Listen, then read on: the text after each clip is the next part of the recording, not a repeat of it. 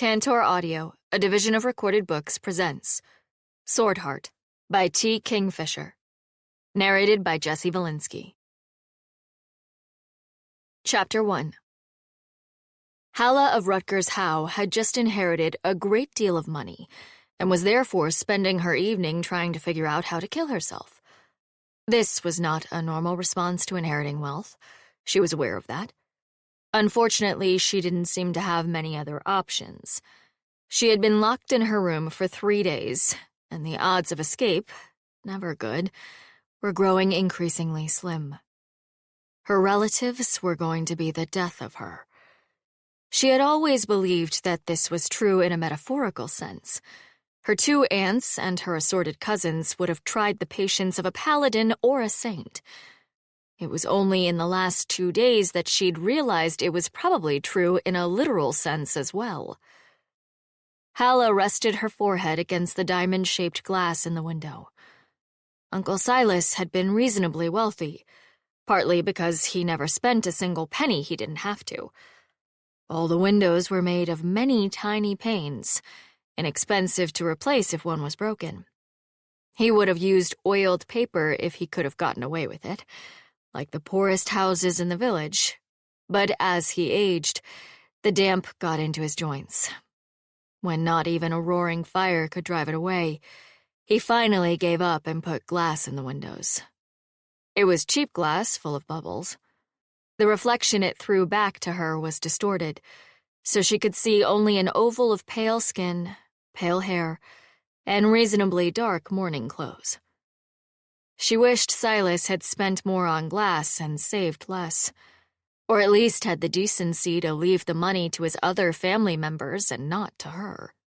The look of shock on Aunt Malva's face when the village clerk had read out the will had been gratifying for an instant. Then the rest of Silas's family had turned to stare at her, and it had sunk into Halla's brain that her great-uncle had really and truly left everything to her. He'd probably thought he was doing her a favor. Now I have something they want, and they can only get it by going through me. Married or buried, I suspect it's all the same to them, so long as the marriage comes first. Cousin Alver had proposed that first evening. She rebuffed him, claiming that she was still much too distraught to think of any such things.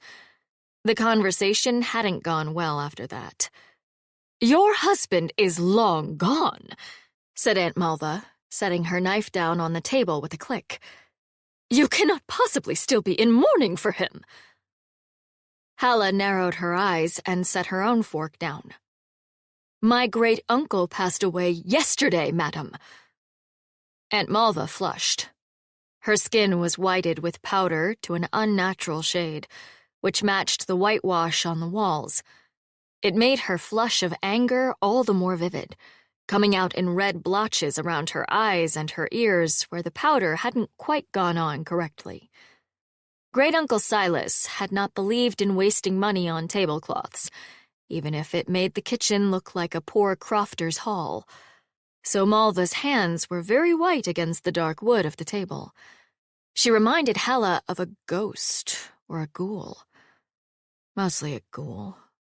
Coming along to gnaw the corpse before Silas is even cold. Perhaps a ghoul would prefer a warm corpse, now that I think about it. Maybe it's like fresh bread out of the oven, if you're a ghoul. "Well," said Aunt Malva, "I suppose I am simply surprised that anyone would mourn Silas. That's all." "Mother," said Cousin Alver quietly. "I'll speak the truth, Alver. I always do, no matter what it costs me. Silas was a strange, wretched, tight-fisted old man, with no proper affection for his kin or clan." "He's not even in the ground," said Halla, abandoning her thoughts about ghoul diet. "And he was very kind to me when I was young." "And even kinder now that you aren't. Mother." "In fact," Malva began, and then a guttural voice interrupted her. "Into the pit, The black pit when the souls scream and the worms coil. Halla seized on the excuse gratefully and rose to her feet. You've upset the bird, she said. The bird in question was a small finch-like creature that could have perched easily on Halla's smallest finger, had she been foolish enough to stick her finger in its cage, which she wasn't. It had a red beak and red eyes, and most of the time it sang a repetitive 3-note song that went, tweedle tweedle twee. Occasionally, its eyes would flash green, and it would begin roaring in an impossibly deep voice about the end of the world and the screams of the damned. Great-Uncle Silas had been extraordinarily fond of it. 2 priests and a paladin had certified that it wasn't possessed by a demon, although they also all said that there was clearly something very wrong with it, and had recommended a great deal of fire followed by a great deal of holy water. Silas had instead put it in a cage in the dining room, because he was that sort of person. "Hush," said Halla, pulling the tray with the bird's food out. It was built so that you never had to put your hand inside the cage. She took a bit of chicken off her plate and put it in the tray, then slid it back in. The bird leapt on it, cackling in a voice like a very old man heard through a drain pipe.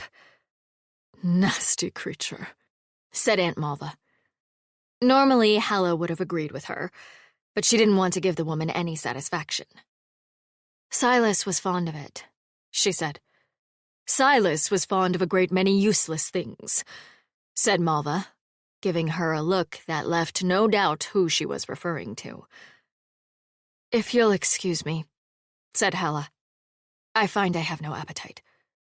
She stalked from the room, angry and shaken, and secretly relieved that she had a perfectly good excuse to flee from Alvar and his mother. Cousin Alvar had caught her on the stairs. She might have felt the smallest twinge of respect for that, except that she had clearly heard, as the door swung shut, Aunt Malva saying, "Well, go after her." You know that she is wrong, but you feel no need to smooth things over unless she orders you to do it. "Halla," he said from the bottom of the stairs. He curled his hands around the banister. He wore large gold rings set with stones. The servants said he never took them off, not even to bathe or sleep, and Halla knew that the skin around them was always clammy with sweat. She could imagine far too easily those clammy, ringed hands on her skin. Her stomach turned over, and she was glad that she hadn't eaten much. "Halla, my mother doesn't mean the things she says. She just wants what's best for you." "She means every word," said Halla. "It's just a shock to her that I'm not her nephew's penniless widow any longer." Cousin Alvar gripped the knob at the base of the banister, not looking at her. "You know she's always been fond of you." "She's got a damned strange way of showing it." "Yes, she does." His voice was so dry that for a minute Halla was forced into unwilling sympathy with him. However hard it was to deal with Aunt Malva in small doses, being her son was probably an entirely different circle of hell. Then he destroyed that instant of sympathy by saying, "She'll be better if there are children. She's always been very good with children." "I have not agreed to your proposal." "Well," Cousin Alvar still didn't meet her eyes. "We'll discuss this tomorrow, when you're less tired." Halla wanted to be the sort of person who yelled at her cousin and forced him to acknowledge that she had a choice in the matter. Unfortunately, it seemed that she was the sort of person who ran up the stairs to her bedchamber, grateful for the reprieve. This was a depressing discovery. But not, I suppose, an unexpected one. At least I am the sort of person who slams the door. That's worth something. She collapsed on her bed, the echoes of the slam still ringing through the house. The money was useless to her. She knew that she would never be allowed to touch it, They would marry her to Alvar and take it away so that it stayed in the family and everything would be just as it had been, except worse because Alvar was alive and Silas was dead. Why couldn't it be Alvar who was old and had bad lungs? Why couldn't he have died instead? Well, but if Alvar was old, then he wouldn't be looking to marry me, and presumably there'd be someone else to fill the Alvar-shaped hole in the world. And I'd be right back here, except with a different obnoxious person trying to wed me. Although at least that person might not have clammy hands. She got up and stared out the window into the dark, thinking about all the ways a woman could die. Even if her cousins did not actually poison her or push her down the steps, there were many ways to make an unwanted relative's life shorter. Medicines administered for her health that left her docile as a milch cow.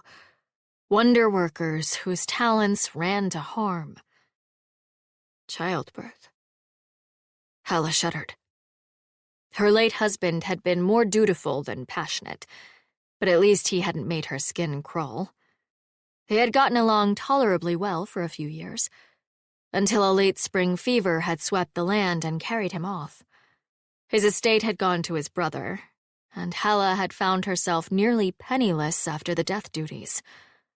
A young widow, she might have remarried if she were wealthy, but there was no market for widows of no particular wealth and no particular beauty. Her mother's family was far too poor to be burdened with another mouth to feed. Her husband's great-uncle Silas had taken her in, and she had become a middle-aged widow in his house, running the household and seeing that his old age was as comfortable as she could make it. He had been a strange, erratic, maddening man, but she had always been grateful. He put up with her, and Halla knew that could be difficult. She knew that he had saved her from the convent, or worse. There was a click at the door. She knew without turning that someone had bolted the door to her chamber. It seemed that worse had finally caught up with her. Chapter 2. She had naively assumed that first night that they would unlock the door in the morning. In retrospect, she wasn't sure why she had assumed that. I thought I was being punished like a naughty child who misbehaved at dinner, not being held prisoner in my own home like an extremely unwilling potential bride. In the morning, the door had still been locked. She had rattled the knob and hammered on the door until Malva came through, glaring at her. "Stop making all that racket! People are trying to sleep!" "Well, if you hadn't locked the door," Halla began. "The door," said Malva, drawing herself up, "will remain locked until you have learned how to conduct yourself in a manner becoming a woman of this family." Halla should have said something clever. She'd eventually had 3 days to think of all the clever things that she should have said. But it was such an incomprehensible thing that in the moment, Halla's first thought was that she had misheard or misunderstood. And then she said, "Excuse me, what?" And then Malva made a disgusted noise and pulled the door shut and locked it. They'd brought her food. Alvar came up to say politely that he was sorry about all this. Halla stared at him and said, "So why aren't you letting me go?" "Mother, said Alvar, wringing his clammy, ringed hands. "Get out," said Halla. To her moderate surprise, he obeyed. She was extremely tempted to throw the chamber pot at Malva the next time she arrived. The only reason she didn't was because it would get all over the floor and the doorway, and then she'd be sitting in the stink of it, and she was increasingly certain that they weren't going to let her out. "You'll change your mind," said Malva airily, bringing up dinner. Her sister waited in the hallway, which meant that even if Halla had overpowered her, the door would simply get slammed in her face again, and they'd come back in greater force. About what? Said Halla. Marrying Alvar, obviously. It's the only sensible thing to do.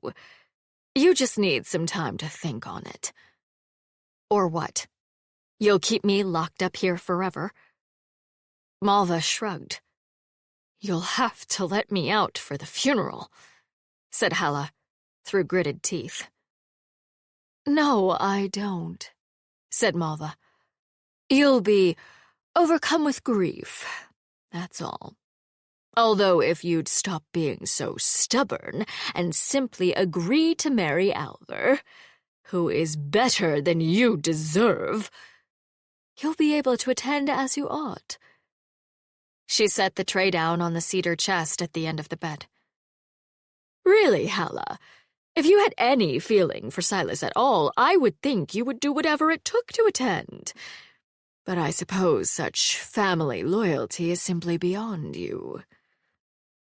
Halla hated that she had never been able to get angry without crying. It meant that her vision was too blurred for her to actually hit Malva with a flung candlestick. Fortunately, the other woman's expression was also too blurry to make out. Really, Halla? She said, and swept out of the room. Mid-afternoon on the second day, there was an ungodly commotion downstairs. Halla heard shouts and a scream, and for one moment thought that someone might be coming to rescue her. She half rose from her seat by the window. Then she heard a guttural voice shouting, Hellfire! Hellfire and burning for the worm that gnaws the roots of the world, and realized that the bird was loose. Blast, she muttered, dropping back into her chair. The thumping and shouting went on for some time. She hoped that they hadn't killed the bird. She didn't like the bird, but at the moment she had a certain amount of fellow feeling for it. The veins of the earth run fat with rot, shrieked the bird. Get a broom! Someone shouted, probably Alvar. More thumping, followed by cackling, followed by silence. One of the cousins brought her food that night. Halla couldn't remember her name, but it didn't much matter, since they were all fairly interchangeable anyway. Sayville, Aunt Malva's sister, lurked on the other side of the door, watching them through a crack. What was all that noise earlier? She asked. Malva told Roderick to wring the bird's neck, said the cousin. He opened the cage, didn't he? The cousin nodded. Fastened onto his face like a leech, she said, with a certain amount of relish. He was screaming and hopping around like anything. Then he got it loose, but it flew up into the rafters. Oh dear. Halla composed her face to look as innocent as possible. I'm good with the bird. I could probably get it back. The cousin looked blank. Do you think we were born yesterday, girl? Snapped Sayville from the door. Anyway, the bird's gone out the door, and good riddance. Halla sagged. Well, it had been a thin hope. It was that night, as she sat brooding, that she realized that she was probably going to have to kill herself. Halla had no great desire to die, but she had even less desire to remain living among her relatives. This did not leave her with many options. She had run through every possibility in her head, and no matter which way she turned it, her continued life was about to get very, very bad. If I could just break out of the house and what? Be penniless on the street on the edge of winter? This was a daunting prospect, but she'd been willing to try. It wasn't the worst situation she'd ever found herself in. If she could get to a convent, she could throw herself on the mercy of the nuns, like so many other unfortunate women did. It would probably mean a lot of scrubbing floors, but Halla wasn't afraid of hard work. If she could get to a priest, things would get easier. She could throw herself on the mercy of the four-faced god, whose priest currently inhabited the village church. He wouldn't let her be dragged to the altar unwillingly. But that assumes I can get out, and that's the tricky part. Well, the windows are right out. Even if they weren't these stupid diamonds, I'm 2 floors up. I'd fall in the street and probably break my legs, and then I'd be in pain as well as betrothed. And then I couldn't run. The notion of being at Alvar and Malva's mercy and unable to escape, she couldn't imagine. No, wait. She could imagine it very well, since it was apparently happening right now. Once they start locking you in your room, it only gets worse, though. I'm going to be kept in an attic like a mad ant, and Alvar seems to think we'll have children, which... Halla shuddered. Locked in a room. Pregnant? Gods above and below. She didn't even dare to think about what else could happen. There were rumored to be drugs that could render someone docile or wipe their mind as clean as new snow. Death was undoubtedly preferable to that. No, the future is not looking very good at all. Unless I do something drastic. There was a sword over the bed, in a tarnished silver scabbard. One of Silas's prizes, no doubt. He had collected strange objects and left them scattered haphazardly around the house. She'd found a manticore skull in the pantry once. It had just stared eyelessly at her, and eventually she rearranged the sacks of flour and jars of spices to make room. It was still there. The cook had screaming hysterics when she found it the next day. But you got used to things. She'd never been quite sure if Silas had gone senile or just enjoyed leaving things where they would shock people. And then, of course, there was the bird. It had been sold to Silas as a dwarf parrot, which it certainly was not, and while you could argue that it did talk, it did so in a way so unnatural that it raised the hair on the back of your neck. 2 servants and the cook had quit on the spot. The cook had to be rehired at twice her previous wage, and one of the servants had refused to come back for any price. Halla took the sword down and stared at it. The hilt was wrapped in leather, and the crossguard was plain. The scabbard was the only ornamented part, the metal etched with interlocking circles. The grooves in the etching were black, with paint or tarnish she didn't know. It looked old. She wasn't even sure if she could pull it out of the sheath, or if it had rusted in place. She tried to hold it by the hilt, and her wrists immediately began wobbling with the weight. How did you kill yourself with a sword? People in ballads and sagas fell on their swords. But what did that mean? If she fell over on the sword, presumably she'd be lying on top of a sword. And then what? If it was lying flat on the ground, nothing would happen. And if it was lying on its side, she might get cut up a bit. Were you supposed to wait for infection to take you? No, don't be stupid. Obviously, you have to prop the thing up on the floor somehow so it goes through you when you fall on it. However the devil you do that. Obviously, guardsmen and soldiers killed each other with swords all the time. It was just that it seemed like it would be much easier to kill someone else when the sharp bits were all aimed away and you didn't have to worry about whether it hurt. In actual practice, Halla found herself looking at the sheathed sword and thinking that she could probably hurt herself quite badly. But what if she lived? Aunt Malva might try to nurse me back to health. Dear sweet merciful gods, please, anything but that.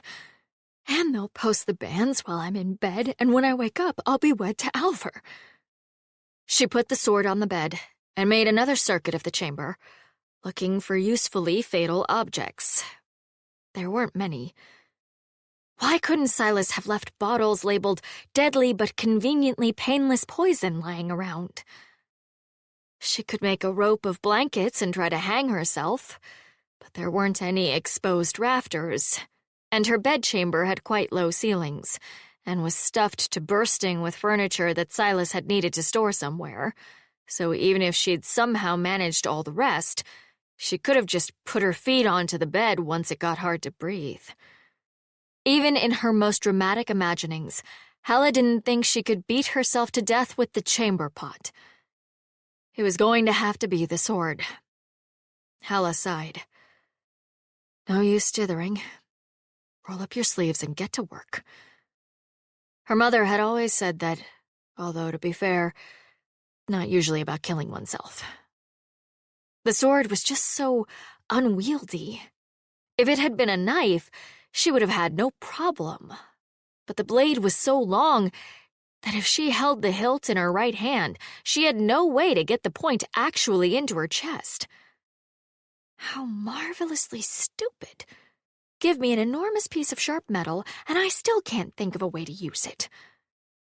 Perhaps I should just wait for Aunt Malva to come in for the night and try to cut her head off. Tempting as this idea was, she would merely end up in a prison cell. If she was lucky, they would hang her. If she was unlucky, the family would argue that she had gone mad, take her home and lock her up somewhere. And Alvar would probably still marry her, and her nieces would still not get any money out of the deal. She left the sword in the sheath while she tried to figure out what to do. With her luck, she'd cut something off while trying to prop everything in place. Something not vital enough to kill me, but something I'd miss. A thumb, maybe. I would miss my thumbs. Maybe if she braced the pommel on the wall, somehow fixed it in place, and then got a running start around the night table and the large ornamental chest and the bedposts and... All right, the running start was probably not going to work either. The pommel on the wall was still the best bet, though. Perhaps against the windowsill. She had no idea how to make it stay in one place, though. Could she hold the blade? I could try, I suppose. And there would go my thumbs again. If I'm dead, I don't need both thumbs. She stripped down to her shift to make it easier to stab. Stabbing through cloth was already a pain. Through the heart? Yes, that seemed best. People in ballads always stabbed themselves through the heart. She tugged the fabric down. No sense in getting more cloth in the way of things. I've already got far too much in the way there, she thought glumly, looking down at her chest. What a nuisance. Over the top, and I'll have to keep the blade angled well up. It would be humiliating to try to stab myself in the heart and get hung up on my own left breast. Still, I suppose it's easier than it would have been before I turned 30 and everything began sagging. Somehow this was not terribly comforting. Okay, I brace the end there, and then I shove myself onto the sword. Through the heart. Fast. I should try to do this fast. There was just barely enough room between the edge of the bed and the windowsill that she thought she could manage it. She was also rather gloomily certain that she would be standing there with a sword in one hand for the next hour and end up not actually stabbing herself at all. But maybe she'd surprise herself. What other choice do I have? I don't want to die, but at least this way my nieces inherit everything and I don't end up locked in Alvar's attic. Maybe it will be easy. She didn't think it would be easy. She didn't want to die. She quite liked living. Even when it was bad, it was interesting. There was always something fascinating going on. On the other hand, being locked in Alvar's attic for the rest of her life would not be interesting. In fact, it would likely be a combination of horrific and horrifically boring. Surely death was preferable to that. Well, she said out loud, trying to bolster her own courage. My mother's clan were raiding cattle and slaying their enemies only a generation ago. Some of them probably still are. Let's go. Let's go did not seem like very good last words, so she added, I commend my soul to any god that will take it. It occurred to her suddenly that the sword might very well be rusted into its scabbard, in which case she'd feel rather stupid about standing here, bare-breasted, commending her soul to the gods. She drew the sword. There was a crack like silent thunder, and blue light pulsed around the sheath. She immediately dropped the sheath, but the light was faster. It ran over her hands and down her wrists. She clutched the sword hilt in sheer astonishment. The blue light shot around the room and coalesced into a figure. It was roughly human-shaped, although man or woman, or both or neither, she could not tell. It could be a demon for all I know. She threw her empty hand up in front of her to ward off the blaze of light. When the light faded, leaving orange afterimages on her eyes, there was a man standing in her bedchamber, in the narrow space between the chest and the night table. I am the servant of the sword, he said. I obey the will of the great god, woman. Put on some clothes. Chapter 3. Halla lowered her hands slowly, her mouth hanging open. A man just came out of the sword. I drew the sword and he appeared. Oh, gods, it's magic, isn't it? Something horrible and magic-y happened. It was possible that she'd gone mad with grief and was hallucinating. Halla had no illusions about her grip on reality. But if she were hallucinating, would she really have included a man coming out of the sword and yelling at her to put on more clothes? Well, yes, that is exactly the sort of thing I would do.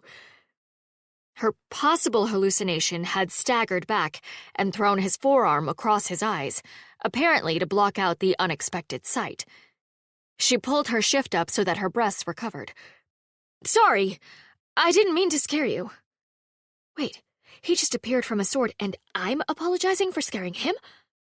I'm not scared. The man in question was trying to scan the room while not looking anywhere near her.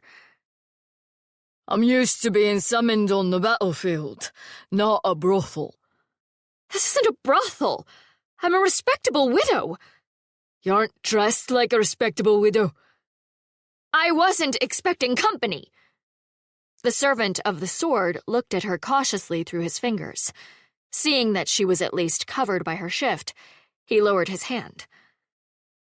Sorry, he said, sounding as if the word was getting dragged out of him. Didn't mean to give offense. I just wasn't expecting to see that. Much of you, that's all. I'm not offended, said Halla. I think we, not scared. He got very prickly about the word scared. Startled each other. You could still be wearing a bit more, he said reproachfully, keeping his eyes very obviously above her collarbone. Halla looked down, realized that anyone looking at her would know that it was quite cold in the room, and fumbled for her dressing gown. I'll take it you were not summoning me deliberately, then, the man said, trying not to look. No, I didn't know you were in there. You were in there, right? In where? In the sword. I thought you came out when I drew the sword, but it occurs to me that it could have been a coincidence and you just happened to appear as I was drawing the sword. Yes, that's why I'm the servant of the sword. I'm in the sword. He pointed to the sword in her hands. There was a look on his face as if he didn't know whether to laugh or begin yelling. This sword here. Yes, that sword. That you're carrying. Which just summoned me. Because that's what it does. Halla had no idea what to say to that, so she settled on, that's very interesting. He rubbed his face. So we're not in battle, then? No. Sorry? The dressing gown was proving to be a problem. She needed 2 hands to get her arms through the sleeves and tie it, and that would involve putting down the sword. It seemed, for some reason, enormously rude to put the sword down in front of its owner? Spirit? Jinn? But she couldn't very well hold the collar of the dressing gown in the hand she was trying to put through the sleeve. I don't think I can hold the sword in my teeth. That would probably be rude. You don't need to apologize for that, said the man. A battle's not... Oh, for God's sake, turn around! She turned around. He held up the dressing gown so that she could get her arms into it, although she had to swap the sword between hands.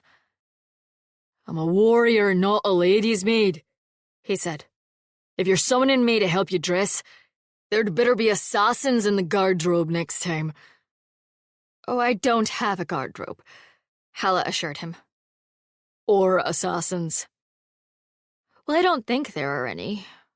I suppose if they were any good, I wouldn't know, would I? She thought this was quite logical, and did not know why he stared at her for so long. Finally, he looked around the room again, shaking his head. Not that I see where you could fit an assassin in this place. Under the bed, maybe. Have you checked? For assassins? No, He promptly dropped to his knees and peered under the bed. Nothing, he said, sounding slightly disappointed. Halla stared at him as he rose to his feet. He was only about an inch taller than she was, but the breadth of his shoulders made him look much larger. He had deeply tanned skin and long hair that curled when it reached his shoulders and was gray mixed liberally with black. His close-cropped beard was shot with gray as well. Not a young man, then. Being. He was wearing a leather surcoat, which left his upper arms bare, heavy leather gauntlets that covered his forearms, and he also seemed to be carrying quite a large sword of his own. That struck Halla as bizarre. Why does a sword need a sword? He made a circuit of the room. Halla sat down on the bed to give him room. He checked the great wooden wardrobe, lifted the lid on the chest, and then, apparently satisfied that there were no assassins anywhere, turned back to her. So why did you summon me then? I didn't mean to, Halla said. Sorry? Well, I am the servant of the sword. I serve the one who wields the sword. It was my great-uncle's sword, but he died and left everything to me. Did that count as wielding? The warrior was looking at her like it might. She gulped, remembering suddenly what kind of trouble she was in because Silas had left everything to her. I'm Halla. Lady Halla. He inclined his head. Then I'm to be a lady's guardsman, am I? The thought seemed to amuse him, but Halla caught bitterness in the quirk of his lips. I'd draw my blade and swear you fealty, my lady, but I'm afraid it would stick in the ceiling, so we'll wait on a more convenient moment. Why do you have a sword anyway? He looked down at the blade by his side, then up at her. To fight with. It's a sword. Yes, but you came out of a sword. It seems redundant. He stared at her as if she had lost her mind. I can't very well wield myself, lady. Oh. Perhaps he'd go blind. It occurred to her that this would not be a very good thought to say out loud, so she plastered an agreeable look on her face. Where is this place, lady? He asked. My bedchamber, said Halla. Yes, he said patiently. I had worked that much out. What land is this? Oh, we're in Rutgers Howe. That's in Arkenhold. He shook his head. I do not know that land. Arkenhold's outside of Anuket City. Anuket? Ah, the place of the artificers. Yes. Silas had visited the markets of Anuket City often. She was pretty sure that was where the manticore skull had come from, although he was far too cheap to buy any of the strange mechanical constructs that the city exported. I have come far south of the Weeping Land, then. And the year? 1346. He shook his head. It was the year of the ghost sturgeon in the great god's reign of heaven. It was Halla's turn to shake her head. I don't know when that was. I'm sorry. The sword's been on my wall for years. I think it was here before I moved in. I thought about asking him to replace it with something better. Maybe a stuffed fish or a portrait of a saint. But he was being so kind taking me in that I didn't want to seem ungrateful. And then you know how it is. Suddenly it's a decade later and you've stopped even noticing there's a sword on the wall. She stopped because the servant of the sword was staring at her again. Did I say something wrong? Stuffed fish. You know, with the fins and the sort of... She trailed off because he was turning an alarming color. Look, I didn't do it. Your sword stayed on the wall. I thought it was quite pretty. That you were quite pretty. He put his hand over his face again. His shoulders were shaking. I'm sorry, I don't know what year it is, or what year it was, comparatively. He accepted this change of topic gratefully. Well, that is the peril of being a sword. You have no clear perception of time passing. I suppose we will make do. So, are you the sword? Or do you live in it? She looked at the naked steel in her hands, then back up at him. Like a djinn in a bottle. Wait, are you a djinn? Most certainly not. He looked offended at the very notion. I'm a human man. Or was before I went into the blade. Now I suppose I'm a bit less human, but not a spirit or a djinn. Or a demon? Definitely not a demon. That's good, said Halla. Goodness, he was prickly. She wondered if he'd been like this before he became a sword, or if being enspelled in metal made a person grouchy. Do you have a name? He pinched the bridge of his nose. It's right on the blade, milady. She looked down at the sword. The blade had what looked like an entire saga engraved into it, in fine spidery script. She squinted. I don't recognize this language. I'm sorry. Could you just tell me your name? Oh. For an odd moment, she thought he was pleased by that. Sarkis, milady. It's a pleasure to meet you, Sir Sarkis. Just Sarkis, he said. What lands I held are far from here in long forfeit. He frowned at her, as if realizing something. So why is a respectable widow drawing swords in the middle of the night? Oh! Halla waved her free hand. I was planning on killing myself. By, stabbing myself through the heart. On the sword.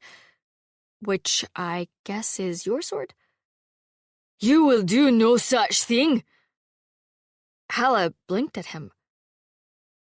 They'd have cleaned the sword after, I'm pretty sure. It looks like it might be valuable, you see, and Aunt Malva never wastes money. The great God give me patience, shouted Sarkis. That's not my concern. I'll not have any woman under my protection killing herself. Keep your voice down, hissed Halla. They'll hear you. He looked mutinous, but dropped his voice. Who's they? My relatives. Well, my husband's relatives. They... Oh, blast! Footsteps sounded in the hall. Halla! Halla, what's going on in there? Oh, gods, it's Aunt Malva. Halla looked around wildly. Hide! You have to hide! Sarkis drew himself up to his full height. I'll not hide from... I will get in serious trouble if there's a strange man in my room. Halla looked around frantically. Could he fit under the bed? Oh, a question of honor, of course. Forgive me. The servant of the sword bowed his head. Sheathe the sword. What? Sheathe the sword. Halla, do you have someone in there? She could hear Malva fumbling with the lock. Don't be ridiculous, Aunt Malva, shouted Halla. I couldn't possibly. She snatched up the sheath and tried to jam the sword back in, missed the opening twice, then got it the third time. Blue light writhed over Sarkis's skin, and then he was gone. The crossguard clicked against the mouth of the scabbard. She dropped it to the floor and shoved it hastily under the bed with her foot. Aunt Malva finally got the door unlocked and pushed it open.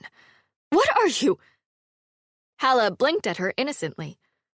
The woman's eyes narrowed, and she scanned the room as intently as Sarkis had done earlier. Threats to my life. Threats to my virtue.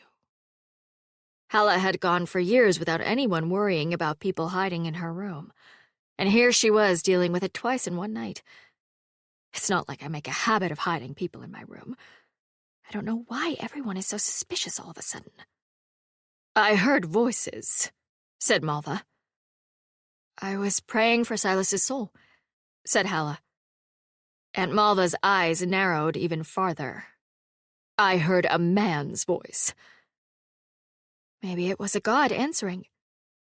Malva snorted loudly. Don't be smart with me, girl.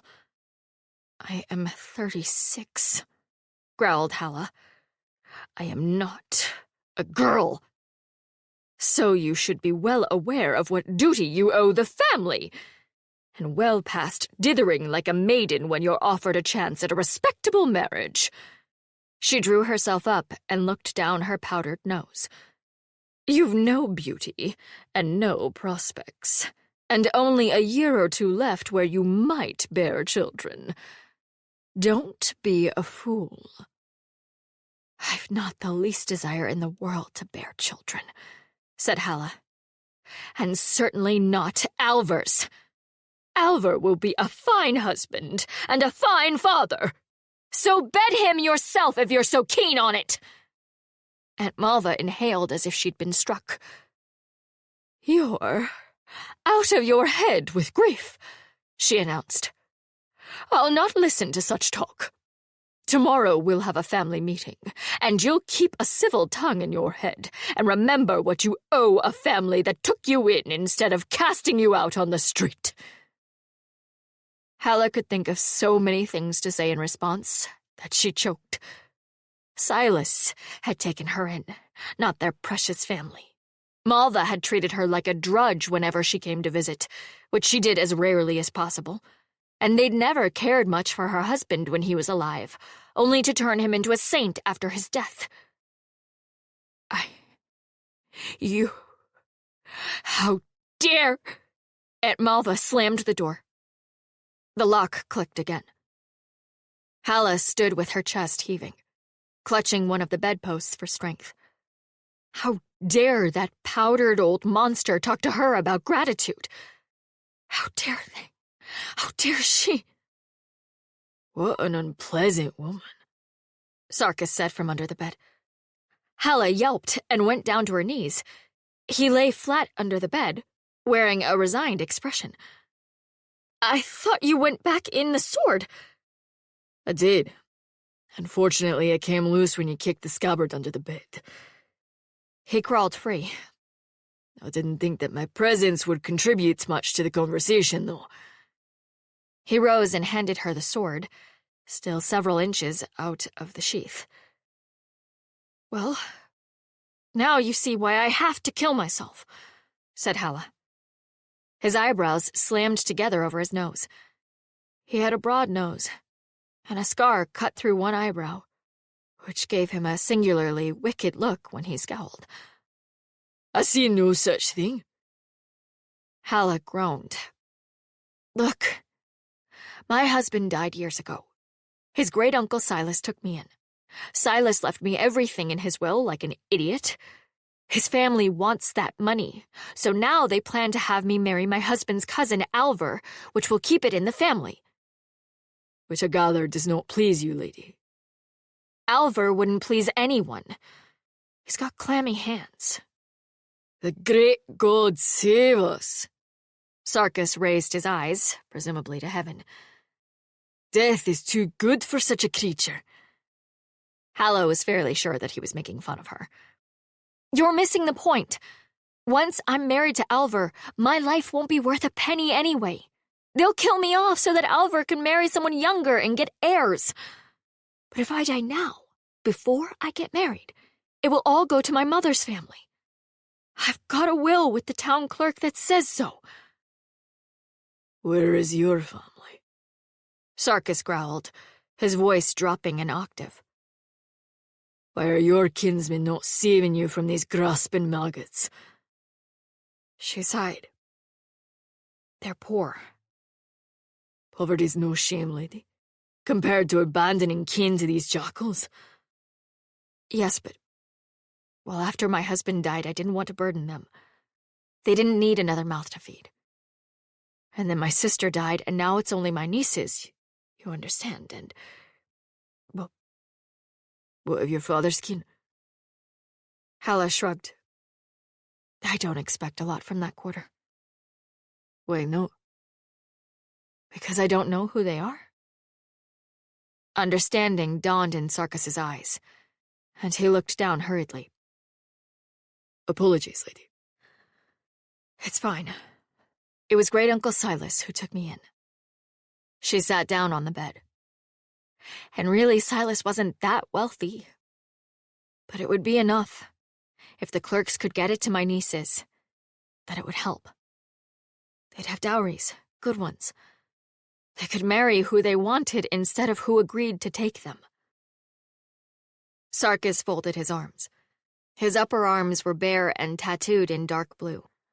He wore leather forearm guards and leather gauntlets. He scowled again. You've no male kin to ride to your aid. Halla snorted. My niece Eris would ride to my aid in a heartbeat, if she could afford a horse, and if I had any way to get a message to her. She expected some kind of sarcastic rejoinder to that, but Sarkis nodded. A strong shield maid is the equal of any man in combat. Certainly equal to an old woman and a man with clammy hands. Now these jackals and guardsmen in their train... I think you're missing a critical point here, said Halla, rubbing her face. I mean, yes, they've got one.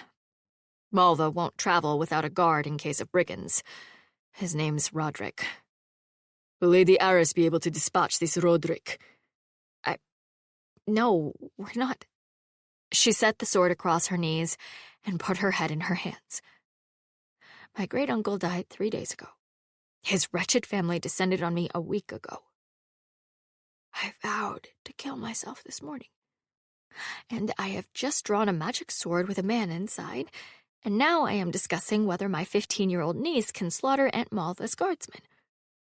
What in the name of all the gods is going on? She's 15, said Halla, since Sarkis seemed to be waiting for an answer. Sarkis frowned. How much sword training has she had? She's a farmer. She's a very fierce farmer, but she can't... Roderick's an ex-mercenary. I mean, I don't know anything about how he fights. Just that I have to warn the servant girls before they come to visit because he's got wandering hands. Oh, said Sarkis, his lips thinning with disgust. One of those men. Your niece will do the world a favor removing him. My niece is a farmer, and she isn't here. I will undertake her training then, said Sarkis, nodding as if something important had been decided. Fine, I'll write a note saying that the sword goes to her. Then can you please kill me so she has a chance to inherit you? Most certainly not. He looked deeply offended. Halla dug her fingers into her scalp in frustration.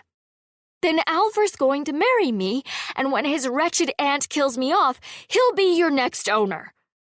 I shall not be wielded by a man with clammy hands. Keep your voice down! Oh, of course, apologies, my lady. He lowered his voice. I will not allow you to kill yourself, however. Certainly not with my blade. Oh. Halla had a sudden thought. Would you feel it? I mean, if I did that on your sword, would it hurt? It would hurt you. Well, obviously. But I mean, would you be able to tell it had happened? You would have to draw the sword in order to kill yourself on it. I would be standing right here. I believe that I would notice, yes. She wrung her hands. And you are my wielder, said Sarkis. I am bound to protect you. If I tried to kill you, I would be forced to leap between your neck and my own blade. That sounds awkward. I do not think it would go well, no. And if I killed myself? I would try to take the blow myself. I have no choice. This was getting worse and worse. Halla groaned. Do you have any better ideas? Other than my 15-year-old niece somehow staging a rescue that she doesn't know anything about? Sarkis frowned and leaned against the bedpost. Clearly, you must drive these ruffians from your home and then alert her. Drive them from my home? Halla almost choked at the impossibility of it all. They wouldn't go. Nobody thinks it's really my home, no matter what the clerks say. I'm locked in my own room. He inhaled sharply. You are a prisoner here. Yes! I've been locked in here for 3 days. This seemed to change everything. The servant of the sword was abruptly all business. We cannot wait on the honor of your kinswoman, it seems. My 15-year-old kinswoman? Pack for a journey. I will allow no one under my protection to be held prisoner, even by their marriage kin. Wait. It's all right if they're not locking the door, but since they are, now we'll leave? He looked at her as if she were daft. Yes? I don't understand. Clearly. She put her hands on her hips. Sarkis sighed. It would be extremely rude to interfere with your kinswoman's efforts to rescue you. An insult to their honor. But as you are clearly in immediate and present danger, we cannot afford to wait. We must leave this place at once. Where are we going? Away from here. Chapter 4. It did not take Halla long to pack. She had few enough possessions, at least not possessions that she felt were hers, and not Silas's. Most of those she abandoned without a qualm. The jewelry that her husband had given her, she dutifully packed, feeling that it was the sort of thing a widow ought to keep. I suppose I could sell it if I have to. It's not worth much, but it might... Oh, damn, I'm doing this wrong. I should be very upset that I have to sell my jewelry, shouldn't I? It's just that I'm fairly certain his mother picked it out. Or he picked it out, thinking it was something his mother would wear. Her late mother-in-law had been cut from the same cloth as her sister Malva. Halla had tried to love her, and then had tried to like her, and then had tried to be dutiful and compliant, and finally had settled for not being too obviously relieved when the woman had dropped dead. All her possessions and a spare change of clothes, the tiny tinderbox she kept for lighting candles, and a few coins piled together. It made a pitifully small bundle. She thought about trying to find more to pack, then heard her mother's voice in her head. No use dithering. Roll up your sleeves. Very well. She tied it all up, started to heft it, and Sarkis took it and slung it over his shoulder. He had turned his back earlier while she changed into sturdier clothes for travel. She'd had no idea that an enchanted sword would have such a strong sense of propriety. Well, perhaps it's different where he's from. The Weeping Lands? I've never heard of them, but I suppose that doesn't mean much. She slithered hastily into a long woolen habit with somber sleeves. The material was fine enough, but the dark color and lack of ornamentation marked her as either mourning, eccentric, or on her way to a convent. And I might be all three for all I know. A convent might be the best place for me. Except that I ask too many odd questions, and I don't think you're supposed to do that in a convent. Are you? Well, it probably depends on the god. Do you know if there's any god that doesn't mind lots of questions? She asked. Sarkis looked at her as if she'd gone mad. What? Questions. I ask a lot of them, you see. I had noticed, yes. Gods don't like that. He shrugged. Your decadent southern gods might know. This gave her pause. You have a less decadent god? The great god is not decadent. How does he feel about questions? I don't know the mind of the god. Yes, but if I ran away to join a convent, you see, I'd want to pick the correct sort of convent, or else they might throw me out, and I'd be right back where I started. He pinched the bridge of his nose again. Is this the best time to discuss theology, lady? No. No. All right, then. For all his claims of not being a lady's maid, Sarkis helped her put on her cloak and then to arrange the sword slung across her back, which might otherwise have taken all night and ended with Halla cutting her own head off. They wrapped the cords of her dressing gown around the hilt of the sword and the opening in the scabbard so that the sword was held in place with an inch of steel still drawn. How many people are in this house? He asked, adjusting the buckles that held the scabbard in place. 8. Me, Cousin Alvar, Aunt Malva, her maid, her sister, and 2 cousins, and Roderick. Are any of the cousins warriors? Are they armed?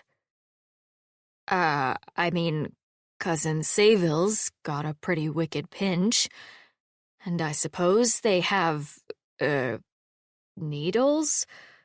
Oh, and embroidery hooks. Embroidery hooks? Yes. Do they have them where you're from? They're sort of, pointy. She tried to explain with hand gestures. Sarkis began muttering savagely under his breath. He didn't look at her while he did it. What are you saying? She asked. I'm counting, he said, with marvelous patience. Why? So I don't scream at you, my lady. Oh. Silas used to do that too. I am not in the least surprised.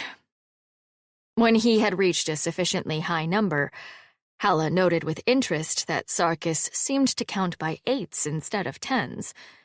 He said, The woman's sister, is she a shield maid? She's 73. I would fear a trained shield maid if she were 103. Oh. No, she's not. I mean, she can be annoying asking for her tea to be brought to her at exactly the right temperature, but that's about it. She frowned. Are we going to have to go through all those people? Are you sure you can? Are you asking me if I think I can fight one guard and a group of elderly women with embroidery hooks? Yes. My lady Halla, I have fought dragons on multiple occasions. Halla considered this. Did you win, though? Sarkis coughed, looking suddenly embarrassed. Well, one time. What about the others?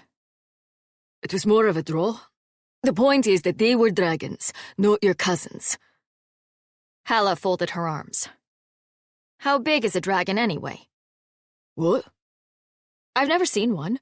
Are they rabbit-sized? Cow-sized? They're dragon-sized. He started to roar, caught himself, and continued in an angry whisper. They're the size of a house. All right, but a big house or a small? Sarkis turned around and began to beat his forehead very gently against the wall. The great god is punishing me, he said softly. For my crimes. I cannot go to his hill, and so he has sent a woman to torment me. Hey! You could just chop my head off and we'd be done here. I will not chop your head off. I will, in fact, defend you to my dying breath. It is what a servant of the sword does. Really? Really. He didn't sound as if this made him very happy. And after, for that matter. If I am mortally wounded, I will return to the blade, he said. Should that happen tonight, get away as swiftly as you can and draw it in a fortnight's time. You're not going to be mortally wounded, said Halla. The whole evening had assumed a desperately surreal quality. A man in a magic sword. Really? Probably she was having a dream. Would that be so bad? Maybe I'll wake up and Silas will be alive, and everything will be back to normal. It is highly unlikely. But if I must fight this Roderick to ensure your escape, then there are no guarantees. Halla gazed at Sarkis in frank disbelief. He might be shorter than Roderick, but he was at least as broad across the shoulders. His armor was stained and scarred with use, and his gloved hand rested on his sword hilt with the ease of long familiarity. His bare arms were as thick around than her thighs, and Halla was not a small woman. She compared him in her head to her aunt's guardsman, and couldn't even fit them into the same mental picture. It would be like a wolf fighting an overfed bulldog. What? He said. One of us is very confused, she said. I won't swear that it's not me. Is this really happening? Sarkis frowned at her. Of course. That's what you'd say if you were a hallucination, too. He held out his gloved fingers impatiently. I am not made of dream flesh, lady. She took his hand. It certainly felt solid. There were machines in Anuket City that the artificers made that felt almost real as well, though. She'd gone to the market there with Silas once and shaken hands with a contraption that had wooden fingers inside a glove. And would that be more or less strange than a man enchanted into a sword? How did you come to inhabit a sword anyway? The usual way. I have no idea what that might be. Sorcerer-smith, he said, dropping her hand. Forge the sword, quench the steel in the blood of the one you wish to bind. Really? How much blood does that take? Do you have to use leeches? Sarkis stared at the ceiling, his lips moving silently. I was stabbed through the heart, actually. Dear gods! Didn't that hurt? A great deal. Are we ready to leave this accursed house? It's not that accursed. I mean, the fireplace draws very badly, but you get used to it. Sarkis gazed up to heaven again, perhaps looking for strength. How are we getting out anyway? Asked Halla. If I am having a dream or a hallucination, or if devils are sending me visions to torment me, it is likely best just to go along with what is happening. And on the remote chance that this is indeed happening, I will at least be away from Cousin Alver. Through the door. Climbing down from the window would take too much time. But it's locked, she started to say. And then Sarkis kicked the door down. Chapter 5 The lock held. The door itself held. The door frame did not. The door shot open with a sharp splintering noise, the bolt dangling at eye level, scraps of wood still clinging to it. It slammed against the hallway wall and rebounded with a bang. Sarkis drew his sword and stalked down the hallway. Halla's sense of unreality got even stronger. She'd had sweet herbs strewn on the floor mats just 5 days ago. She brought the basket up herself, and here they were, crunching softly under the feet of a swordsman who'd come out of nowhere in a flash of blue light. Very belatedly, it occurred to her that Sarkis himself might be dangerous. You were hoping he'd kill you anyway, so what does that matter? Your family will still get your inheritance. And let's be honest, he'll probably make much less of a hash of it than you will. You couldn't even figure out how to stab yourself with a sword. Sarkis did not look as if he would have any problem stabbing someone with a sword. He looked like the sort of man who stabbed people all the time, possibly before breakfast. The sound of the door breaking had woken everyone in the house, assuming they'd been asleep. Doors opened. On the floor below her, she heard Aunt Malva's querulous voice demanding to know what was going on. "We should go," said Halla. "Stay behind me." Sarkis led the way down the hall, sword at the ready. Cousin Alver came up the stairs, wearing a long white bedshirt. He squinted up the steps. "Halla? What are you?" He stopped. He stared. "Is this your relative with the clammy hands, lady?" asked Sarkis. She peered over his shoulder. "Yes." "Halla, what in the name of heaven is going on?" cried Alver. "Why is this person here?" "And your niece is 15, you see?" "She is." Sarkis shook his head in disgust. "She could fight him without my help." Halla burst out laughing for the first time since her great-uncle had died. "Alver!" shouted Aunt Malva. "Alver, what is happening?" Cousin Alver drew himself up as tall as he could. Since he was still about 5 steps down, this brought the top of his head even with Sarkis's shins. "There is an intruder in the house, Mother," he shouted. "Stay in your room." "We were just leaving," said Halla. "You'll do no such thing, cousin. If you think that I'll stand by and let my betrothed be kidnapped—" "We are not betrothed. I didn't agree to anything. I won't agree to anything." Halla started forward, furious, and Sarkis had to shift hastily to one side to block her advance with his shoulder. "Halla, you are overwrought, and clearly in danger. Go back to your room, and Roderick and I will deal with this person."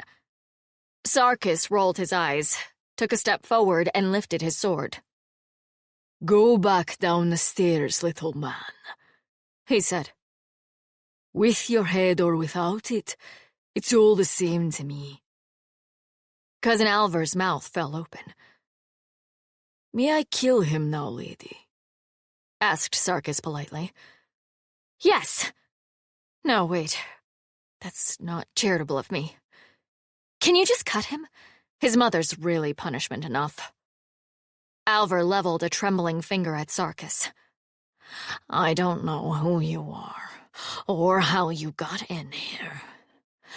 "I am Sarkis of the Weeping Lands," roared the servant of the sword, in a voice loud enough to shake the walls.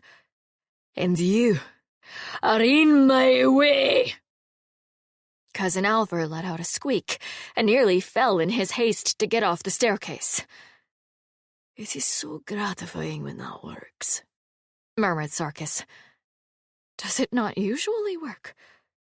"Not on actual warriors, no." He started down the steps, one hand gripping Halla's. "Normally they just yell back, 'No one cares, come and die.' Is anyone likely to come from above?" "The servants go home at night. Silas wouldn't pay for them to stay full time. It's just attics now." Cousin Alver hit the landing where the stairs met the second-floor hallway, and really did fall. He landed at his mother's feet and crab-walked backward. "I knew it!" cried Aunt Malva. She held a candle in her hand, casting shaky yellow light across the scene. I knew I heard a man in your room, Halla. He's not a man. He's a sword. I am actually both, said Sarkis, sounding somewhat apologetic. First one, then the other. Sorry, no offense meant. It seems very complicated. How long have you been disgracing your dear husband's memory with this man? Shouted Malva. I haven't disgraced anybody's memory, but he's been here about an hour, I think. What? You are laboring under a misapprehension, said Sarkis sternly. I am the servant of the sword. Lady Halla is under my protection. Are you raving? Aunt Malva's dressing gown flapped like wings. Cousin Alver had taken refuge behind her. Sarkis angled his body as he reached the landing so that both he and his sword were between Halla and her aunt. Clearly he had identified the real threat, and it wasn't Alver. Halla could hear the sounds of the other family members stirring in the rooms off the hallway. 2 cousins and Malva's elderly sister. Halla felt no great affection for any of them, but their malice had been mostly in service to Aunt Malva, not to themselves. Stay in your rooms, shouted Alver, trying to sound authoritative, but squeaking a bit on the last word. He was still on the floor, which didn't help. There's a madman in the house. Roderick? Bellowed Aunt Malva. Roderick, where are you? Go past me, said Sarkis, releasing her hand. Down the next set of stairs. I'll hold them off. His lip curled as he looked at Alver. Or, well, I'll hold her off. She's the dangerous one, agreed Halla. She hastily fled down the stairs. Moonlight fell in a dozen diamonds across the front hall. Roderick! Stop them! Mistress Malva. Oh, damnation, thought Halla. She'd been hoping that her aunt's guard would be asleep himself. Are you in danger, mistress? The guardsman's voice was depressingly alert. He barreled in from the back of the house. Judging by his attire, he either hadn't been asleep or was an extraordinarily fast dresser. Yes, cried Malva. Yes, I am. This person is trying to abduct my niece. I am not being abducted, yelled Halla.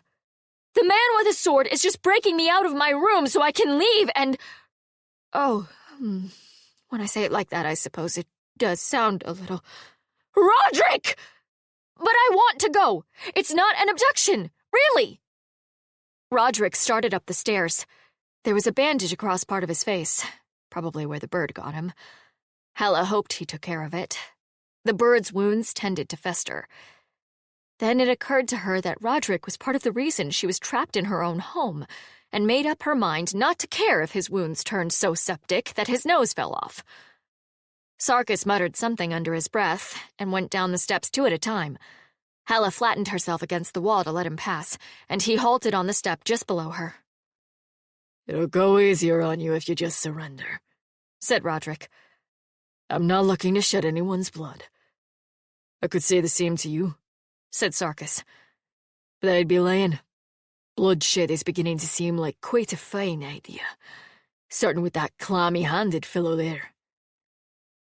Can't let you do that, said Roderick. Halla was probably imagining the note of regret in his voice. No, of course not, said Sarkis.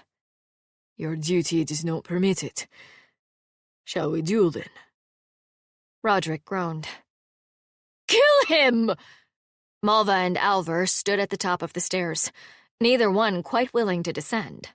Unsurprisingly, Aunt Malva was the one shouting for blood. Look, said Roderick in an undertone. This isn't the best job, but it pays well. Do we really have to do this?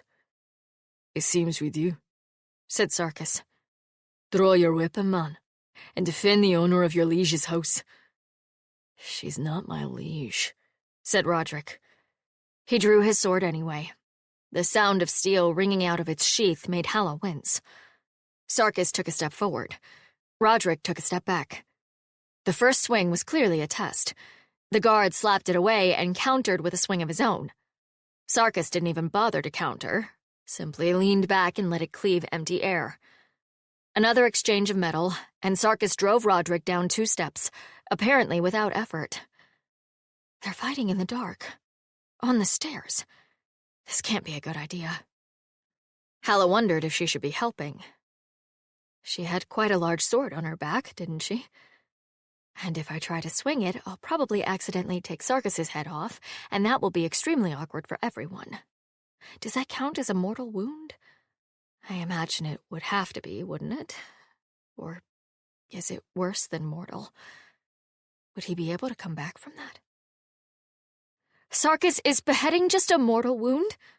What? I thought... Great God's breath, not now! Roderick swung again and was easily batted back down the stairs. Is this how you defend your liege's house? Sarkis growled. I told you, it's just a job, said Roderick. If you were a man in my command, you'd be stripped of rank for such half-heartedness. Roderick might have had something to say to that, but Sarkis swung at his head and the guardsman was driven back down the steps. His back struck the front door of the house behind him. A clammy hand closed over Halla's wrist. She cried out, partly in surprise and partly in disgust. Let go of me! Come on, hissed Cousin Alver. While Roderick's got him distracted. I'm not going anywhere with you. Halla twisted her arm, feeling Alver's rings cut into her skin. You're a nasty little... She was trying to think of something suitably nasty and little to describe Cousin Alver when Aunt Malva slapped her. For all her querulousness, there was nothing elderly about that slap. Halla's head rang. She stumbled backward, missed her footing on the stairs, and fell. Alver yelped and released her wrist as if it were on fire. Uh-oh, she thought. And that was as far as she got before someone caught her. Her weight knocked Sarkis into the wall, but he kept his feet somehow, holding her up with one arm while she tried to get her footing back. She heard a scrape of steel and a hiss of anger. Are you all right? She said. I fell on you. I fear that I'm going to have to kill your aunt's hireling. Go right ahead. Hey, now, said Roderick. Sarkis released her and struck out with sudden fury. The guardsman let out a squall of surprise and fell over sideways. Malva screamed. As the echoes faded, the sound of Roderick's labored breathing seemed very loud in the house. Is he going to die? Whispered Halla. He may or may not, but he won't hold the sword again. The servant of the sword looked back up the steps toward Malva. The candle in the old woman's hand shook so wildly that the flame looked close to guttering out. Is there anything else you require from this house, lady? Asked Sarkis politely. Halla had an intense desire to run back to her room and hide under the covers. The violence of the last 5 minutes had been more than she had experienced in a decade. But then... You'll be hanged, hissed Malva. For murder, for abduction. And don't think you're coming back here, Halla. You're dead to this family. Dead! Oh, gods, please let that be true. She raised her chin. Just to leave it. Sarkis stepped over the prone Roderick and pushed the door open. The square of moonlight on the other side looked cold and clear and extraordinarily inviting. Then let us go. Chapter 6. The air outside was chilly. The moon blazed in the sky overhead. Sarkis took her hand again as they left the house. It felt less like affection and more like a rider tugging on a horse's reins, but at the moment Halla was willing to be led. Her ear still felt hot and swollen from Malva's slap. My aunt will rouse the constables, whispered Halla. We need to get out of the town. He nodded. The cobbled streets were empty as they hurried away from Silas's house, but Halla knew it wouldn't last for long. He pulled her into a narrow alley. The walls rose above them, shutters locked against the night. This part of town was mostly tall, narrow buildings, sharing walls with one another. The tightly canted rooftops fit together like puzzle boxes, following old lines of ownership. The alleys between them twisted and turned like snakes. Where can we steal a horse? She gaped at him. What? A horse, said Sarkis patiently. They still make horses, don't they? I haven't been in the sword that long. Yes, of course, but we're going to steal one? I don't propose to buy one in the middle of the night, milady. I've never stolen a horse before. That doesn't surprise me. You were very concerned with the honor of my kinswoman, said Halla, but you're not concerned with being a horse thief. He snorted. Raiding cattle and kine is a fine and honorable tradition. If they cannot hold their beasts, they deserve to lose them. Halla might have had something to say to that, but a shout rang out from farther down the street. "Wake the constables! Murder!" Your aunt has quite a set of lungs, Sarkis observed. She always had, said Halla wearily. She'd yell for her tray in bed in the morning when she visited, and you could hear her clear out back with the chickens. He stepped to the mouth of the alley and looked both ways, then stepped back into shadow. Too exposed. Which way do you suggest? We need to get to the churchyard, said Halla. It's near the edge of town. If we can get into the burial yard, we can cut through. There's a lich gate at the far end that leads out of the walls and into the fields. Will it be open? Halla sighed. Yes, they keep it open for dead bodies. My great-uncle is lying under it. Ah, I'm sorry. She shrugged. It seemed like an age of the earth had passed since Silas had coughed out his last on the pillow. I suppose I will not be attending his funeral, so I might as well pay my respects now. Will someone be keeping the vigil for him? They damn well better be. I paid the lay brothers to see that someone did. Sarkis's lips twitched. Well, we will deal with that as we must. Lead the way. Halla plunged into the alley, following a turn to the left. A stray cat looked up at her, annoyed, and scurried into the dark. She crossed an open street and darted down the side of the public house. Light gleamed through the closed shutters, and the sounds of revelry inside drowned out their footsteps. She started to leave the far side of the alley, but Sarkis caught her shoulder and pulled her back into the shadows. Two men wearing the round helms of constables jogged past. Halla clamped her teeth shut on a gasp. "Sorry," she whispered. "I didn't hear them over the noise." How many constables does your town field? 8. 2 per 100, to keep the peace. Is that how you do it here? Certainly. How do you do it where you are? Each lord has a holding. He keeps the peace. What if he doesn't? They string him up and get a new lord. But what if 2 constables there means 6 elsewhere then? He interrupted. Perhaps we'd best wait on the horse and focus on getting out from under them. Halla looked out into the street again. It looked clear, but she didn't breathe easy until they had crossed the jagged band of moonlight into the shadows on the opposite side. Another pair of constables passed them on the next road. "Still going toward the house," whispered Halla. "They've barely had time to get there," he said in an undertone. "And somehow I doubt your aunt will give a clear and concise report about what transpired." Halla found that she had a strong urge to snicker and muffled it. She was afraid that if she started laughing, she wouldn't be able to stop. They reached another alleyway. "This way," whispered Halla. "We have to cross the corner of the market." Sarkis did not ask if there was another way. He simply nodded. "Very well. I see a wall. Toward there." "That's the churchyard, yes." He took her hand again, looked around, and then dashed across the open space. In the shadow of the market stall, they paused. Shouts were beginning to come from the direction of Silas's house. Halla could hear shutters banging. "Is it fire?" someone yelled. "Fire!" cried someone else in response. "I don't see smoke." "What's on fire?" They darted to the next shadow, beside the well. Sarkis dropped down and set his back against the stones. Halla crouched beside him, trying to catch her breath.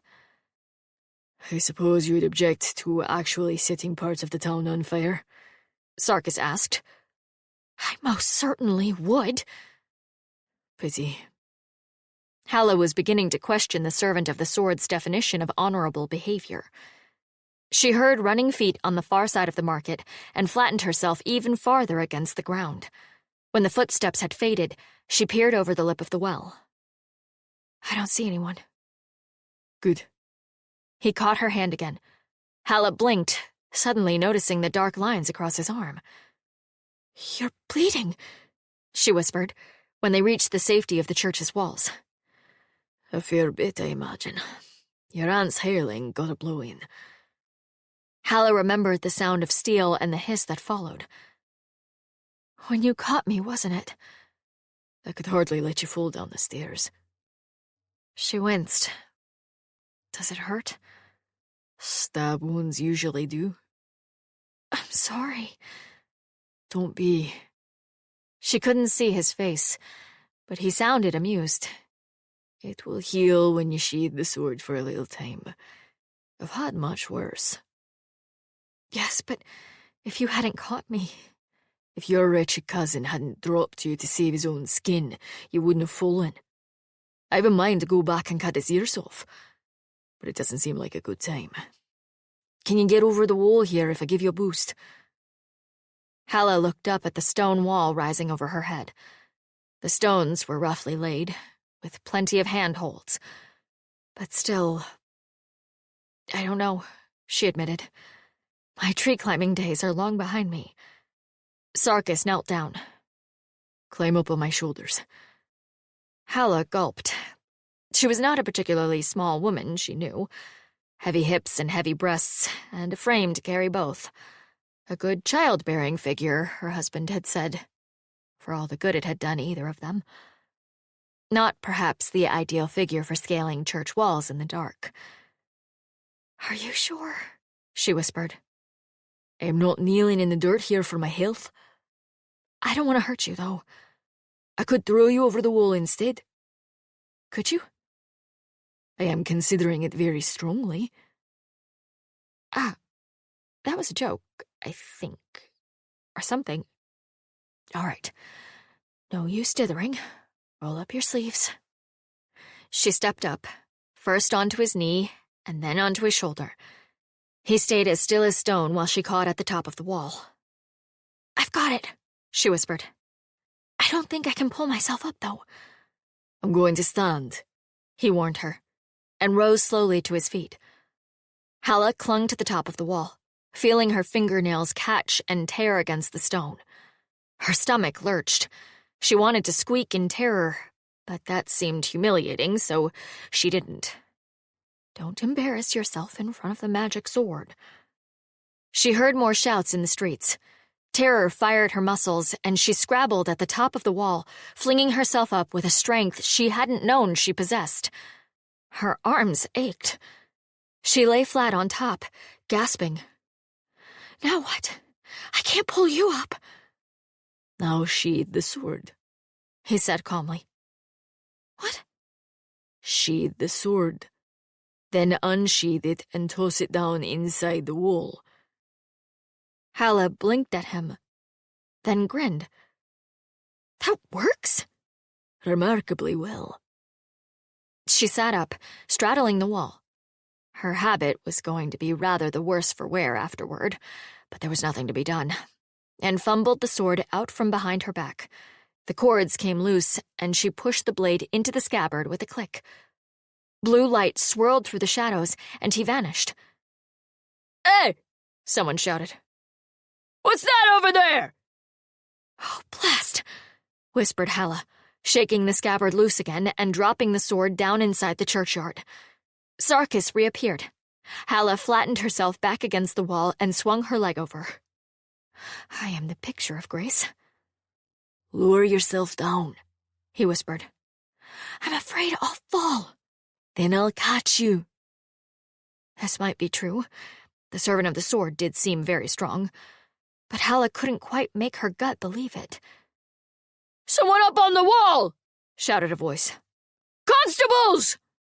She cursed, swung herself over, and prayed that she didn't fall onto a tombstone and bash her brains out. Well, here goes.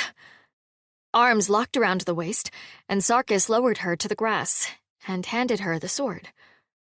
Out the lich gate, she whispered, slinging the scabbard back over her shoulder. They'll have to wake the priest to get the main church gate opened. They ran. It was an old churchyard, and the graves were uneven, parts upthrust and others sinking. Halla skidded on a mossy stone slab and nearly went to her knees. Sarkis caught her, made 3 more steps, and then tripped over the hidden edge of a grave and sprawled across the grass himself. Halla felt a sneaking satisfaction that it wasn't just her. What gold keeps this place? Said Sarkis, rising and slapping dirt from his knees. All of them, said Halla. I mean, it's not a specific temple. Traveling priests come through, and any of them who want to use it. And we've got the village priest, of course, for the marrying and burying. This one serves the four-faced god, but the last was out of the Temple of the White Rat. Oh, the decadent souls, muttered Sarkis. All these gods. Which way? Halla pointed. Toward A loud clanging rang out over the village. Halla winced. And that would be the church bell? Asked Sarkis. They ring it for alarms. That may make things difficult. What, only now? Said Halla, and saw Sarkis's teeth flash in the moonlight as he grinned. The lich gate loomed before them. A stone slab, shrouded in cloth and moonlight, lay beneath the covered roof, and beyond, the iron gates stood ajar. There was a body on the slab. Great Uncle Silas, forgive me, Uncle, for not being able to be grateful for the gift you gave me. Huh? What's going on? A young man, heavy-eyed with sleep, rose from the bench beside the gate. Why are they sounding the alarm? Sarkis went for his sword. Halla grabbed his sword hand and shoved it back down. He glanced at her, startled, and she gave him a sharp, hopefully meaningful look, then stepped forward. Ladin, is that you? Mistress Halla? There's something happening in the village, Ladin. It's not grave robbers, is it? Grave robbers? Ladin looked around for the corpse, panicking. No, he's still... Oh, thank the four. No, he's still here. Thank heaven, said Halla. I don't know what's happening. I just heard the alarm, and someone had said there were grave robbers about the other day, so I came straight here to make sure no one had designs on poor Silas. Not while I'm here, ma'am, said Ladin, standing up as straight as he could. They steal people's parts and sell them, although I've never been sure if they took the whole body or just the parts they're going to sell. Ladin's eyes went wide. Sarkis made a small noise of despair. But you're here, Halla finished hurriedly. So they didn't get him. That's good. But something's happening in town, obviously. Bless the lad's thick skull. There's more holes in that story than in a cheese. But he's probably worried I'll notice he was asleep and not guarding Silas. No, ma'am. Good. Roderick and I will go out that way and make sure no one suspicious is lurking around. Oh, this is Roderick, my aunt's guardsman. Pleased to meet you, sir, said Ladin, touching his forehead and stepping back to let them pass. Sarkis nodded to him as they hurried by. I am almost insulted, whispered Sarkis as they left the lich gate behind. I am nothing like that wretched hireling. Yes, but it'll muddy the waters nicely when they ask Ladin what happened. He took a moment to unclench his jaw, then finally said, It was well done, Lady Halla. Thanks. The lich road led across the open fields into the distance. There were ditches on either side, overgrown with tangles of blackberry and cattail. "Are there no houses here?" asked Sarkis. "Not on the lich road. You can farm it, but you don't build along it. Good way to have the dead tapping on your door at night. Although what the dead want, I don't know." The servant of the sword frowned, looking back over his shoulder. Pinpoints of light were appearing in the village as people brought out torches to light the darkness. "Not much cover either." "Well, no. But if we can get over the hill, we'll be up against another hill, and there's rocks on that hill. Are rocks cover?" "Rocks are cover." "All right, then." "Then let us hurry." They abandoned stealth for speed and ran down the lich road. Moonlight blazed on the stubble standing in the fields.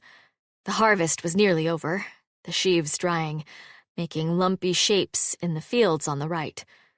Hills rose off to the left, not high but increasingly stony, unfit for anything but sheep. After a few minutes, Halla had to slow, gasping for breath. She put her hands on her knees.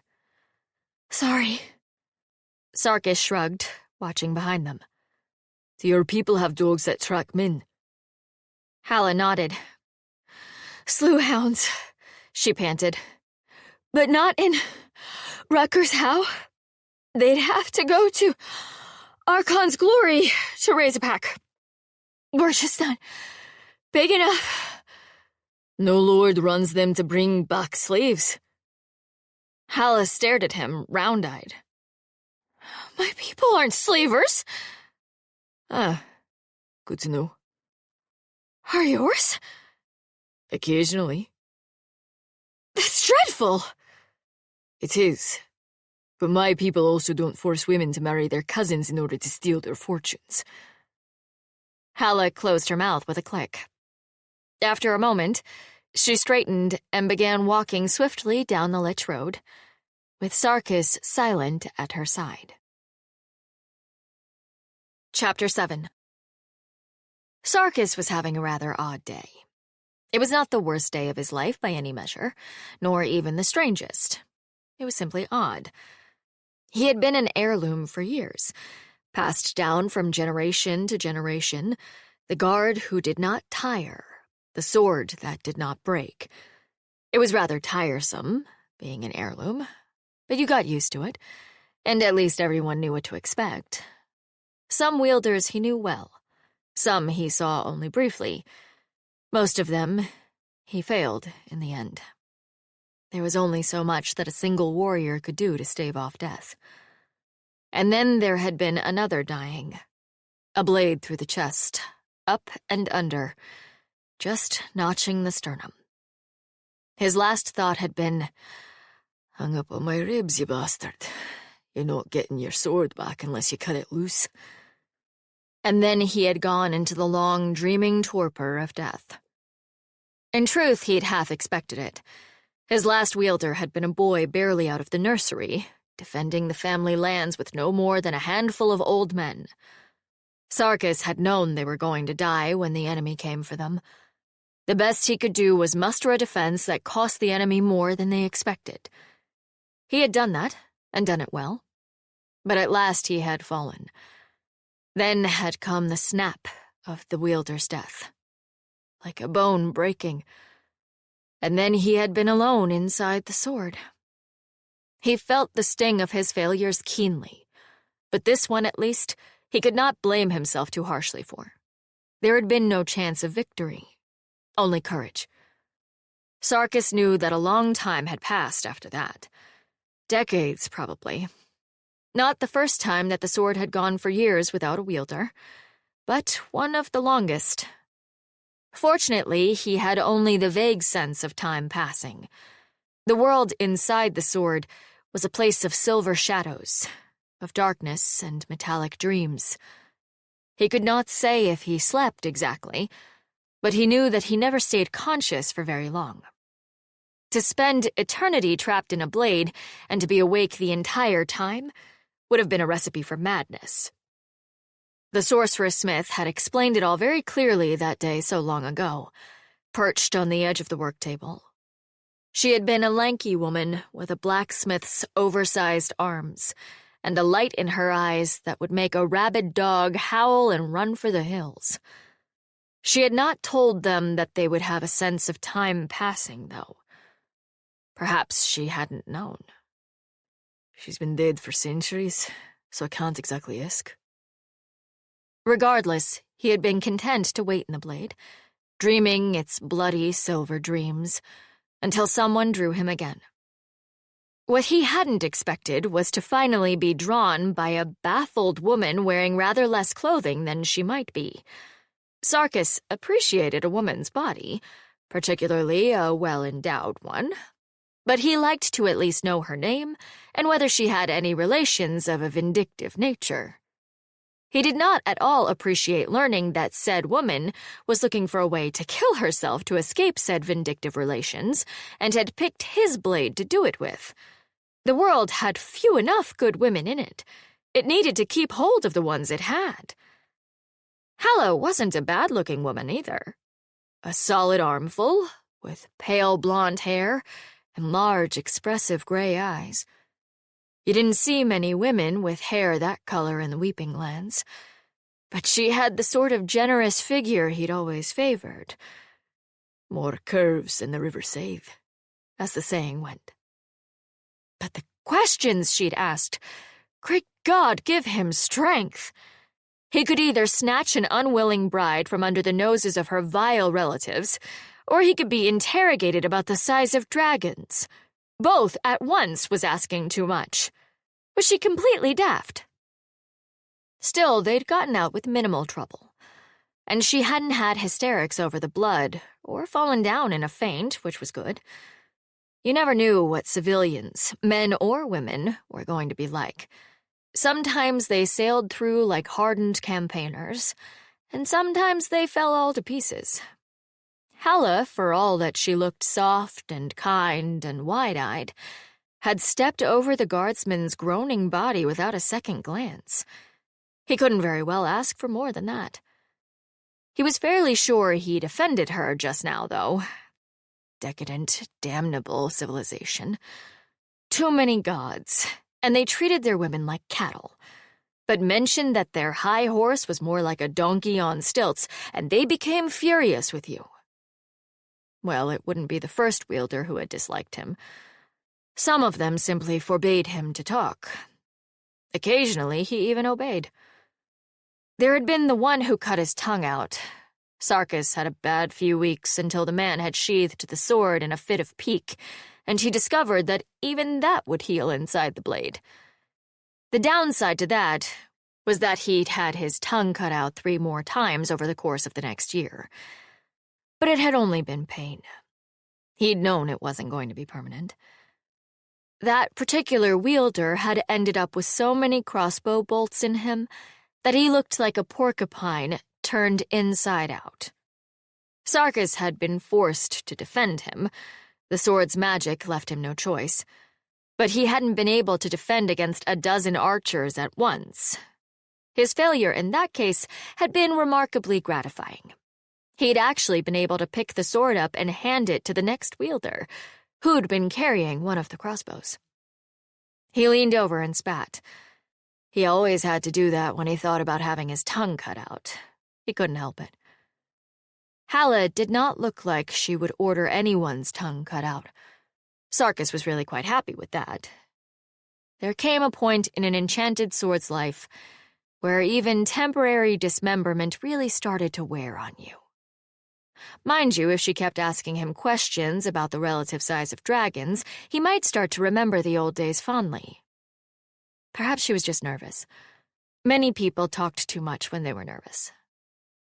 He stifled a sigh, thinking that if being a fugitive made one nervous, Halla would probably not quiet down any time soon. Well, it's hardly the worst way to wake up. At least you've only had one person come at you with a sword so far today. Chapter 8. They traveled in silence for some time, And then Sarkis's head snapped up. Horseman. He caught Halla's arm and tugged her toward the ditch. We've got to have a talk about all this dragging me about, thought Halla wearily. A simple follow me would suffice. She suffered Sarkis to pull her down into the weed-choked ditch. There was a thin trickle of icy water at the bottom, and the cattails were shedding thick sprays of down into the grass. Further back, he whispered. Into the brambles. Halla pulled her hood down as close over her face as she could, and crawled on her hands and knees into the blackberry. Thorns stabbed at her cloak and hair. She could hear hoofbeats now. Further, he whispered behind her.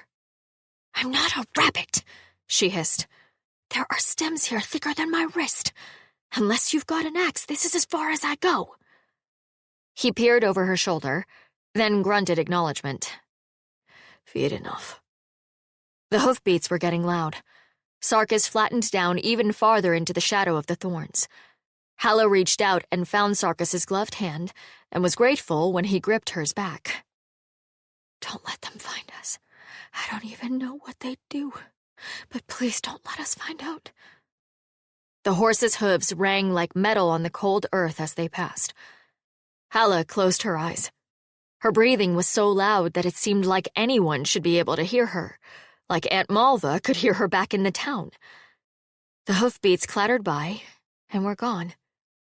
They lay in the ditch for some time, until finally Sarkis squeezed her hand and let go, then climbed out and looked over the edge. Clear, he reported. They may yet come back this way, though. Be ready to duck. They kept going. Twice more they had to dive into the ditch. By the third time, Halla was no longer frightened, so much as exasperated. Why are you still looking along this road? This is ridiculous. Go bother someone else. After the second one passed, she glared at Sarkis and said, You could just say, get in the ditch now. You'll have my arm out of the socket if you keep this up. Sorry, he said. I don't mean to hurt you. I am capable of following simple orders, you know. Without having to have a lengthy discussion about them, you mean? Halla narrowed her eyes. That's what I thought. The moon began to sink. It was cold. Their brief run had left her sweating, and now the sweat chilled her. She shivered violently whenever the wind blew past, despite the weight of her cloak. Her legs ached from walking. We've come a few miles, said Sarkis. We need shelter soon, I think. He must be colder than I am. He's wearing less. Unless magic swords don't get cold. I wonder if he'll get mad if I ask. He seems rather short-tempered. Halla realized that he was expecting her to have suggestions. Of course, he's never been here before. She stopped, arms wrapped tightly around herself, stamping her feet to warm them. Left, she said, and nodded in that direction. Into the stones. The shepherds keep summer houses up there sometimes, for when the lambs are out. I don't know that we'd want to light a fire, but it'll keep the wind off if we can find one. Sarkis nodded. The hills were worse going than the road had been.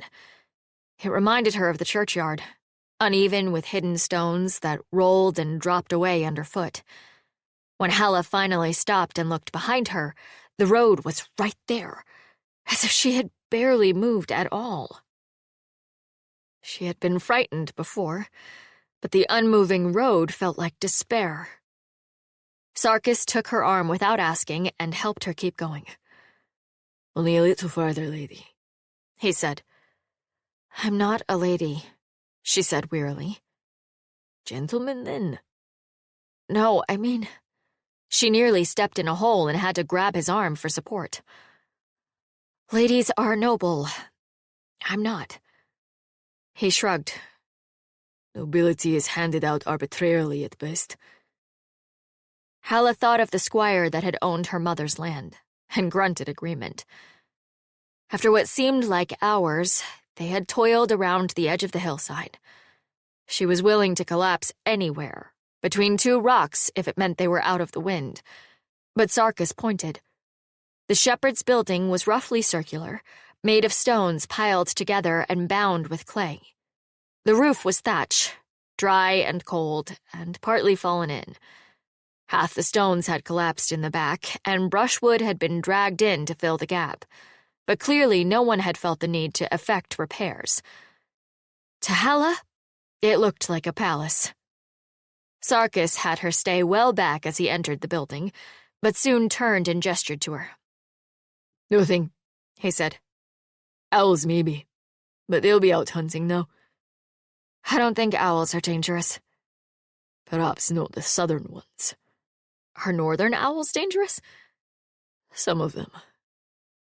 "Which kind? What do they do?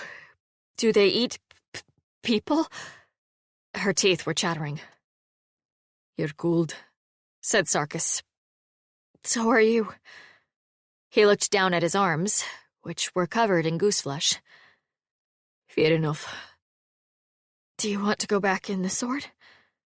"That won't do much to warm you." "No sense in both of us being miserable." He shook his head. "I'm not fleeing back to a hunk of metal and letting you freeze. I am your guard, lady, as long as you wield the sword." She wrapped her arms around herself and managed a chuckle. "And supposing someone takes it away from me?" "No," said Sarkis. "It's your sword, unless you sell it or give it away or die. And I am your servant until you sell me or give me to another." "Or die." He inclined his head. "So you're stuck with me?" "Yes." The way he drew the word out into a sigh made Halla think that he was probably contemplating that fact right now. "How do you know? If I've given the sword away, or if someone's stolen it?" Sarkis shrugged. "I'd know." "Is that what happened last time? Someone sold the sword to Silas? Or gave it away?" "I don't know. No one drew the sword for a long time. I was killed, and the man I protected died very shortly after." Halla's eyes went wide. "The sword wouldn't draw for a few days after that while I recovered," he explained. "Likely they thought it was rusted into the sheath and useless. From there, I suppose, it was spoils of war. I had no wielder until you drew the blade." "Great Uncle Silas found many things in the market in Anuket City," said Halla. "I'm surprised he never tried to draw it." She frowned, remembering the manticore skull. Although given the way he enjoyed leaving strange things around the house, perhaps he didn't think of it. He wasn't any sort of warrior. He just liked odd things. Sarkis looked over at her and frowned suddenly. "I'm lighting a fire," he said. "As small as I can manage. But I'll be a poor guardsman if I let my charge freeze our first night out." "Is it safe?" "No." He went out of the hut and left Halla shivering. She was exhausted. The flood of adrenaline from their wild escape had finally faded, leaving her bone-weary and filled with the sense that she had committed some terrible crime. "No, I've done nothing wrong. So why were you running, and chased by constables like a criminal?" She burrowed deeper in her cloak, seeking warmth. It had all made so much sense at the time, one thing leading inevitably to another, and now here she was, hiding in a shepherd's hut, her only ally a man who had come out of an enchanted sword. If you say it like that, even inside your head, it sounds very strange. She roused briefly at the sound of Sarkis returning. "I'm sorry," she said, as he laid out bits of broken brushwood in the corner and built up stones around them. "I am very dull and stupid right now. I should be helping you." She expected another sardonic response, but Sarkis surprised her. "It was a long night we had," he said. "And I have been in a sword for a long time. But you, Unless I miss my guess, I've been nursing a sick man for some days before tonight. Halla gave a short, choking laugh. It's not many men who appreciate the work that goes into that. I led a small band of warriors, said Sarkis, taking out the tinderbox she had packed. Before I am what I am now. In the early days, if one of us was injured, it fell upon the rest of us to nurse him. It was grim duty, particularly if you didn't expect him to live. She glanced over at him. He had removed his gauntlets to use the tinderbox. His hands were hard-looking, scarred and calloused. It was difficult to imagine those hands tending to the injured or doing any work of kindness. I hated it, she admitted. I know we're supposed to be, I don't know, ministering angels, but I'm dreadful at it. I have no patience. I wanted to strangle Silas after half a day, and I love him. Fire flared up beneath Sarkis's hands. Well, he said, the dead aren't saints, merely because they're dead. No, said Halla. And he's a spiteful old beast when he feels thwarted, which is all the time when he's sick. She rubbed her hands together to warm them, and then thought, was, not is. He's dead. The last few days really happened, even if they don't seem like it. Sarkis didn't seem to have noticed the lapse, or if he had, he did not comment on it. Toward the end, Silas had been less spiteful and more tired. He would sleep for most of the day, waking only to drink a little and grumble. She had sat by the bed, because that was what you did with the dying, though she doubted he much cared. I've always thought, she said a bit dryly, that if I were dying, the last thing I'd want was people fussing over me. I just want them to go away and let me get on with it. Sarkis actually laughed. I have died, he said. Many times now, but usually quickly. So I'm not sure it's the same thing. She looked at him, puzzled. He'd mentioned being killed, but somehow she hadn't put that together with the fact he was still here. You've died? Indeed. Is it really dying? I mean, you're still here. I don't know, he admitted. Pain, and then a long silver sleep with dreams. Then I wake up inside the sword again. Are you awake inside the sword? You know what's happening. I can be. Usually not for long, though. There is only a faint sense of time passing. I fall asleep after a time, and then wake when someone draws the blade. Sometimes I'll rouse a little if something is happening outside, but I have no real way of telling what it is. And you heal inside the blade. It reminded her suddenly of his injury. If he wouldn't go back in the sword, it needed treating, didn't it? Let me bind your arm, she said, summoning the last of her energy. He seemed genuinely surprised, but offered her his arm. The skin was heavily tattooed, the black faded to dark blue, in patterns of stylized rams, stags, horses. There were scars there, too, cutting starkly across the lines of ink. A stag with curling horns ran across his left bicep, its throat sliced open with silver. It must be the light, she thought. Or perhaps the sword heals him with metal instead of flesh. She'd brought a kerchief with her, but sacrificed it now. The blood had dried black across his tattoos, and she wished that she could clean it. Did enchanted swords worry about infection? Regardless, she folded the cloth neatly and tied it around his upper arm. His skin was human temperature, but the muscle underneath was hard as iron. If she banged her knuckles on it, it would probably have rung like metal.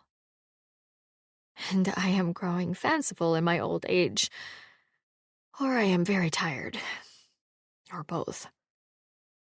The fire was putting out a tiny bit of heat now. Halla huddled close to it, barely able to tell if it was warmer or not.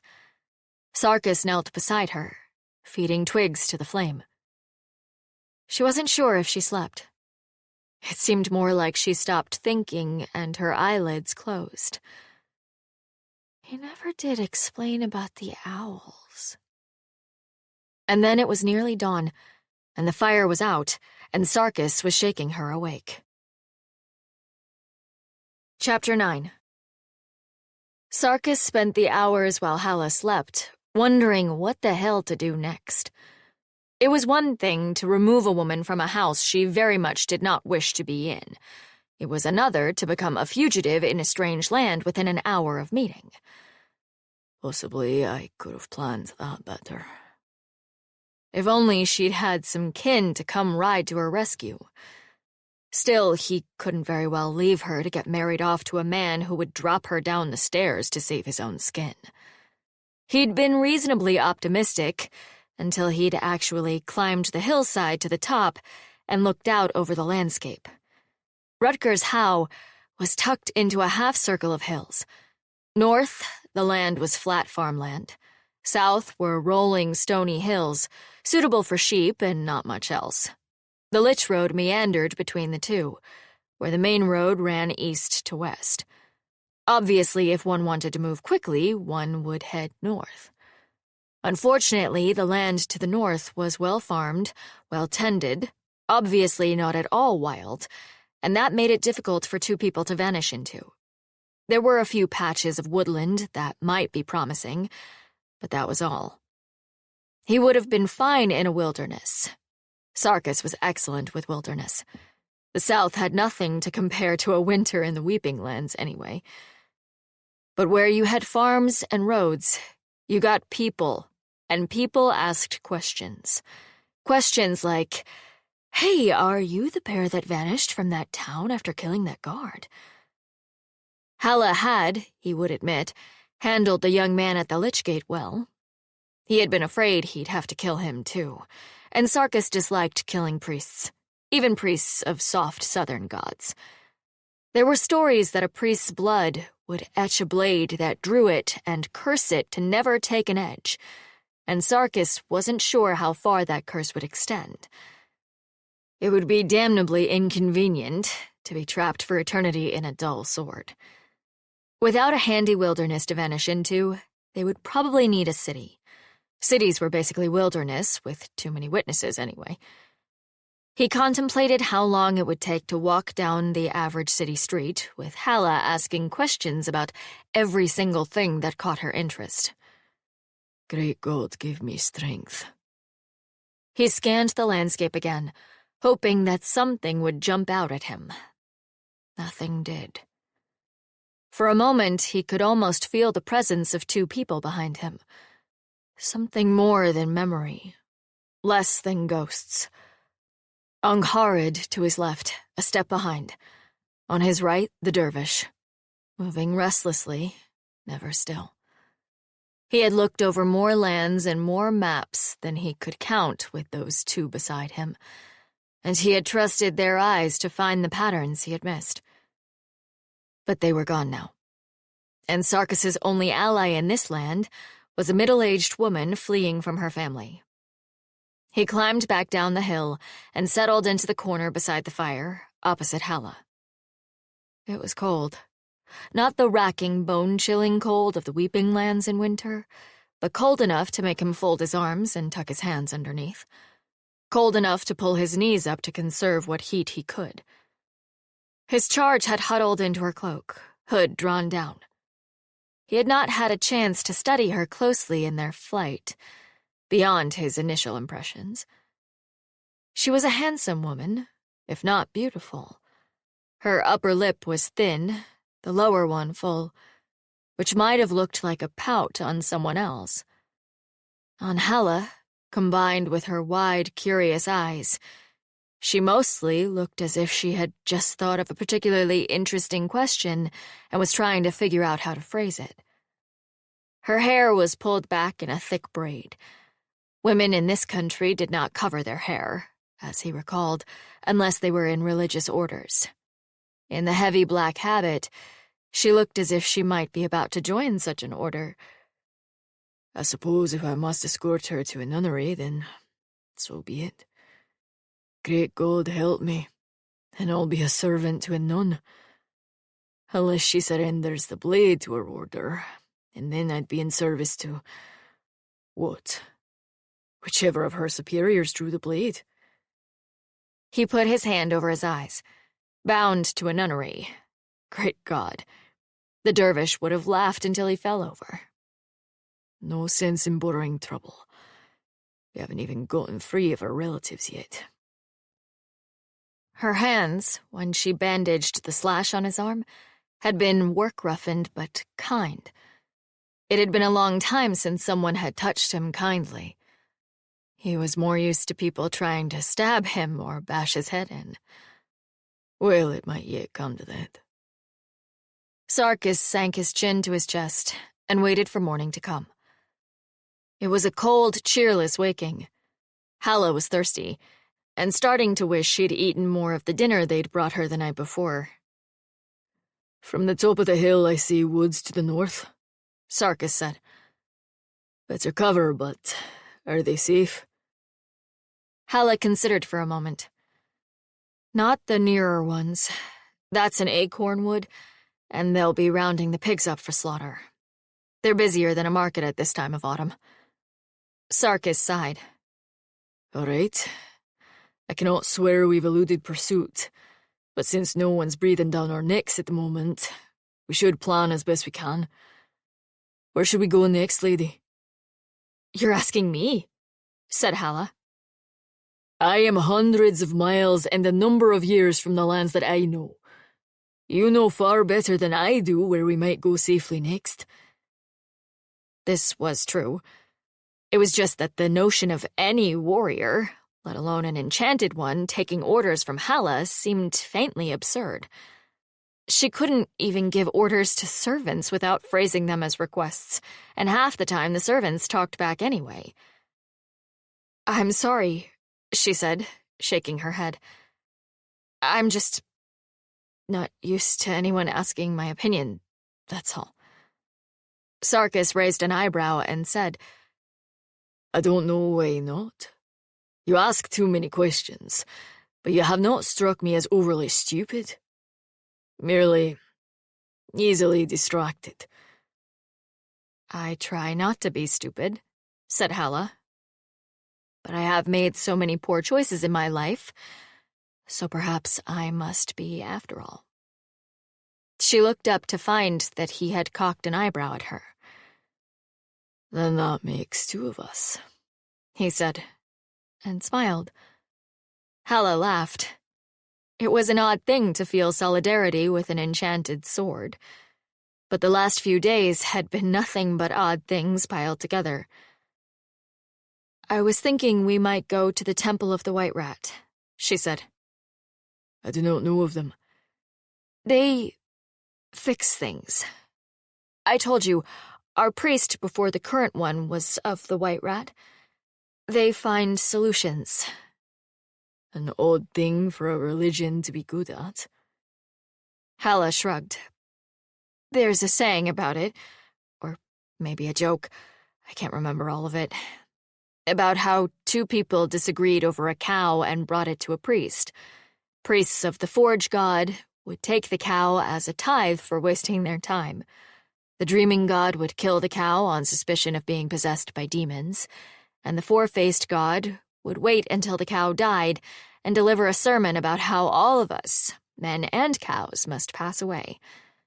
But the White Rat's priests would take the cow, breed her, give a calf to each of the people arguing, and then sell the milk for a profit. That sounds like plain good sense. Perhaps there's so little of that to go around that they had to make it divine. He snorted. How many gods do you have in this accursed land? Halla had to think. Well, there's the rat, and the four-faced god, and the dreaming god, and the forge god, and the Lady of Grass, and Saint Ursa, although she's a saint, not a god, and the Saint of Steel, but he's actually a god, not a saint, which is very confusing. Sarkis put his face in his hands. Halla couldn't quite make out what he said, but it seemed to involve something about putting the entire country to the torch. She hurried on. There's a big temple to the rat in Arken's glory. That's the capital of Arkenhold? Sarkis rubbed the back of his neck. And how far away is that? Not quite a week. Maybe 5 days on foot. North and east. But wait, that's the thing. She reached out and caught his sleeve. A Malcross is on the way. He waited politely for her to explain. It's a town. Great Uncle Silas had a friend there, another collector. They used to visit sometimes and trade objects. I'm sure that if he knew I was in trouble, he'd help me. Would he? Asked Sarkis. Halla spread her hands. Well, if he wouldn't normally, I can always bribe him with the stuff in Uncle Silas's house. Sarkis nodded. That's a fair thought. I do not always trust goodwill. But greed is usually predictable. That's a dark way to look at the world. The world is a dark place. What is the land like between here and there? Farmland, mostly. Woods along the road in a few places. Is your land at war? Do clans raid the road? Halla wasn't quite sure how to answer that. No, the war's been over for years now. I guess there might be highwaymen sometimes, but they get rooted out if they get too bad, and, she racked her brain. There's sheep? He gave her a fixed look. Do the sheep in your land attack travelers? Is he joking? It seems like he must be joking. Sarkis's face was so grim, and the scar through his eyebrow made him look so stern that she couldn't be sure. Yes, she said. Constantly. I'm surprised we haven't been set upon by attack sheep already. He did not crack a smile. Of course they don't. They're sheep. His lips twitched. She gave up. Does this seem doable?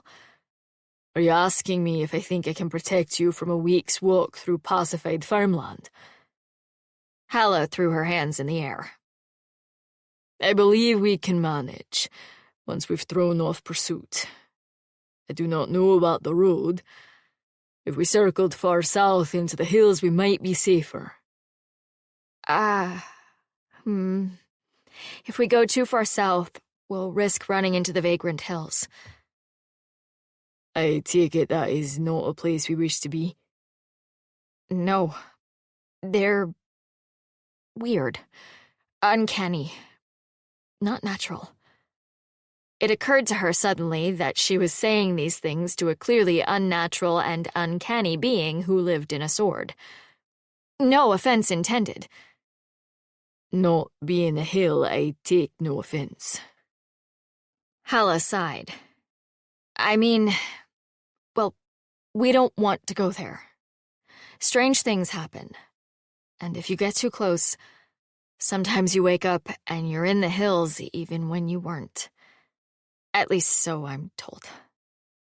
She picked at her skirt, reluctant to admit that she had never been anywhere near the Vagrant Hills herself.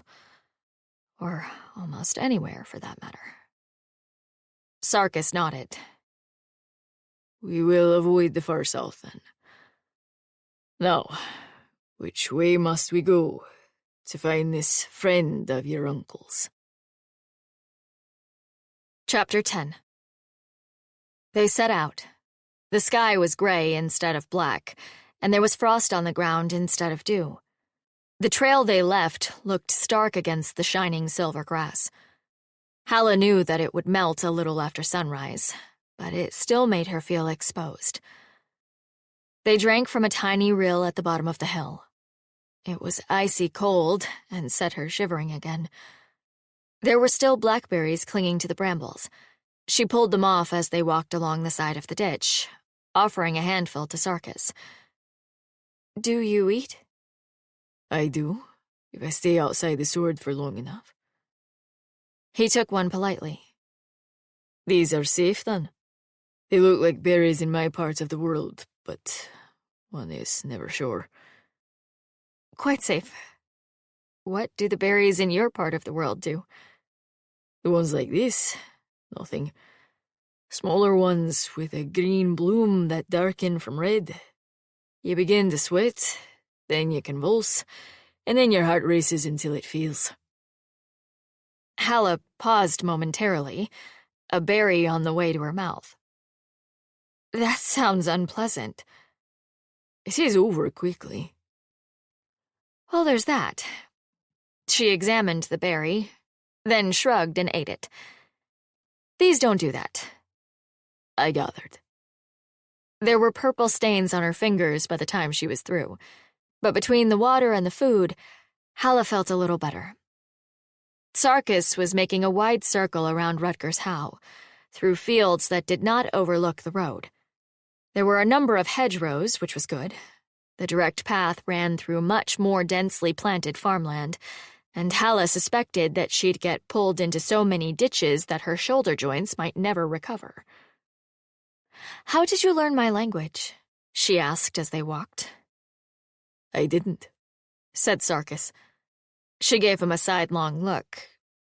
"We're talking right now, though." Yes, but not because I am inherently familiar with the tongue of the decadent south. The magic of the sword allows me to speak the language of the wielder. That's all. That's handy. It's essential. Sarkis shook his head. It's a real problem to be drawn on the battlefield and have to be shouting, "What? Say again? Do you speak any other languages?" while the enemy is charging at you. Halla laughed. There is also the difficulty that our great-great-grandmothers spoke differently than we did. If I slept for too long in the sword, I might not even comprehend the tongue of the Weeping Lands. So the sorcerer Smith corrected for that problem early on, she said. "You mean there are other swords?" said Halla. Sarkis nodded. "At least 2 others that I know of," he said. "My friends, the Dervish and the Angharad Shieldborn. More before us, but no one I knew. Presumably some afterwards as well." Halla stared at him, her mouth falling open. "But why? Why would you choose to get put in a sword?" "Sometimes all the choices are bad ones," he said, in a tone that did not invite further comment. "Yes, but you're not good at taking hints, are you, milady?" Was that a hint? He started counting in his own language again. Halla waited. After reaching 32, he said, "I was a commander. There was a war. It did not go well." "Oh." Halla nodded. "You sacrificed yourself to become a weapon, didn't you?" He didn't look at her. "Something like that." "That's very noble." He grunted. "Did it work?" "We lost the war."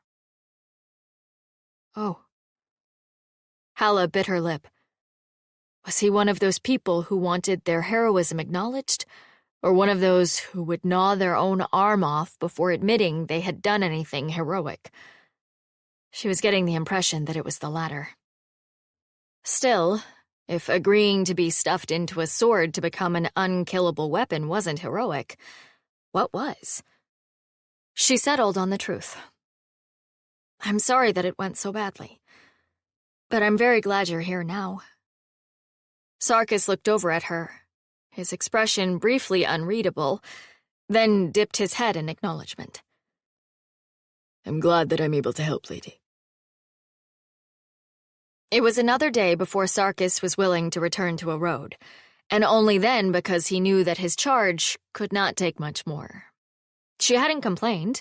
Great God help him, she was cheerful the entire time, and he knew that she had to be exhausted. Her hair was full of dead leaves, and the handprint where that foul old shrew had slapped her was still faintly visible across the side of her face. He could also hear her stomach growling every few minutes. Despite all this, she didn't snap. She didn't demand that he do something to fix this. She just kept asking questions. So how far can you go from the sword itself? Do you have to come back?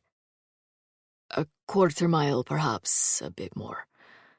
What happens if you go farther than that? I disintegrate. Does it hurt? It sounds like it would hurt. No. What does it feel like? Like disintegrating. Yes, but what does that feel like? Cold. Right, but he realized that she was not going to give up and racked his brain for a description that would satisfy her. Like a dream where you are falling and jerk awake again. Except that I awaken closer to the sword. It wasn't all about being a sword either. It was about everything. So you have sheep in the Weeping Lands? They have sheep everywhere, lady. But what are yours like? Are they the same color? They are brown and very short. He helped her across a patch of rough ground, where something, probably pigs, had torn up the earth, and then it had frozen into a stiff, treacherous landscape. It was only when he reached down to take her hand that he noticed the deep blue smudges under her eyes, and saw that she was favoring her right foot. I'm an idiot. She's asking questions to distract herself from how uncomfortable she is. His men had done the same thing, in various forms. Not questions per se, but endless talking. Vetch has told the very worst jokes. Not even dirty jokes, just interminable puns. And Beau, who had a bard's tongue, would spin out impossibly long stories about everything from the enemy to last night's dinner, until a simple overcooked bit of venison became a 3,000-year-old victim of a god's curse, slain at last and sent to its final resting place in the stomach of a dozen mercenaries. Fisher, the crossbowman, had made up his own songs, but the less said about that, the better. Apparently, Halla asked questions. He should have realized that Halla was doing something of the sort. His only defense was that she was a civilian, and you didn't expect them to cope with things like a normal person. You're her commander, or close enough in this situation. Do your job. Help keep up morale. I'm not her commander, he argued with himself.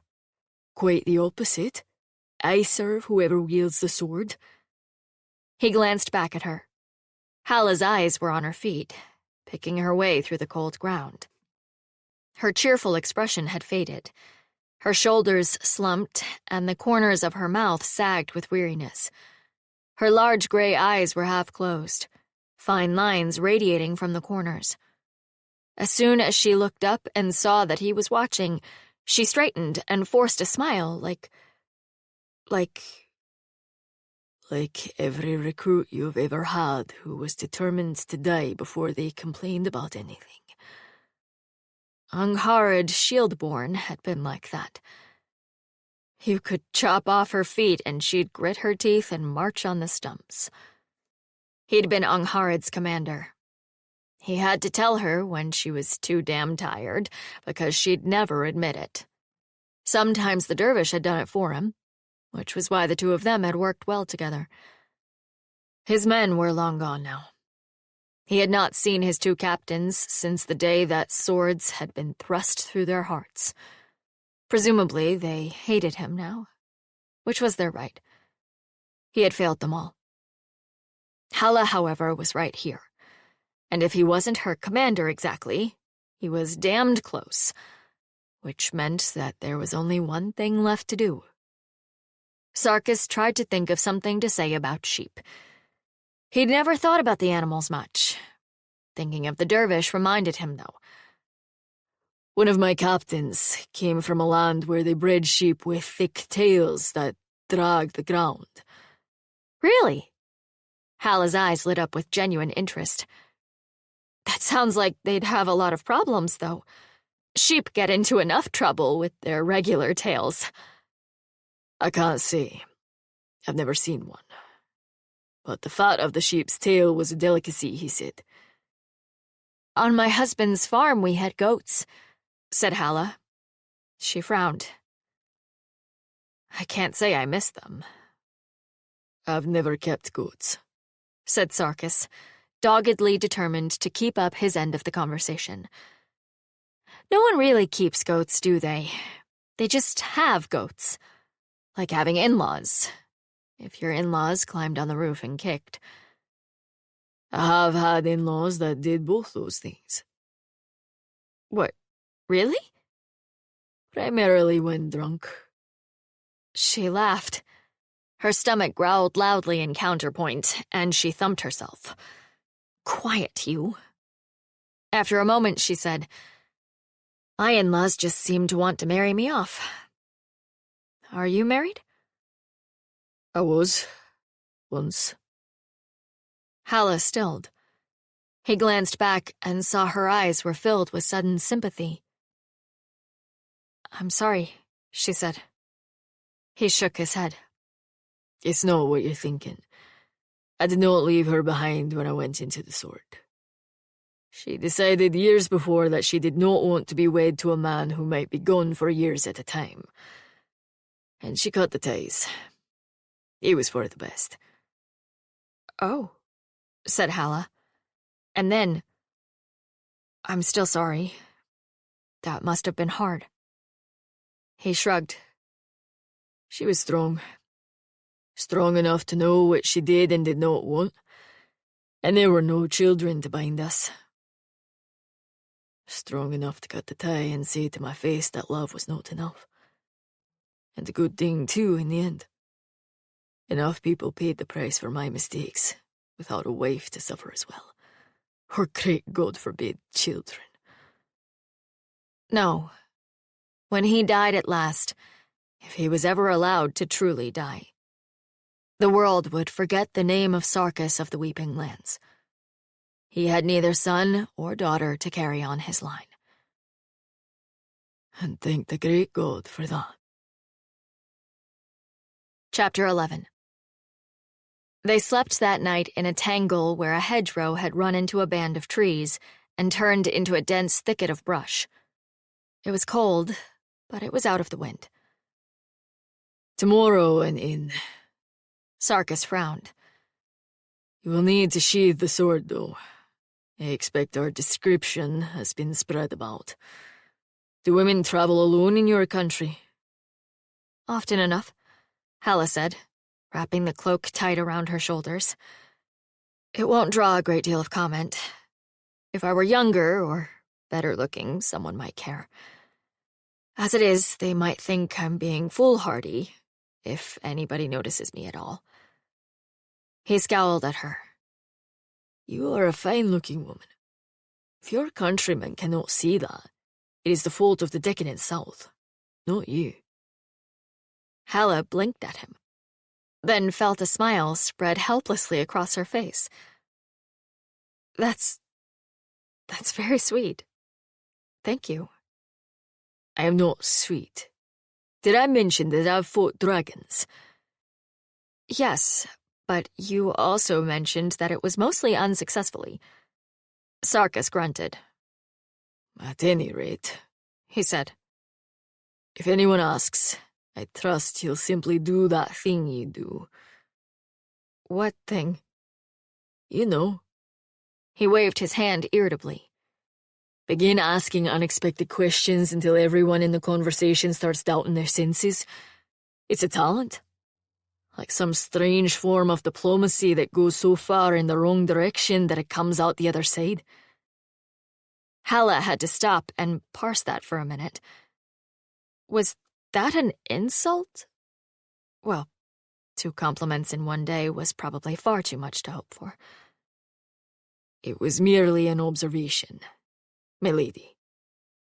He added the last 2 words perfunctorily. It reminded Halla of the way that her late sister had said, "The gods bless you." There was an implication that saying it took the insult out of whatever she'd said right beforehand. And if you didn't agree to that, then it wasn't her problem. She tried to get comfortable against the tree trunk behind her. It was a losing proposition. Sarkis handed her the small pack to use as a pillow, but there wasn't much to be done about the cold or the things poking her on the ground. I swear the ground has gotten harder since I was a small child. Didn't I used to fall asleep out on the hill behind the house? Sarkis stretched out his booted feet and leaned against the tree beside her, looking as if he slept on the ground all the time. He probably does. Probably the ground is harder in the Weeping Lands, too. These are like decadent southern trees or something. She knew that Sarkis probably held her in mild contempt. Mild, if I'm lucky. She was slow and weak, and she talked too much, and was from a decadent civilization with too many gods, etc., etc. It's probably easy to feel superior when you're hundreds of years old and built like a wall, and nobly sacrificed yourself to become a weapon for your people, even if you lost. She studied her right shoe. She wasn't sure if she should take it off or not. There was undoubtedly a blister underneath it. She was mostly afraid her foot would swell up and she wouldn't get her shoe back on afterward. Tomorrow I'll sleep at an inn. In a bed. A real bed. With a mattress. It doesn't even have to be a good mattress. I don't even care if it's got bugs. No, the shoe was going to have to come off. She gritted her teeth, unlaced the shoe, and pulled it loose. The blister was gigantic. It had broken open, and now there were loose flaps of dead white skin across her heel, framed in angry red, with bits of lint sticking to both. Well, that's unpleasant. What have you done to yourself? Asked Sarkis, and then, most impressive. It's just a blister, Halla muttered. Not a big deal. On the contrary, men have died of blisters. They have not. If someone cannot keep up during a forced march and falls behind, they must be left. Often the enemy gets to them before they can catch up or be retrieved. Gods have mercy, we're not on a forced march. We are, of a sort, but I will not leave you behind, as that would negate the purpose of the march. Perhaps tomorrow you can steal a horse. How about socks? Asked Halla hopefully. A better sock would fix things. Great sagas are not written about successful sock raids upon a rival holding. How do you know? Said Halla, attempting to tear a strip of cloth from the bottom hem of her habit. You're in the decadent South now. We might have sock raids constantly for all you know. Sarkis gave a loud snort to indicate what he thought of this, but then robbed it of much of its impact by taking her foot in his hand and wrapping the cloth around it. His hands were much warmer than they had any right to be, given how cold the air was. Halla waited for him to recoil from the admittedly unpleasant blister, but he seemed unconcerned. Warn if it's too tight, he said, patting her knee absently. As if I were a horse he'd just reshod. Except a horse would probably be more useful right now. What, will my foot fall off? Your toenails, mate. Halla blinked at him, realized that he wasn't joking, and stared gloomily at her shoes. Do people die of lost toenails? Less often than blisters. Well, that's a comfort. When I led warriors, good shoes were considered as essential as a good sword. More so, in fact. If one has a bad sword, one can still run away. These were good shoes, said Halla. Oh, gods, he thinks I'm one of those women who wear uncomfortable shoes to look fashionable. If she owned any fashionable shoes, it was purely by accident, because she owned the pair long enough for the fashion to come around again. This wasn't something she felt like admitting. It's just that I'm not used to wearing them for days without taking them off. Sarkis grunted. Her stomach growled like a bear. Halla sighed. She'd eaten a few handfuls of chickweed and late sorrel earlier, but her body was not happy with such meager fare, particularly not if it was doing the hard work of keeping her warm. I'm sorry, said Sarkis abruptly. She looked up, startled. It was growing too dark to see much of his expression. He was frowning, or perhaps the scar through his eyebrow only made it look like a frown. Sorry? For what? I'm doing a poor job guarding you. You are hungry and footsore, and I do not know this land well enough to feed you. But we're in a hurry, said Halla, to get to Arkan's glory, or at least to get away from Rutger's How. What do you mean? Well, if we weren't in a hurry, then I could feed us just fine, said Halla with some asperity. It's autumn. You've got to work to starve in the middle of autumn. Do you? He sounded nonplussed. She started counting things off on her fingers. There's acorns, if I had a week or so to leech them. We're getting to the end of the season for filberts, but we could probably turn up a few good ones left. Persimmons are ripening, though those could be tricky, since the beasts want them too, and if they're close enough to a house that the beasts aren't a problem, the farmers probably are. If we wanted to raid a garden, there's plenty of things still in the ground. Everybody stores the roots like that until they need them. Although I'd feel bad, since if we took too much, people might go hungry, but that's true about any food, except acorns. She considered. And I guess cattail roots, although they'll be woody right now. So we'd have to be really hungry. Enough, enough!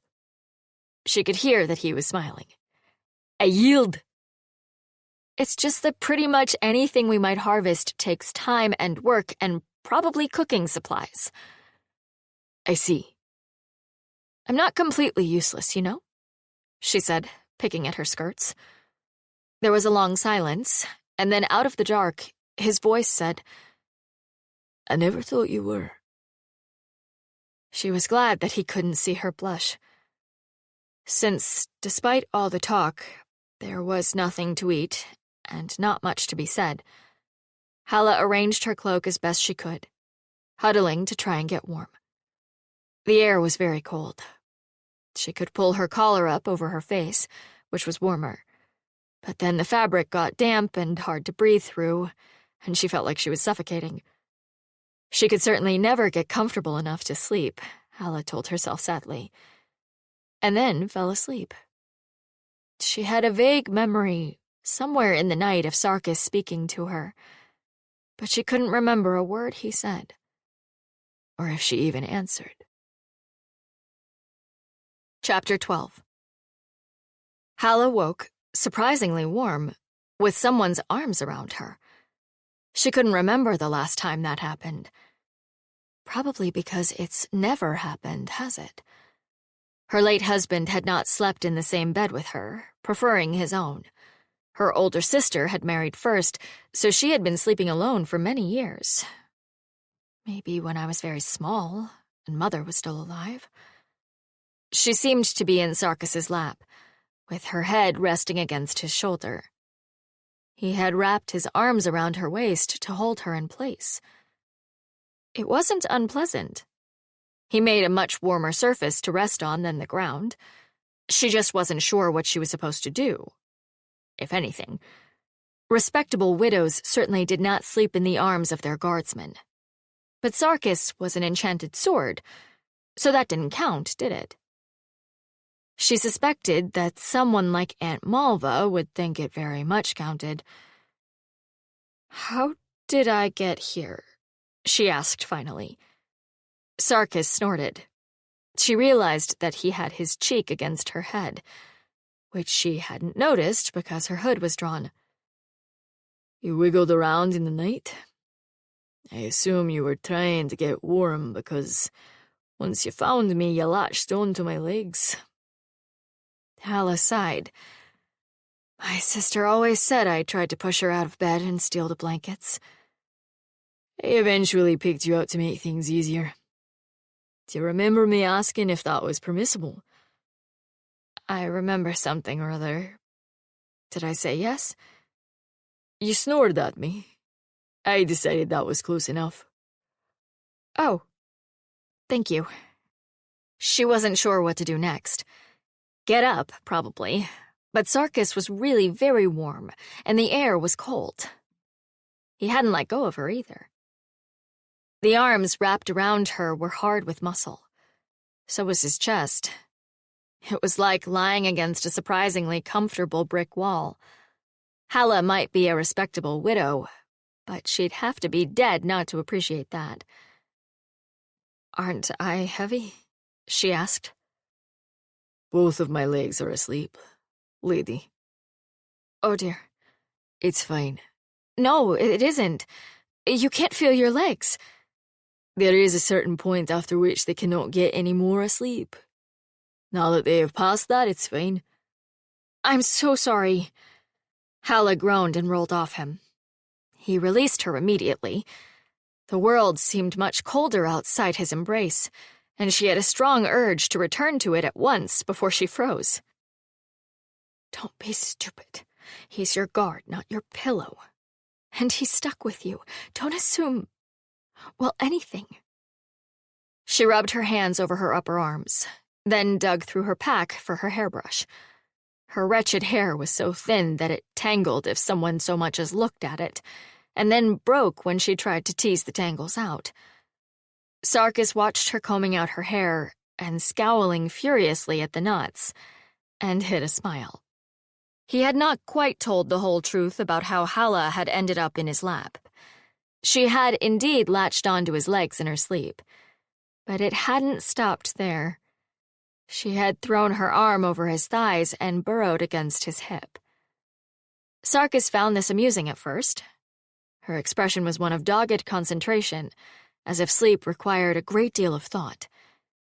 It was, well, cute wasn't a word that was used often in the Weeping Lands. But there you were. He tucked her cloak up under her chin, shaking his head. Then she had shifted in her sleep and rolled partly onto his legs, with her head in a rather indelicate position. This was a problem. It was certainly not the first time that a woman had had their face in that vicinity, but Sarkis really preferred them to be awake and enthusiastic about it, not snoring. "Lady." More snoring. "Lady Halla, I'm going to have to move you." Definitive snores. He picked her up and settled her on the ground beside him, whereupon she rolled over and attached herself to his side again. Sarkis sighed.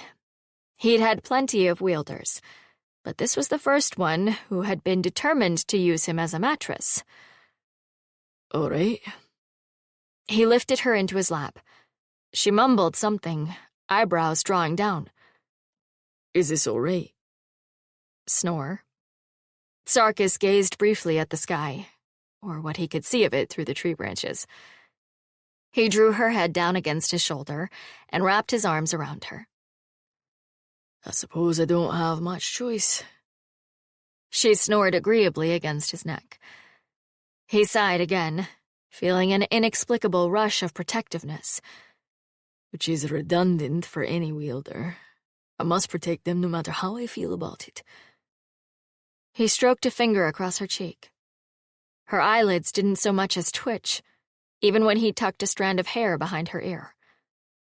The skin along her jaw was very soft. He wondered how far down that softness went. Well, he certainly wasn't the sort of man to take advantage of a sleeping woman. He even felt a bit awkward about this much contact, but he was simply going to have to deal with it. Halla was warm and heavy, her body pliant, as long as he didn't try to move away. Glancing over at her now, Sarkis thought she looked much less soft. The severe lines of the habit did not flatter her figure at all. If he had not held her in his arms, and if he hadn't had an involuntary look when first summoned, he would have had no idea at the extent of the curves that lay under the dark fabric. Woman's built like an hourglass, the sort that measures 12 hours at a stretch. Had he been younger, and not trapped in a peculiar living death inside a hunk of enchanted metal, Sarkis would not have minded checking the time more closely. As it were. Ah, yes, that's a very useful thought when she's starving and half frozen, and you're still waiting for the guards to catch up with you. Morning black did not suit her. It showed up the contrast between her skin and her white blonde hair, leaving her pink and blotchy, her nose red with cold. Jewel tones, he thought absently. Deep red, dark green, perhaps warm browns. Yes, thinking about what colors would suit her is an even more useful thought. Has being in the blade addled your wits at last?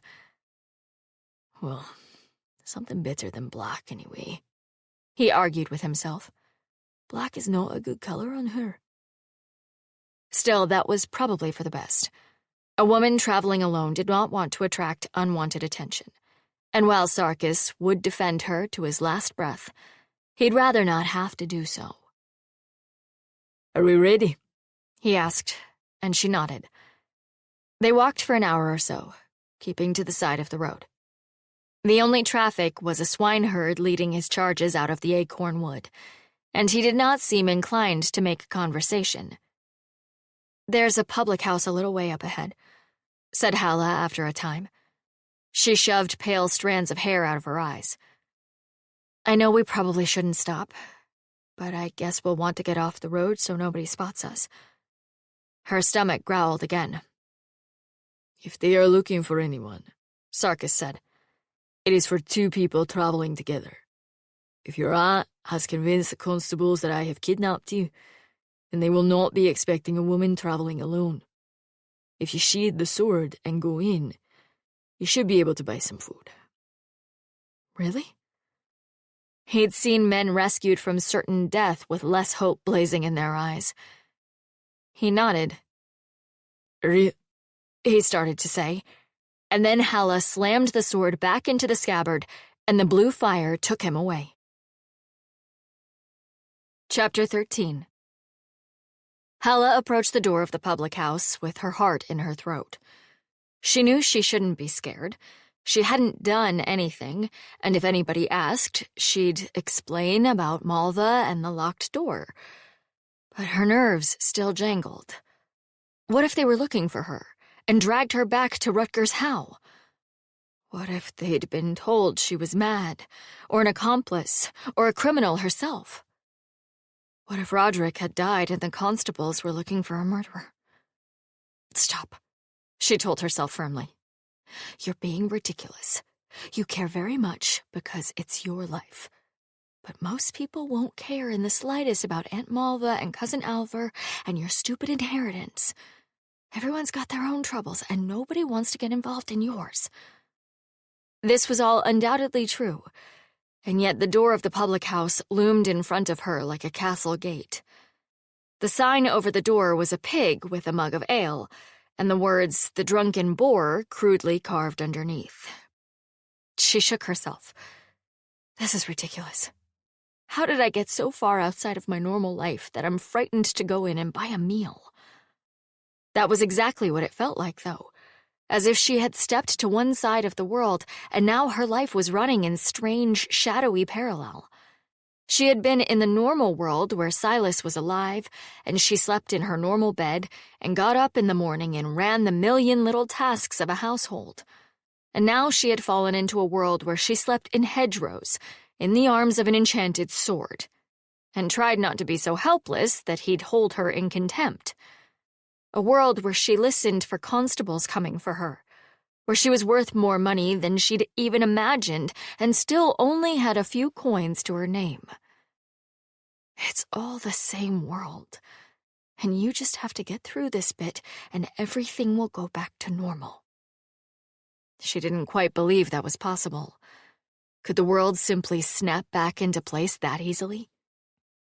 Why shouldn't it? She opened the door and stepped inside. It was early enough in the morning that a few guests were eating breakfast. They glanced up at her as she entered, and then looked away, uninterested. Halla felt invisible and nearly fainted with relief. Then the warmth of the fireplace hit her, and she thought she really would faint. It was glorious. She pulled the door shut behind her and marched up to the counter to order breakfast. The publican took her order, took her coin, and gestured her to a seat by the fire. "Ye look cold," he said. "I am freezing," she said. "Brisk out, aye." "Well, it's that time of year." "Oh, aye. Ye come far?" "Just out from a Malcross," she lied. "Long way to walk." "Oh, well, got no horse to carry me." "Ah, but it means ye've no horse to feed." "There's that." Pleasantries thus concluded, she sank into one of the chairs by the fire. I may never move from this spot. She stared into the flames. Red-orange tongues licked the underside of the logs, scaled like a lizard in white and black ash. Her cold feet began to tingle painfully as they warmed. Halla grimaced, but at least it kept her from falling asleep on the spot. It was only a moment before a serving woman came out with bread stuffed with spiced meat and potatoes and a tankard of cider. Halla forgot her feet, forgot her woes, and fell on the food like a starving dog. It wasn't even good meat. It was stringy and tough, and probably from a milch cow that had gone too far past her prime. Halla didn't care. It was amazing. Afterward, she slumped in the chair, trying not to fall asleep, aware that she should get up and keep moving. But it was warm, and the chair was so soft. "Hello?" Halla realized her eyelids had been closed and sat up quickly. The woman who spoke was smaller than she was, not young, with a lined face and gray-streaked black hair. She had dark eyes with wrinkles fanned out from the corners. "Hello," said Halla. "I wasn't asleep. Okay, I was sort of asleep, but let's pretend I wasn't." "I'm sorry to bother you. I just saw another woman and well, you know." The woman glanced over her shoulder at the rest of the room, full of men eating quietly, paying no attention. Halla nodded. She did indeed know. "It can be difficult for a woman on the road alone," said the woman. "That's the truth," said Halla. "My name's Halla." "I'm Mina." They sat while the serving woman brought Mina cider. She wrapped her hands around the mug to warm them. "Have you been traveling long?" asked Mina finally. She looked over her shoulder again, as if expecting pursuit. "A few days." Halla felt suddenly better about the whole thing. Traveling. She'd been traveling. Not staggering through hedgerows with aching feet, after a man who probably thought she couldn't find her way out of a paper sack without help. Traveling. I am a traveler. I will look back on this someday and be worldly and jaded. Oh, yes, my dears, I was a great traveler when I was middle-aged. I saw many exotic hedgerows and was manhandled into ditches all across this great land. Mina smiled uncertainly, and Halla realized that she'd been smirking at her own thoughts. "And you?" "Oh," said Mina, her smile fading. It feels like a long time. Probably longer than it really was. She stared into her mug. Halla nodded. Sadly, this reminded her that she too had a destination, and she should probably get moving. She started to rise from her chair. Mina held out a hand. Miss Halla? Would you mind if we left together? She glanced over her shoulder again. I'd rather no one know I was traveling alone, if it wouldn't be too much trouble. Halla's heart went out to her. Of course not. Whenever you're ready. She put the mug down. Now is fine. I just wanted to stop and get warm. I don't mean to keep you waiting. Halla got to her feet, rearranged her cloak, and picked up the enchanted sword. Is that your sword? Asked Mina, her eyes going round. Oh, no, said Halla. And then, well, sort of. I guess it's mine, but it's really a friend's. She shrugged herself into it, tucking her cloak free of the straps. It did get easier with practice. I suppose if you're waving a big sword around, you're not so worried about someone attacking you. If I waved this sword around, I'd probably cut my head off, said Halla cheerfully. No, I'm just carrying it. It's a long story. They left the inn together, chatting amiably. No one followed them, so far as Halla could tell. They walked along the side of the road together. Sarkis would have been wary, probably scoping out nearby ditches, but Halla pushed the thought out of her mind.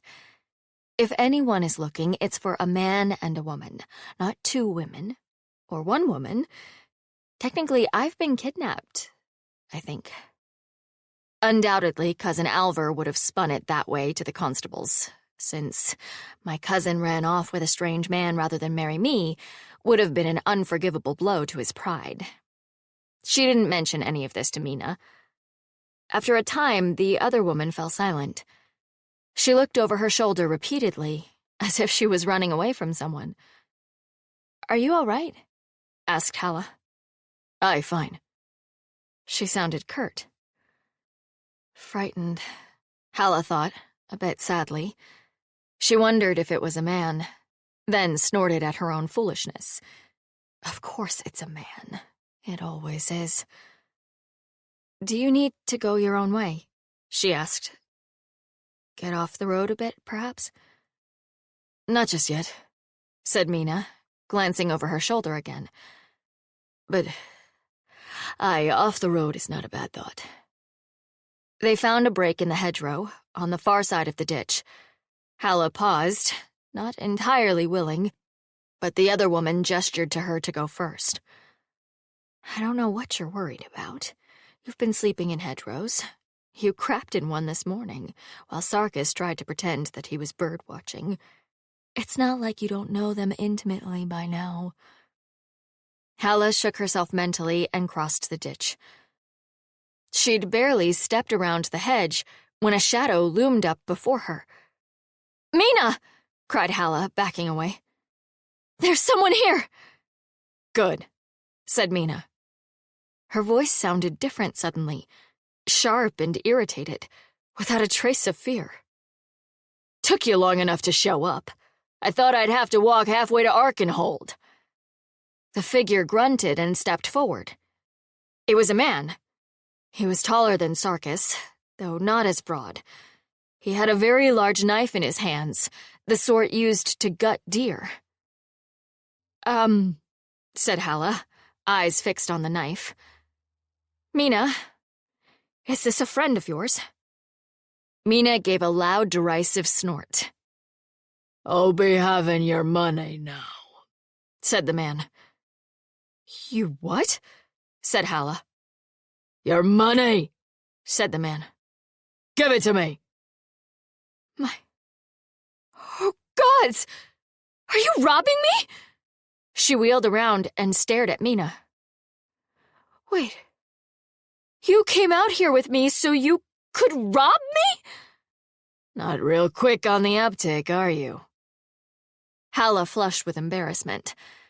Here she'd been thinking about being a great traveler, and she couldn't even get robbed correctly. Traveler. She was a country bumpkin who'd been to a real city 3 times in her life. What was she thinking?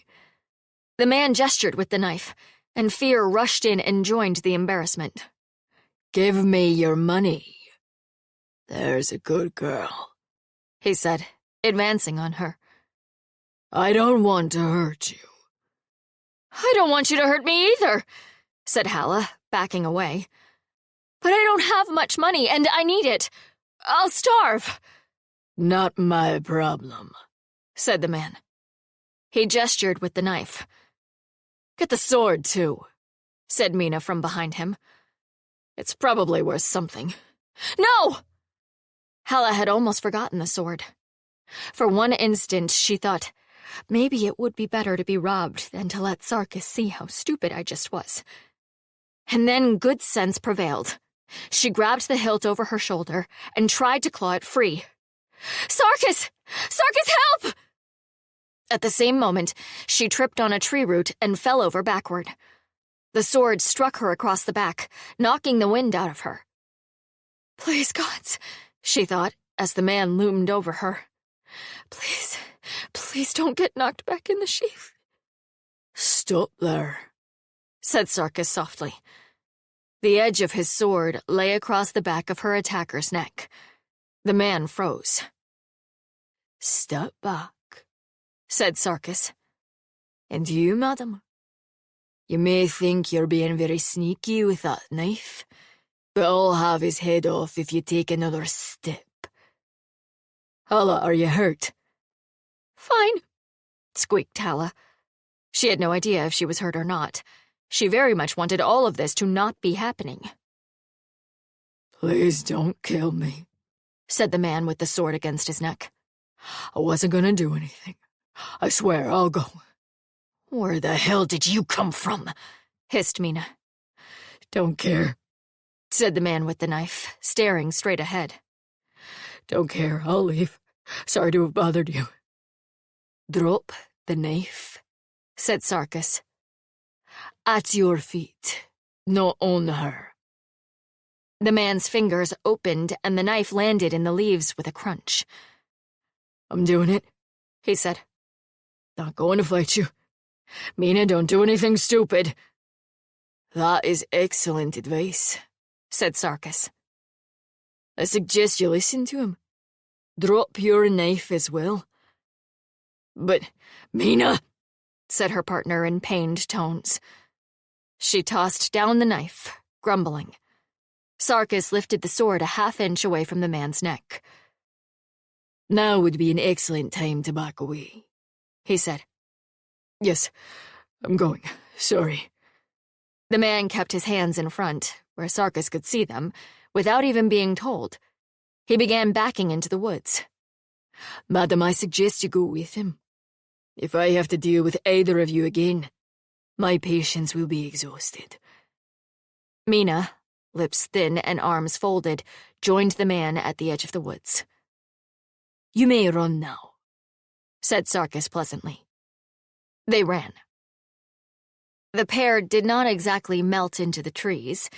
There was too much loud crashing and stomping and cursing for that. But they vanished in very short order. Sarkis stood over Halla, sword held at the ready, then leaned down and helped her to her feet. Are you sure you're unhurt? He asked. I'm fine, said Halla. I'm fine. Completely fine. Don't embarrass yourself in front of the magic sword. She nodded firmly to show him how fine she was, and then promptly, humiliatingly, burst into tears. Sarkis was not in the least surprised.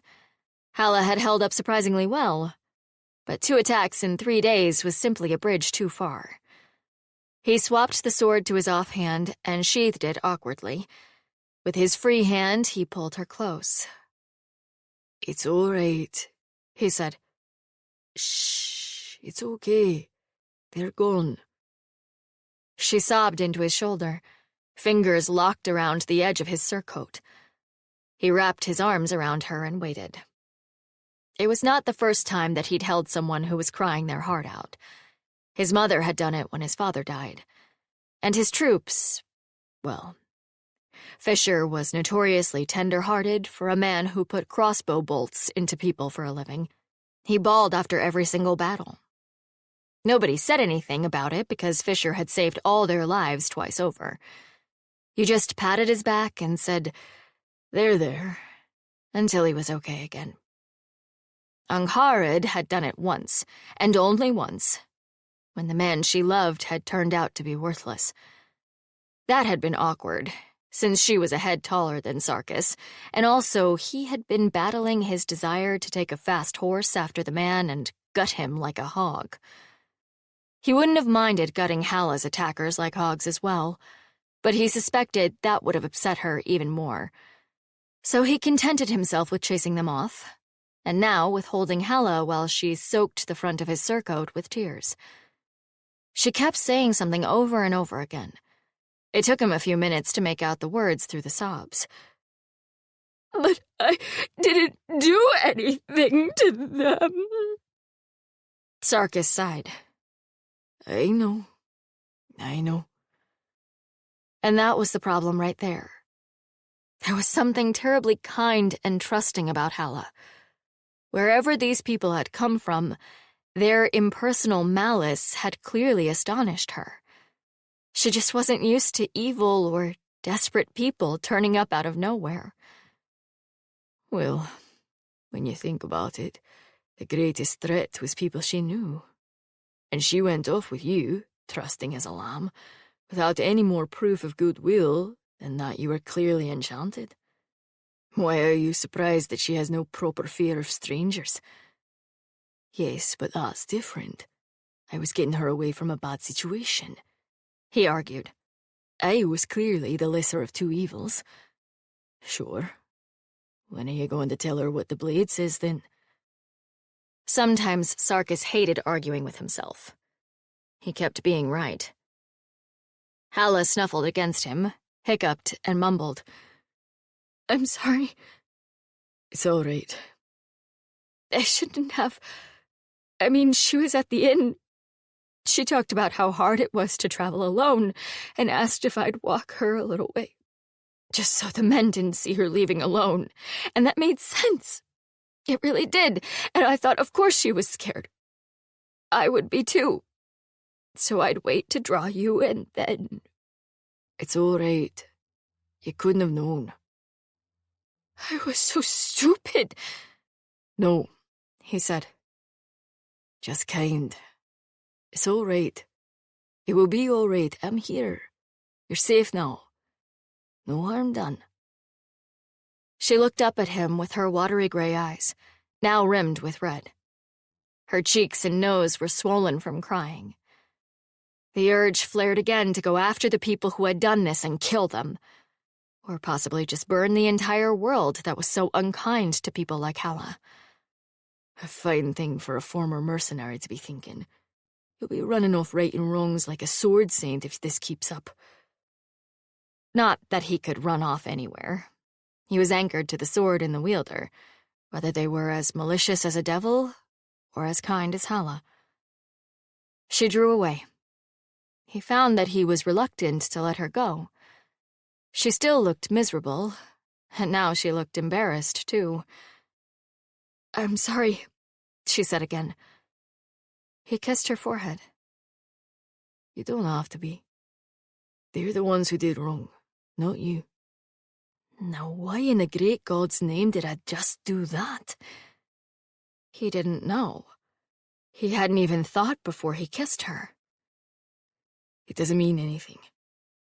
He'd only brushed his lips across her forehead, like a brother might. It didn't have to be anything more than that. Good. Don't let it be anything more than that. Getting involved with a wielder is asking for trouble that would take a great deal more than one lifetime to sort out. He knew this was true.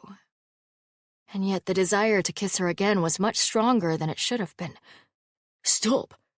You will fail her as you fail all the others who wield you in time. Oh, gods, she said, sounding exhausted. Does that mean we can't stop at an inn tonight? Despite the darkness of his thoughts, he had to laugh at that. We'll stop. We'll just go in together. What if they've heard of us and try to stop us?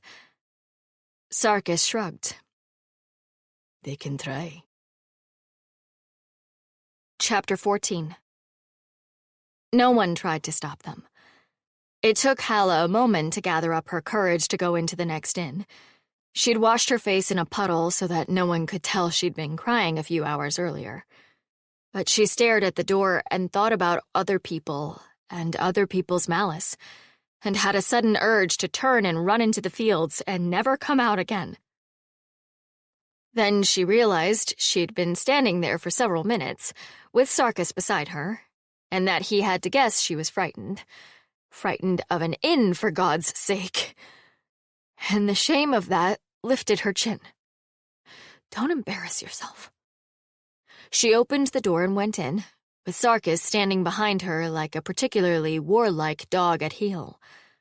She wondered if the innkeeper would think they were married, then glanced at Sarkis and had a hard time picturing him being married to anyone.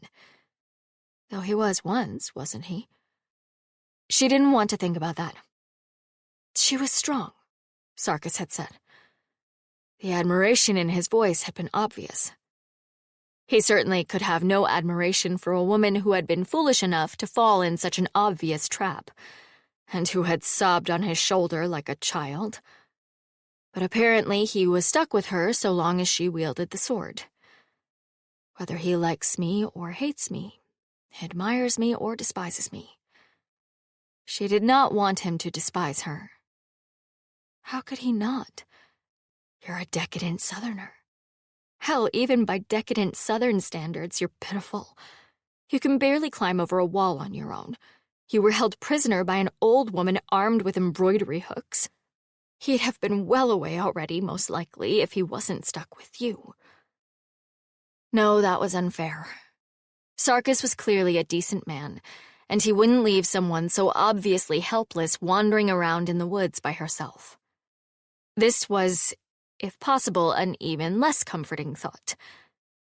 After this is all over, after I've gotten enough money to set up my nieces, if I can get enough to set up my nieces, I'll hand him the sword and tell him he's free to go find a better wielder. That would be the best thing I could do. Can I help you? Said the innkeeper, turning back to her. 2 rooms for the night, said Halla. 1, said Sarkis. The innkeeper looked from one to the other. Which? Oh, of course. I can just sheath the sword.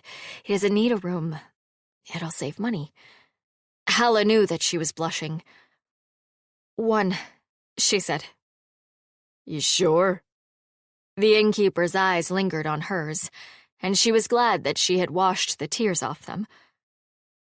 I will sleep in the stable if you have one, said Sarkis. I do not require a room.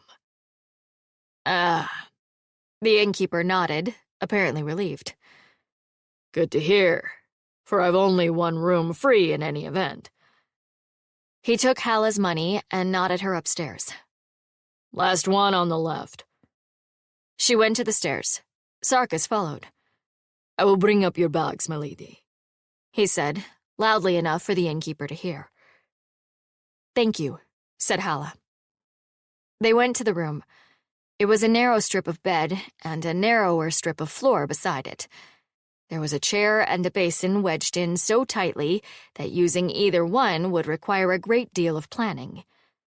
The mattress sagged. Halla collapsed onto it and made a distinctly unladylike noise of relief. I once heard a yak make a sound like that, said Sarkis. Are you comparing me to a yak? She heard the thump as he set her pack down and a rattling as he checked the doors. It was merely an observation, my lady. Halla couldn't be bothered to lift her head. Every muscle in her body was trying to unknot at once. I'm sure I'd be a very good yak. She could hear the smile in his voice. You'd be the best of yaks. Was that a compliment? An insult? She wasn't sure, and at the moment she didn't much care.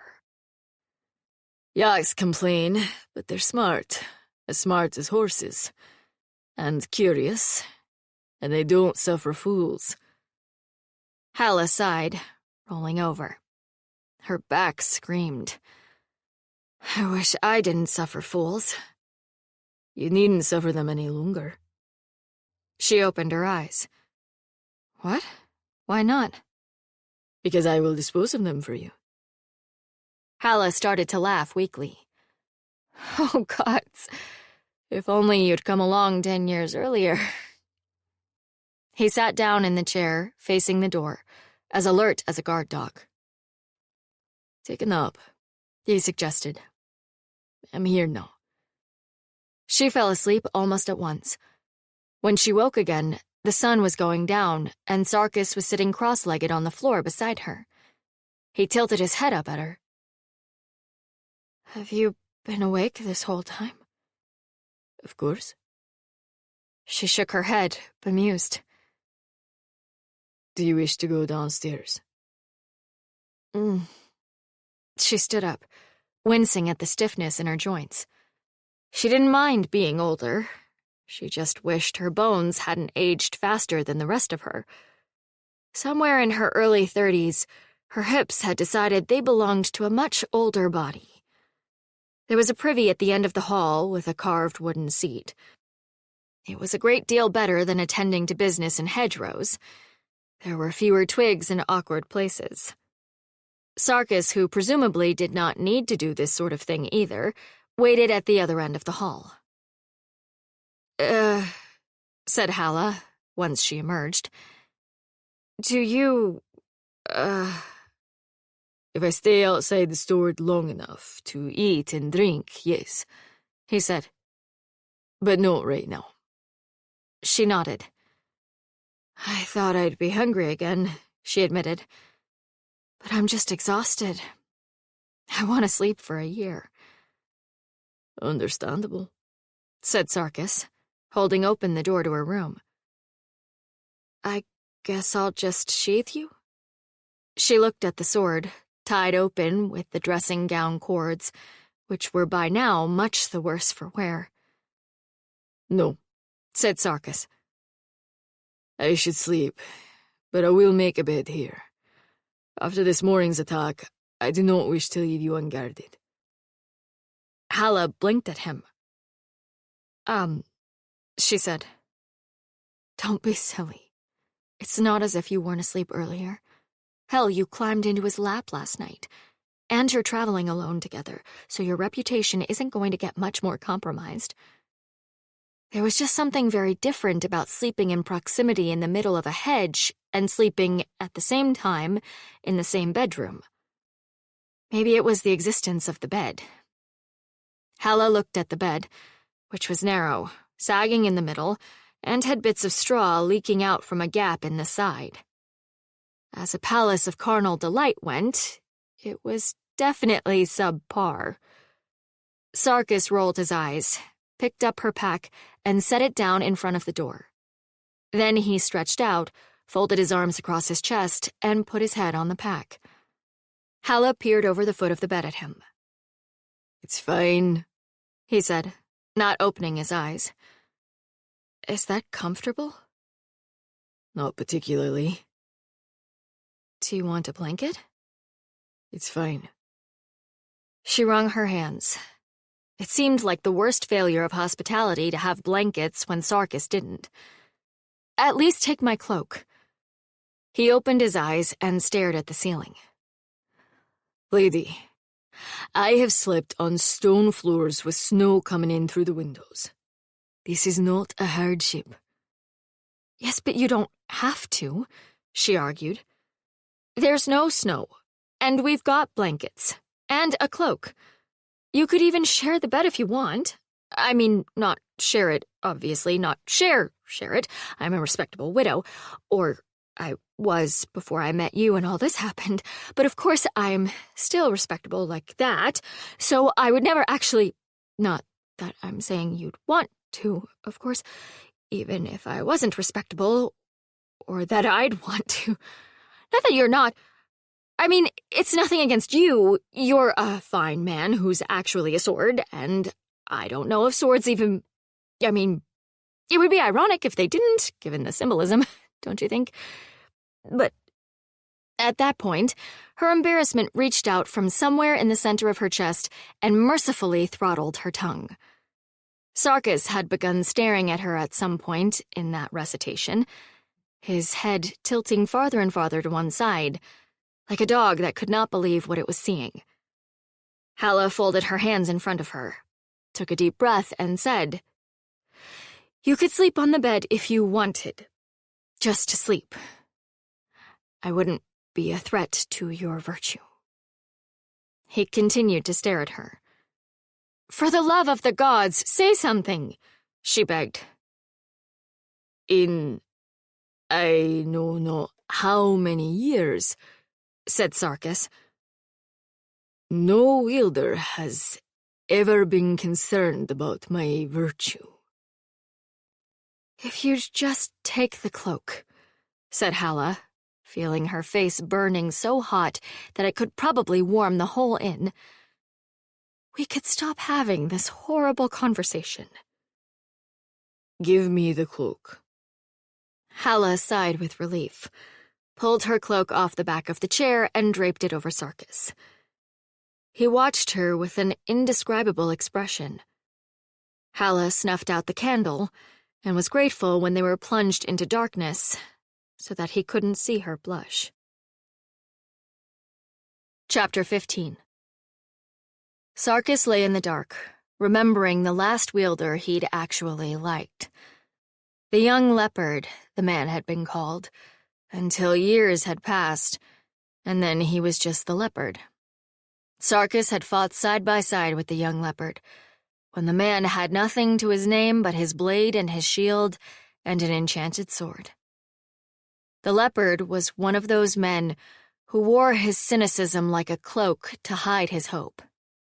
Sarkis had taken to him immediately. They'd carved out a place together, a little low valley with good pasture. He had been one of those rare wielders, like Halla, who had let Sarkis out of the sword for weeks at a time.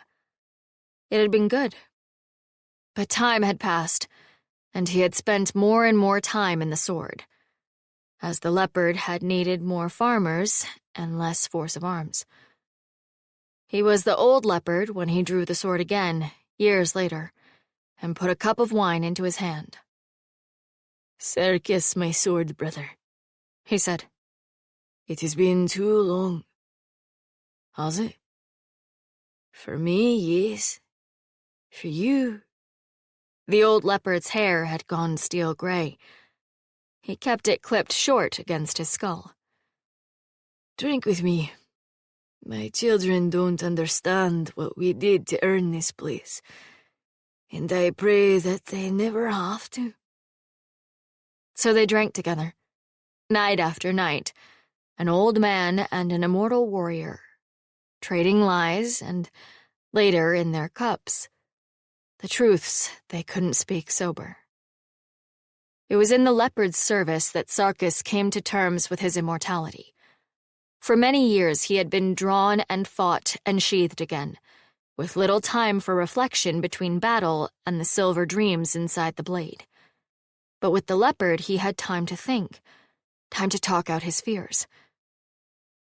"I fear I will live forever," he said once, not knowing if that was a cruel thing to say to an old man.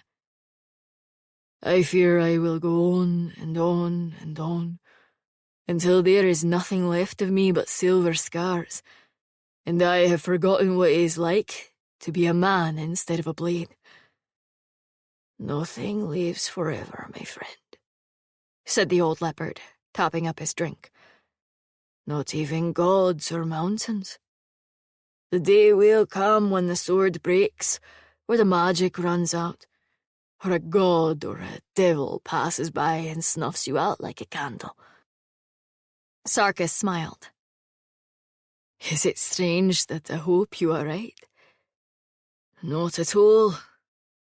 I am old, brother, and I will die this winter or the next. But I would not trade places with you. It is a hard thing to be dragged beyond your allotted years. For my sins, said Sarkis softly. There are few sins that should chase a man beyond death. I do not think yours qualify. Sarkis had taken comfort in that judgment. The leopard had been his friend, but he had also been a good man. Certainly a better one than Sarkis. Halla was nothing like the leopard. The man would have died laughing at her babbling about his virtue.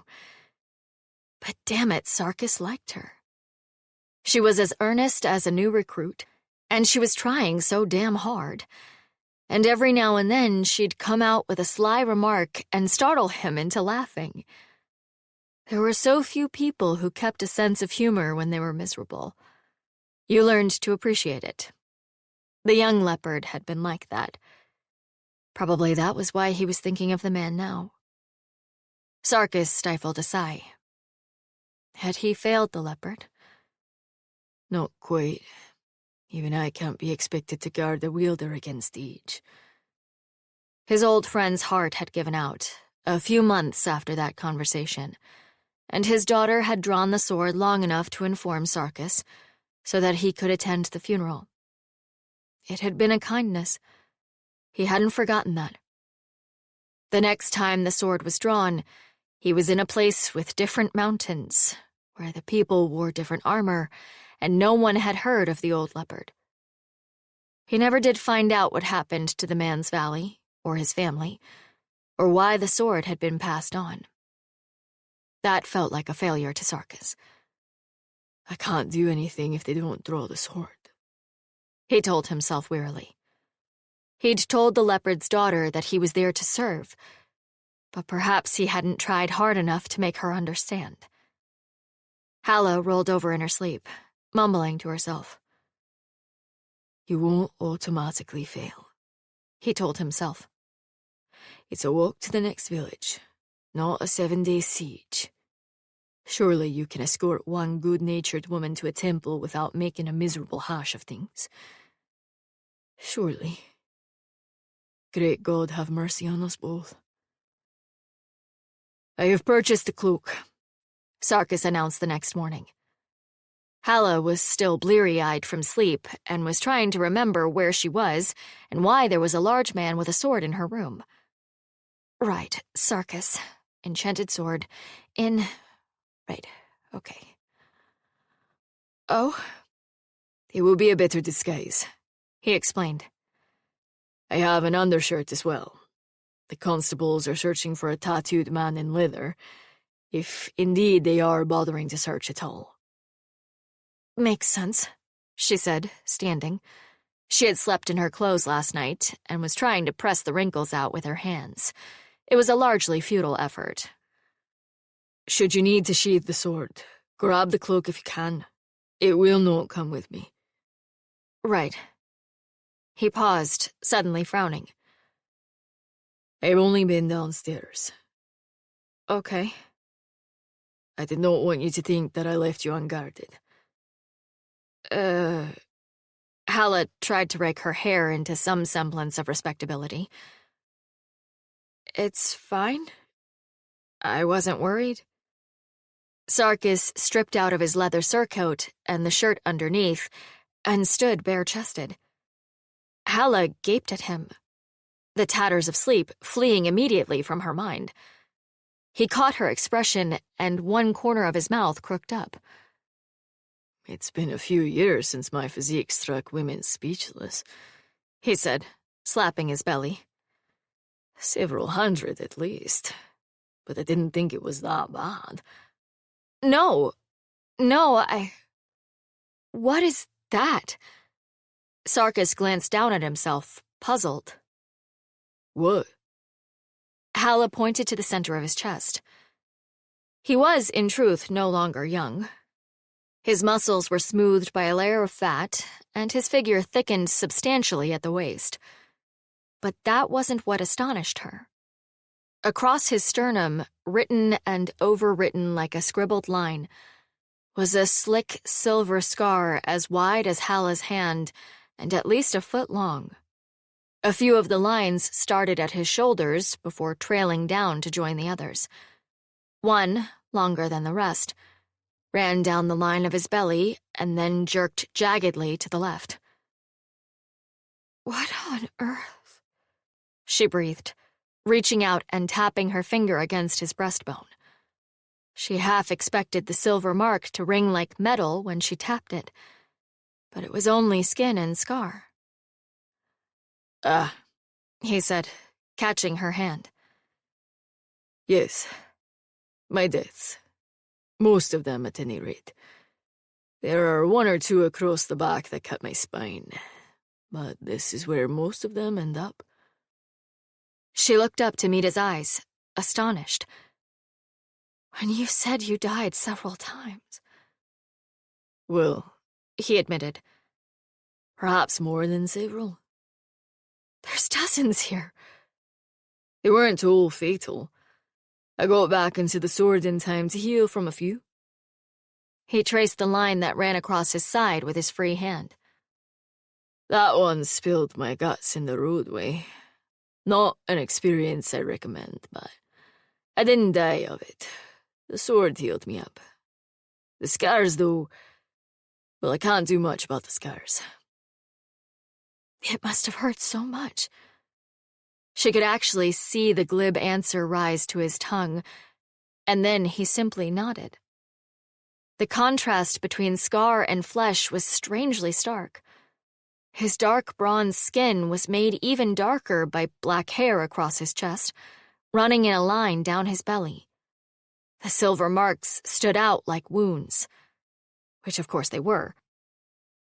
It occurred to Halla that she was standing with her hand pressed against a man's bare chest for the first time in many years. Had she ever touched her husband this way? Surely she must have, though not for long. He would not have enjoyed it. Sarkis's hand held hers flat against his chest. She could feel his heartbeat. He still had a heart then, pumping blood in the usual way, even if he bore the signs of dozens of mortal wounds. She swallowed and stepped back. He released her hand at once, as soon as she moved, and she told herself that was right and proper and correct, and there was no reason to feel disappointed. She absolutely did not have any desire to keep moving her hand across his chest and feel the texture change from skin to scar and back again, or to move it downward, following the line of hair to... Well, regardless, she had no desire to. None whatsoever. Sarkis pulled on the undershirt and rolled it down over his arms, then shrugged into the surcoat and his cloak. Halla pretended that she wasn't watching. She hefted her pack over her shoulder.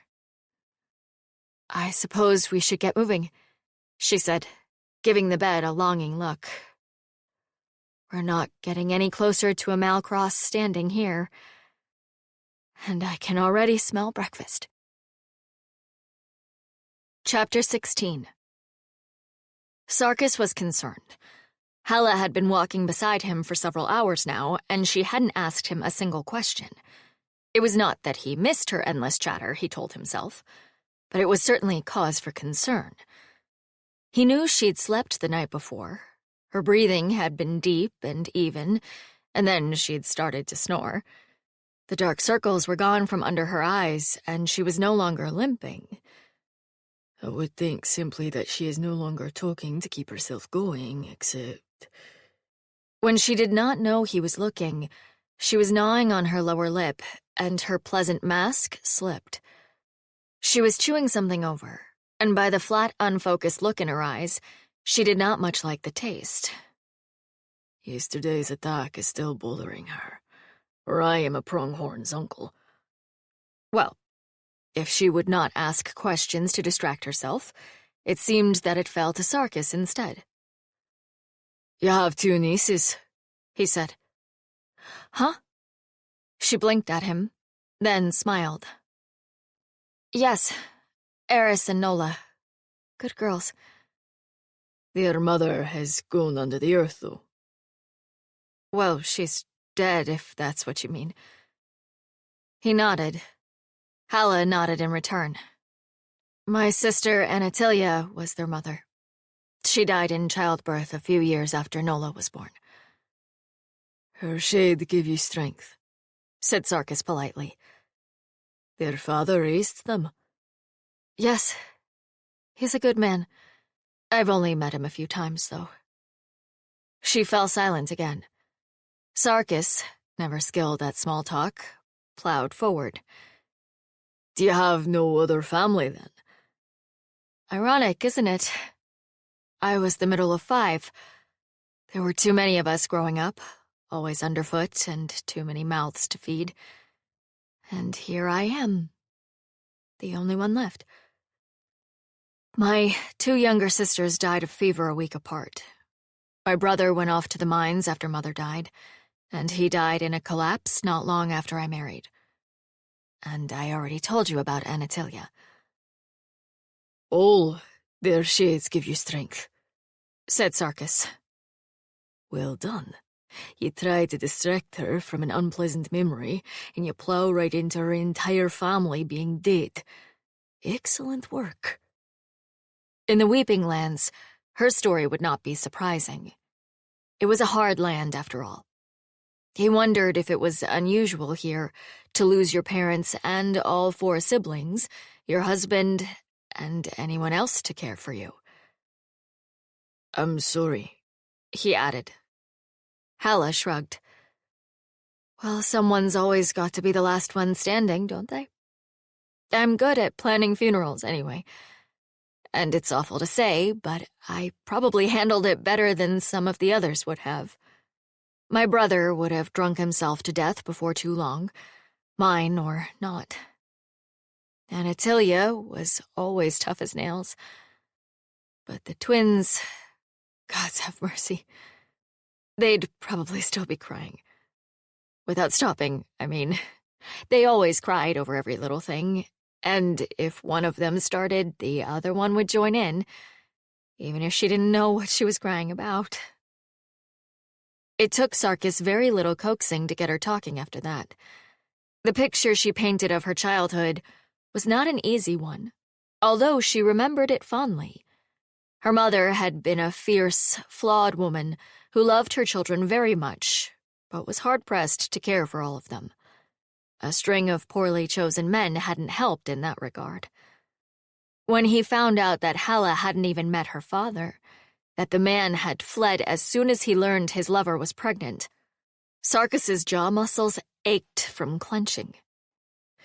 In the Weeping Lands, he would have been hunted down by her relatives for such a slight, he said. And his steading made to pay reparations. Well, she didn't have any relatives to do the hunting, said Halla practically. I mean, she had 2 children at that point. But you don't put a 5-year-old on a horse and tell her to go bring a man back, dead or alive. Or do they do that in the Weeping Lands, too? We try to wait until the child is at least 6 for that, said Sarkis, deadpan. You... Oh! She swatted his arms. Gods, for a minute there. He ducked his head, pleased to have steered the conversation away from dangerous ground. They went on in silence for a little while after that. Sarkis watched an ox cart approach, but it rumbled past with only a polite nod from the driver. Out of a Malcross, said Halla. We're getting close. It was only a few minutes later that Sarkis heard hoofbeats on the road, and did not like the sound of them. It sounded like 2 horses moving at a gallop. The horses were obviously being poorly used. Their hooves weren't hitting the ground evenly. There was a trace of a stumble, and he thought one might even be limping. And, of course, there were perfectly legitimate reasons why 2 riders should be galloping hard down a small rural road. But by this point, Sarkis had already thrown Halla into the ditch and leapt in after her, throwing the ragged cloak over them both. Ow, mumbled Halla from somewhere under his right elbow. Sarkis cocked his head, waiting. Surely there was no reason for the riders to be looking for anyone in the ditches. Surely the constables of Halla's town would not still be riding hell for leather so many days after the fact. The hoofbeats slowed, then stopped. Sarkis heard the jingle of tack as a rider dismounted. Great Gold's Hills. You there! Why are you hiding in a ditch? Here we go, said Halla under her breath. There was no point in pretending they weren't. Sarkis stood, helping Halla to her feet. The horses were indeed tired. They were blowing and panting, and one was favoring a hoof just a little. Sarkis had a strong desire to yell at the riders for mistreating their beasts. The riders were odd. One wore light armor, rather like Sarkis, and had a fierce scowl. Again, probably rather like Sarkis. The other, the one who had dismounted, was a lean man with close-cropped hair. He wore rich, dark blue, almost indigo, with an odd silver symbol across his chest, a teardrop shape that seemed to fan out at the top into tendrils. "Priests of the Hanged Mother," said Halla softly. Sarkis would have muttered something about decadent southern gods, but it didn't seem like the right time. The priest narrowed his eyes. He did not look pleased. Well, what are you doing? Why would you hide from a priest? Sarkis opened his mouth to say something. He wasn't sure what, but Halla elbowed him in the ribs and stepped forward. "We are very sorry, Your Grace," she said. "We didn't realize that you were of the Mother. We were attacked by bandits yesterday along this road, you see, and when we heard the horses..." She shrugged, looking sheepish. "I'm afraid my nerves are still unsettled. I thought someone was coming to attack me." The priest's eyes narrowed even farther, turning into chilly slits. Bandits? "I don't know that they were organized bandits," said Halla. "A man and a woman, and they seemed a bit desperate. My husband stood them off." Sarkis was faintly surprised at his sudden promotion to husband. He hoped the priest didn't notice the very slight pause when Halla spoke. "Obviously, if we'd known you were priests of the Mother, we wouldn't have hidden," Halla continued. "I mean, you can't really hide from the Mother, can you? And everyone knows the good work that you do, rooting out evil. Which, incidentally, if you wanted to root some out, those bandits could probably stand to be..." "The Mother does not concern herself with petty criminals." "Yes, of course," said Halla, immediately casting her eyes to the roadway. "I'm sorry. I'm not presuming to tell you the Mother's business, of course. But that's why we were hiding? It's my nerves. It runs in the family, you see. Mother's nerves were... Not the Mother, I mean my mother. I mean, not that the Mother isn't everyone's mother, obviously." The armored man made a swift ritual gesture at that, and the priest followed suit, looking faintly annoyed. "But my mother, the human one, she had terrible nerves.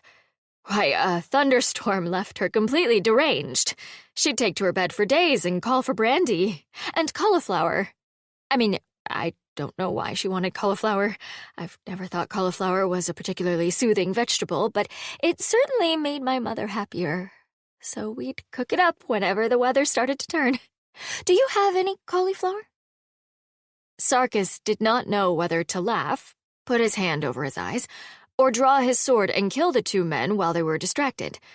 He was fairly certain he could get the priest, but the mounted guard might be more difficult. The man had a sword and a horse. There were solutions to both, of course, but Sarkis hated killing horses. There was even a chance the man might run off down the roadway for help, and then they'd be right back to hiding in ditches. He wasn't sure if Halla was diffusing the situation or making it worse, but she had her hand tucked in his elbow and was digging her nails into his forearm, so he let her go on and didn't try to break in. Why would priests of the Mother carry cauliflower? Asked the priest, sounding exasperated. Well, you never know your luck.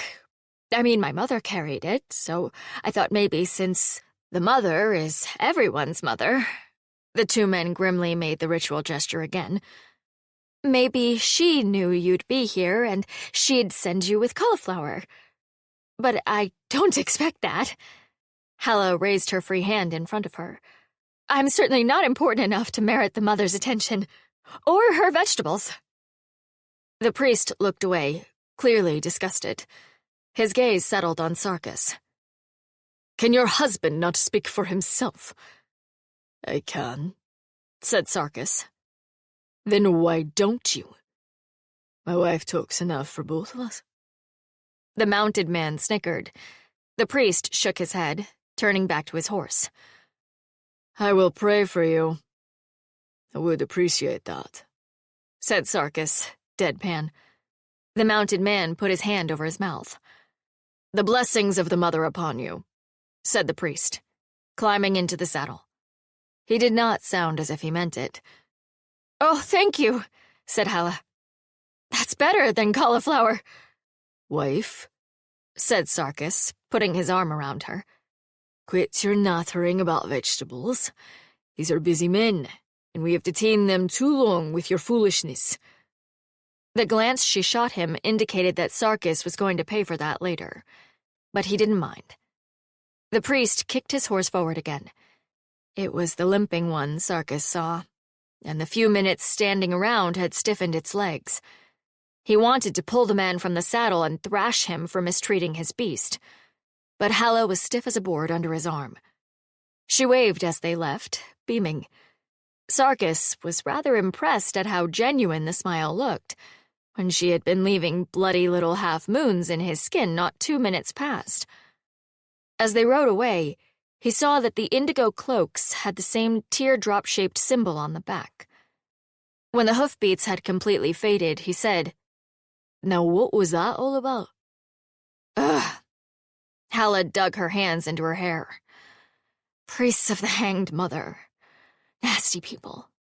There didn't used to be many of them until about 5 years ago. After the Clocktar War, you know? I don't. Gah! Halla shook her head. I forget, sorry. Okay, so some artificers in Anuket City dug up this army of monsters, and then Anuket City decided to start sending them out to attack people. Arkenhold surrendered immediately. You couldn't not. I saw a column of them go by, and they'd have trampled us all flat and not even noticed. So then they went after the Dowager's city. Oh, don't worry about it. They all stopped working one day, went berserk, and smashed each other to pieces. For about a year after that, we had the occasional rogue Clocktar roaming around, but the paladins handled it. Anyway, the point is that Arkenhold had surrendered, right? All right, said Sarkis. Well, they sort of unsurrendered after the Clocktars stopped working, but no one was terribly happy with the Arken who surrendered in the first place, so he got deposed, and then the new Arken was chosen, and it turned out he really liked the Hanged Mother. So all of a sudden, this obscure little priesthood gets a lot of money and a lot of public power, and becomes effectively the state religion. Not that we have state religions, but if we did, it'd be that one. And I take it they are not well thought of, said Sarkis, who was pleased that he had followed the conversation this far. Oh, no. Nobody likes them. I mean, they like themselves, presumably, but nobody else does. Nasty bunch. Their goddess hung herself with her own hair. Why? I don't know. God reasons, I guess. Anyway, they like to root out people they think are heretics or witches and torture them into confessing. Then they burn them. They didn't used to be able to get away with it so much, but now that the Arken looks favorably on the motherhood, she shrugged. You never mentioned them before. She gave him a wry look. It didn't really come up. I wasn't going to ask them for help, was I? Have I mentioned that your entire country should be put to the torch? Frequently. Consider it mentioned again. What was all that about cauliflower? Oh, that. Hardly anybody kills stupid women, said Halla, starting down the road. They kick us out of the way. They smack us occasionally, but nobody thinks we're a threat. You're not stupid, said Sarkis, remembering that she'd said something similar a few days ago. At the time, he had disagreed with her mostly out of courtesy, but he was beginning to suspect that Halla was in some ways much sharper than he had realized.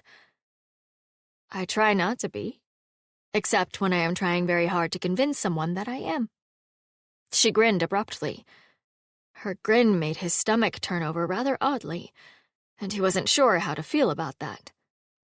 Sarkis suddenly remembered her babbling about dragons when they had first met. A suspicion woke in the back of his mind.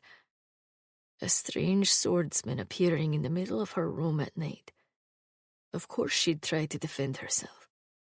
However idiosyncratic that defense might be. He eyed the back of her head thoughtfully. Halla, meanwhile, was scrambling out of the ditch and onto the road. Not too much farther now. Let's go slowly, though.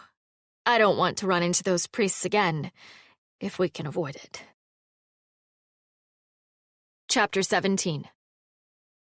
Tell me about your wife, said Halla an hour later.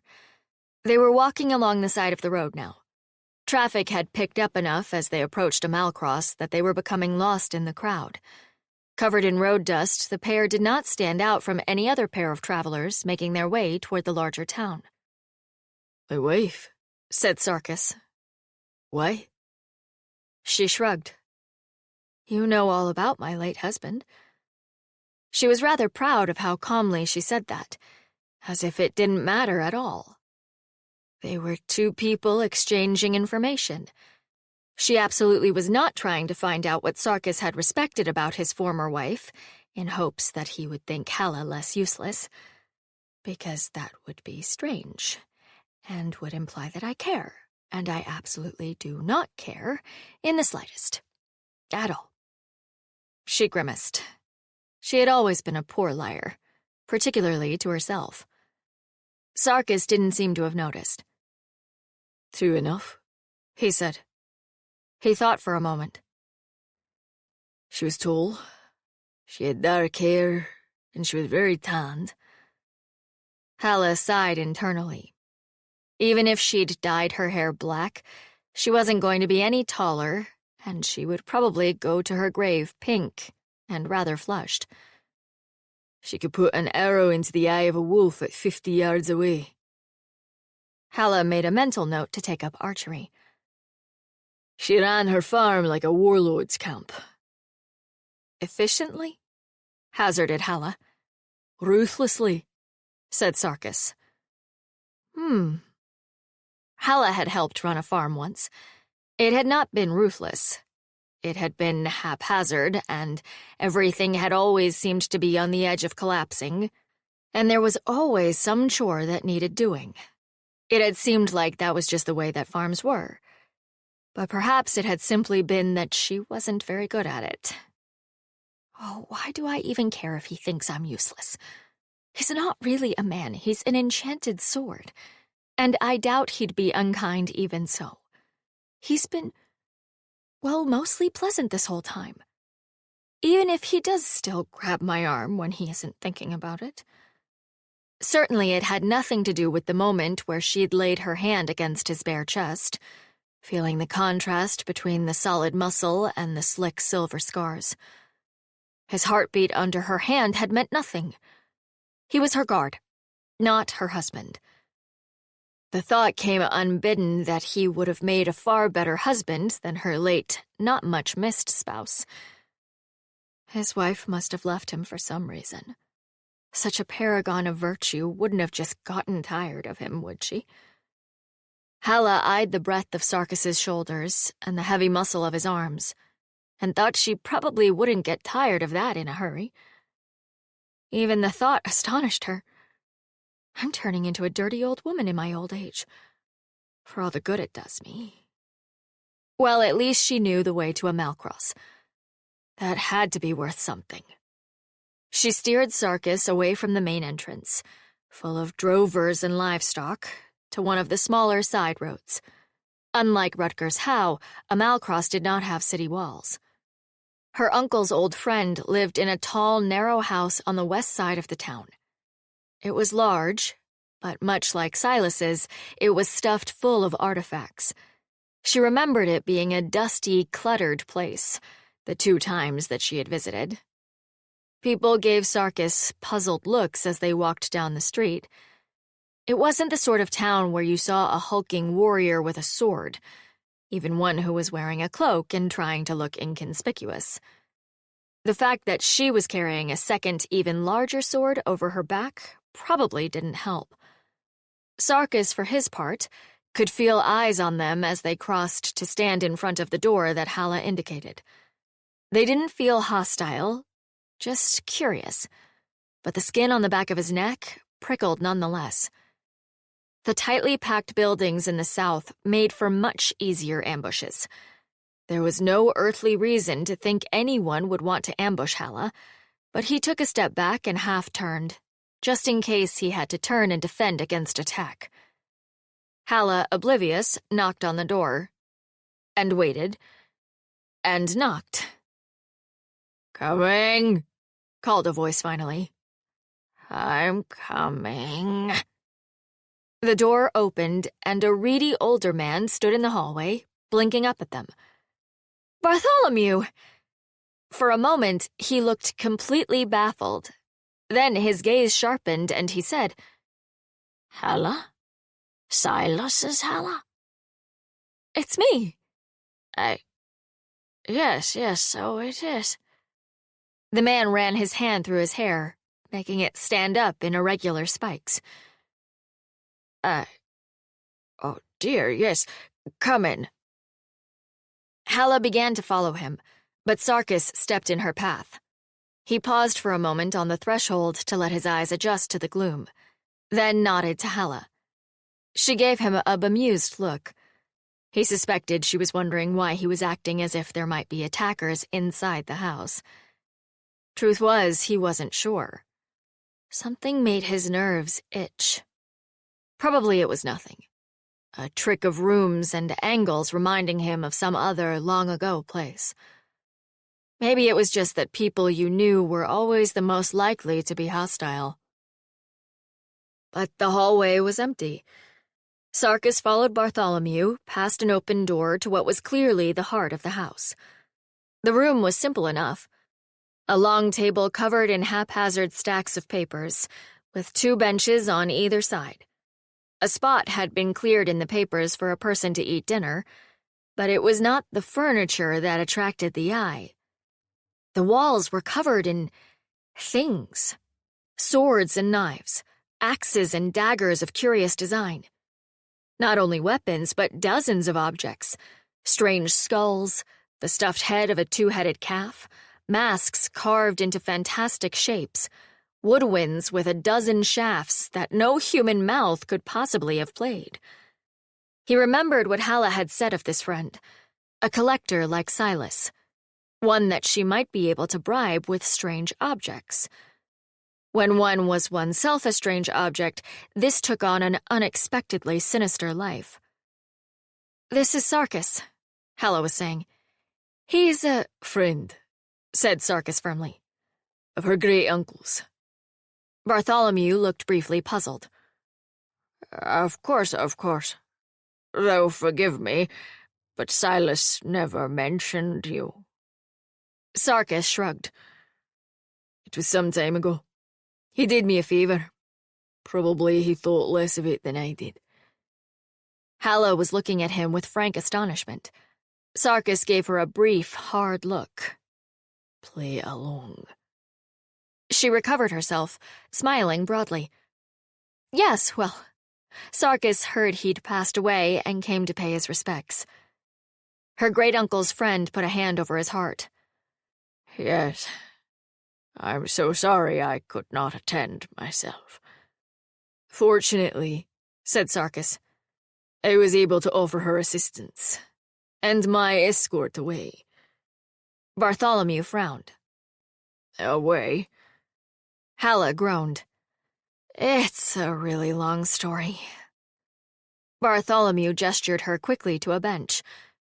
Forgive me, please sit. He called, and a servant girl came out of the kitchen.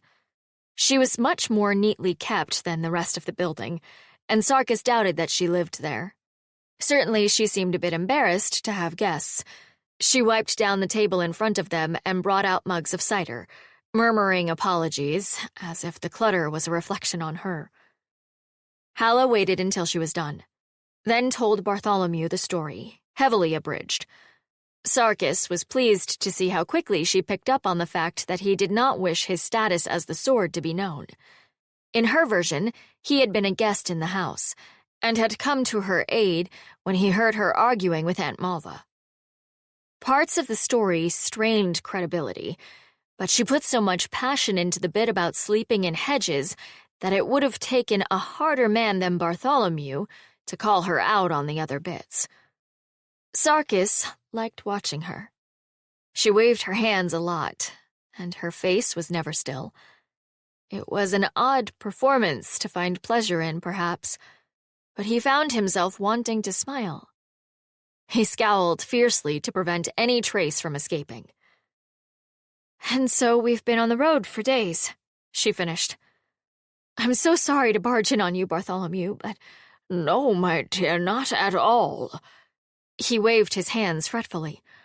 "Of course not. You're entirely welcome. But how may I help you?" He blanched suddenly.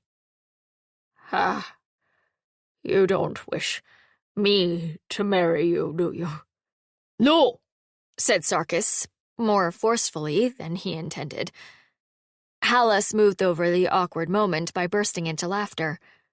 "Oh, dear, no, no. That's very sweet of you, but no." Their host looked relieved. "Not that you're not a fine girl, my dear, but, well, I am rather set in my ways, and—" She giggled. "It's all right. No, I just hoped we could stay with you for a day or two. We were on our way to Arkenhold and the Temple of the White Rat. I'm hoping that they can help me to get my inheritance." "Oh, an excellent thought. Some fine legal minds at the temple." Bartholomew nodded. "Not that there should be a problem, of course. Oh, dear. What was Silas thinking?" "If you don't know, I'm sure I don't." She propped her chin up on her hand. "Weren't you one of the witnesses to his will?" "Was I?" He thought for a moment. "Oh, yes, I suppose I was. But I didn't read it. It would have been rude, wouldn't it? Like I was asking for something." Sarkis, who had negotiated mercenary contracts with kings, did not scream, "Always read before you sign," and shake anyone by the neck. He was rather proud of that. "And you had no idea?" "Not the least in the world," said Halla. "I suppose I thought he'd leave me a few coins. Honestly, I was going to offer to stay on as the housekeeper to whoever he did leave the house to." "Oh, He stared into his cider as if he had forgotten what it was. Was there some reason you don't want to marry Alver? It seems like it would solve many of your problems, my dear." Sarkis had a strong urge to growl like a watchdog and restrained himself. "It wouldn't solve the problem of Alver," said Halla, "or of Alver's mother." "Oh, that, yes." Bartholomew deflated a bit. They drank the cider. After a moment, Bartholomew seemed to remember that they had asked to stay with him. He called to the servant girl and asked her to clean out 2 guest rooms. one is sufficient," said Sarkis. And when Bartholomew started to look scandalized, I will guard her door. I do not require a bed. Sarkis, I don't think we're going to get attacked in Bartholomew's house. Then I will get a good night's sleep. Said Bartholomew. Sarkis put his arms on the table, crossed at the wrist. He was aware that his biceps were thicker around than the man's neck. It was not a threatening gesture precisely, but Bartholomew's throat bobbed up and down as he swallowed. Halla gave him a look that said she was quite aware what he was doing. Is this really necessary? I am sworn to guard you. And then, somewhat perfunctorily, Lady. Yes, said Bartholomew. Right. One, room. If you could get him a pallet for the floor, I'd appreciate it, said Halla, apparently giving up on persuading him otherwise. Otherwise, I feel guilty. Yes, that's fine. The man's eyes darted around the room, seeking a change of subject, and finally settled on Halla. You've got a sword. Is that the one I traded to Silas years ago? I don't know, said Halla. It was on the wall of my room. Sarkis, thought I should carry a weapon since I was traveling, and it was the only one I could find. Yes. You've tied it rather oddly, though. I don't think those cords are original to the piece. No, it, Sticks in the scabbard, rumbled Sarkis. This makes it an easier draw. Oh, does it? Asked Bartholomew vaguely. I don't think I ever drew it. Part of a mixed lot of weapons, not terribly valuable. He traded me quite a nice storm pipe for it, though. Sarkis tried not to take offense at being called not terribly valuable. It's been quite useful, said Halla, with such studied innocence that Sarkis had to stifle his laugh behind a cough. The maid returned a few minutes later to announce that a room had been cleaned. Sarkis, intending to continue as he started, insisted on entering it first, hand on his sword hilt. Now you're just hamming it up, muttered Halla under her breath. There could be assassins. I don't know how they'd fit. His lips twitched. The room was indeed very small. Or more accurately, it was a large room so filled with junk that the livable area was not much larger than the room they had rented in the inn the night before. A wardrobe loomed ominously over the bed, and while presumably there was a window somewhere, it was lost behind stacks of books and folded fabrics. This is worse than my room at home. I'm sorry, miss, said the maid, wringing her hands. There's fresh blankets on the bed, but the room... I'm not really allowed to touch anything, miss, except to move what was on the bed. It's all right. Halla put a sympathetic hand on the maid's shoulder. My great-uncle was just the same way. We all had to work around his latest treasures. It was terrible when company came over.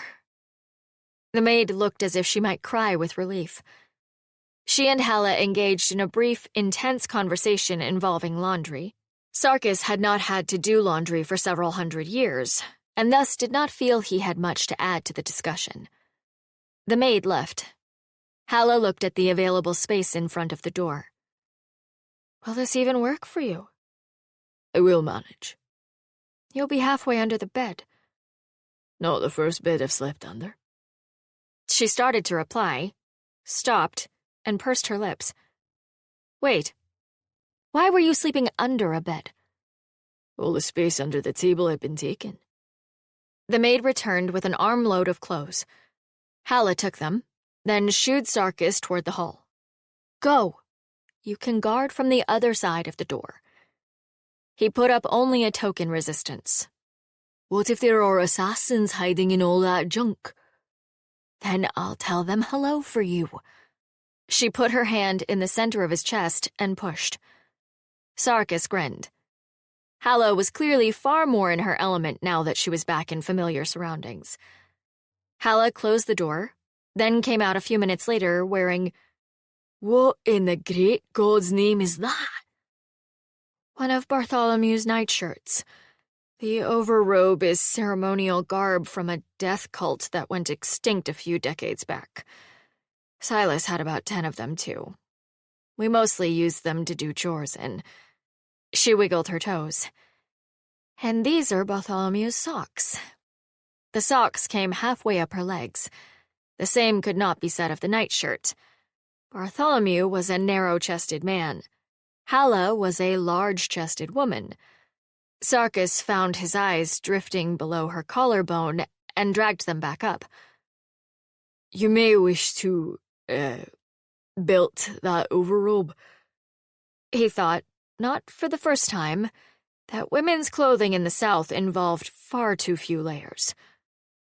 "Sarkis, you're a magic sword, and he's old enough to be my father. This isn't church. No one cares." "Yes, but it's cold in here." "What does that have to do with— Oh, damn!" She yanked the overrobe more tightly around herself. Sarkis bit his lower lip to distract himself from the sight of her nipples, which had been far too visible under the thin fabric. He had a strong urge to drag his thumbs across them, feel them get even harder against his palms. And then, perhaps— Why am I thinking these things? I haven't noticed a woman's body like this since they put me in the sword. In fairness, his wielders tended to draw him only when they were in some kind of danger. It had been a long time since he had simply walked and talked, eaten and slept like a normal man. Perhaps it was no surprise that a normal man's appetites would start to return to him as well. Or perhaps it was simply that there was another man about, even a meek older one, and he was jealous. That cannot be it. I would have to be completely lost to reason to be jealous of Bartholomew, and she is not mine to be jealous of in any event. I am her servant, not her lover. He could be both, whispered the little voice in his head. She's a widow, not a maiden. Widows tend to know what they want. Sarkis recognized the voice of temptation and squelched it firmly. He'd dallied with a widow or two in his time, and they'd both gone away happier for the experience. But they'd been very different women than Halla. Those had been mutual seductions, full of warm glances and lingering touches, flirtations conducted to see if both parties were interested, and if so, taken to the logical conclusion. He had only to remember Halla's offer to share the bed with him last night, to know that Halla was not an experienced seductress. Her face had blazed so red that it was probably visible clear back in Rutger's How. Her face was turning red again as she cinched the overrobe tightly. Little embroidered skulls on the shoulders grinned at him. "Is this better?" "Much, I assure you." "I'm sorry I keep offending you with the sight of my—" She swallowed. "Well, you know." "I'm not offended, lady. Merely distracted." She turned even redder. Sarkis didn't know whether to feel smug or guilty about that. There is no honor in embarrassing an easily flustered woman. Control yourself. He did wonder how Halla had managed to be married for so long and still retain the ability to blush so fiercely. He also wondered how far down that blush went. Part of him would very much like to find out. Great God's teeth, what had come over him? Perhaps he needed to go roll in the snow, except that there was no snow here yet. A plunge in icy water? As it seems unlikely that Sir Bartholomew is keeping a frozen lake in his garden, perhaps not. Maybe that was why he hadn't felt this way on the road. He'd been too damn cold. Halla had been very warm in his arms the second night.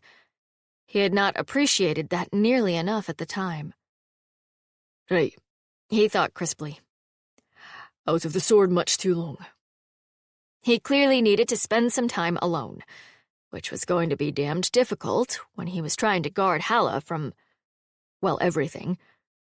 The maid came back down the hall. Sarkis turned to her and growled, "Is there a privy in this blasted place?"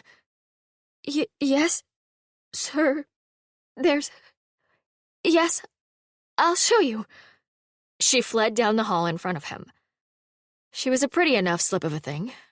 Sarkis made an effort to be attracted to her, just to see if it was specific to Halla or if he was suddenly hopelessly randy. It didn't work. She was much too young and nervous, and he mostly wanted to go hammer on her family's door and demand to know why they weren't feeding her enough, and then perhaps yell at Bartholomew for not hiring at least 5 more servants to help her deal with the clutter in the house. Well, at least I am not lost to all human decency. That's worth something, I suppose. The maid led him to the courtyard, pointed across the walk to the privy, and then fled. Sarkis pulled the door shut behind him, leaned against it, and finally let himself think all the thoughts he'd been keeping clamped down behind his teeth. The woman in his fantasy had white blonde hair and watercolored eyes, and excellent breasts. It didn't take long, but that was fine. Style doesn't really count when it's just you.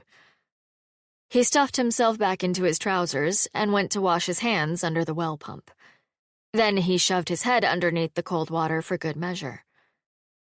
Hopefully that will keep me acting like a rational being for a few hours. He went back inside and found Halla in the kitchen. Bartholomew was wringing his hands. "I'm sorry," he said. "I didn't expect company, you see, and I haven't, well..." "Bartholomew, it's fine," said Halla soothingly. "I'll go to the market and get the makings of dinner." "Not dressed like that, you won't," growled Sarkis, immediately abandoning his resolution about rationality. Halla wheeled around and stared at him. "What are you, my mother?" "If you were my daughter, you'd be wearing more clothing." She narrowed her eyes. "I'll put on shoes." "You're wearing a nightshirt and the ceremonial robes of a death cult." "Yes, but the cult's extinct." He drew his eyebrows down in a fierce scowl. I'll send the girl," said Bartholomew, wringing his hands even harder. "It's no trouble. I just, I'm not sure what to send her for." "Leave that to me," said Halla. "I'll cook something. If you don't object to that, Sarkis." Sarkis inclined his head. "I have no objections." "Good. You can help me peel the potatoes while we wait then." If she expected him to balk at this chore, she was disappointed. By the time she had given the maid instructions on what to purchase and soothed Bartholomew's nerves, Sarkis had peeled more than half the potatoes. He knew she was annoyed with him. He was already annoyed with himself, so at least this made 2 of them. "I am not her lover. I am not her kinsman. I am certainly not her mother. I am being an ass." One of the grimmer realizations of Sarkis's youth had been the discovery that knowing you were being an ass did not actually stop you from continuing to be an ass. She can just sheathe the damn sword at any time, you know, and the great God knows what trouble she'll get into if she's afraid to draw it again for fear you'll growl at her. Stop bristling like a damned boar and apologize. "Well," she admitted, looking at the pile of potatoes, "you're good at that."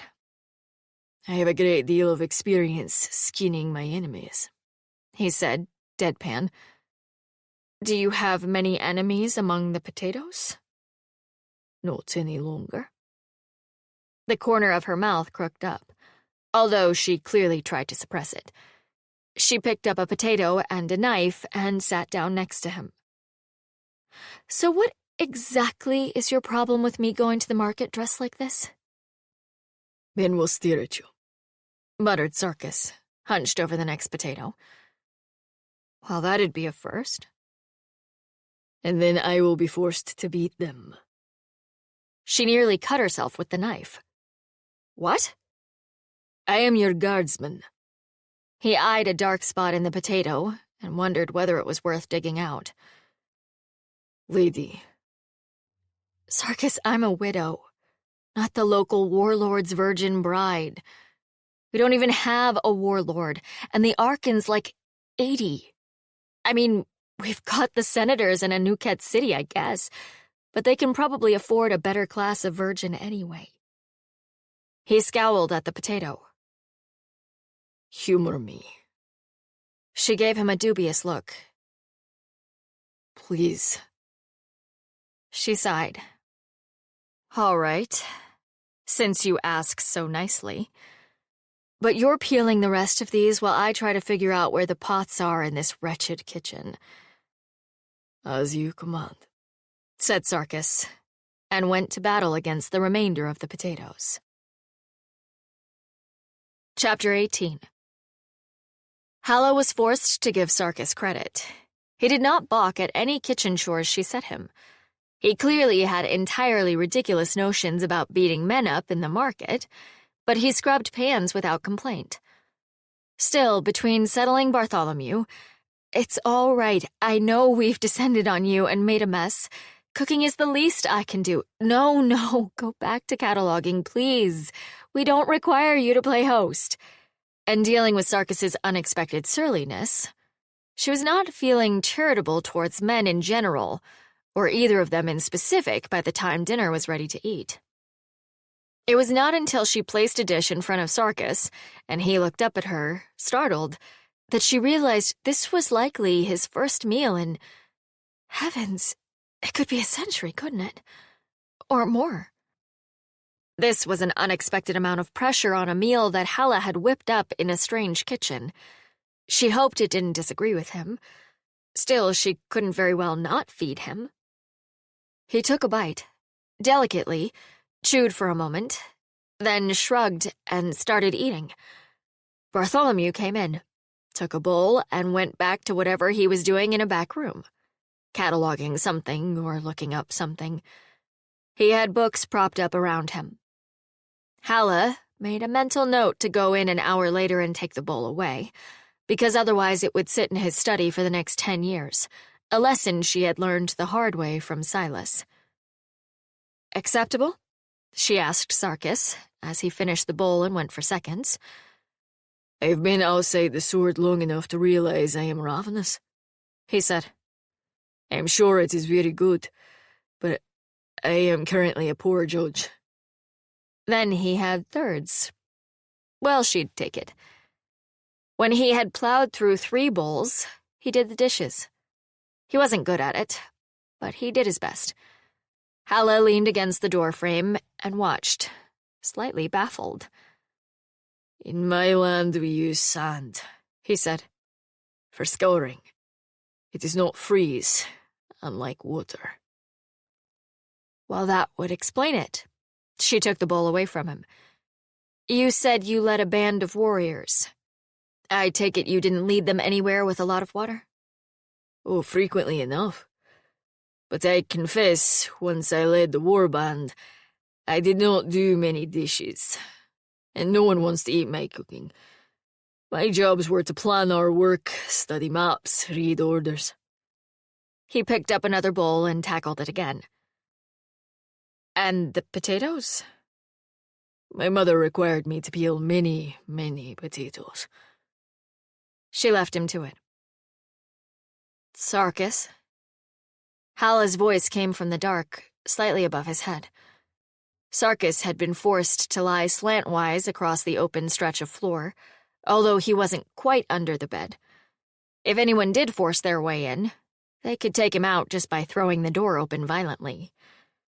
"But they'll break their legs trying to get past the... whatever that piece of furniture is there. Ornamental table thing." He had no idea what it was, but it had 5 legs and a stack of carved whalebone ships piled on top of it. A far larger concern was that Halla would try to get up in the night and step on him. "Sarkis, are you awake?" "Yes." Why don't you want Bartholomew to know about the sword? He collects rare antiquities. I am, by definition, a rare antiquity. Oh. You think he'd want to collect you? Sarkis shrugged, then remembered she couldn't see it. He might. But you're a person. A fact that stops surprisingly few people. He waited for Halla to leap to Bartholomew's defense, but instead she said, He and Silas could get very, focused, I guess. I know sometimes they didn't always acquire things completely legally. Sarkis could hear the frown in her voice.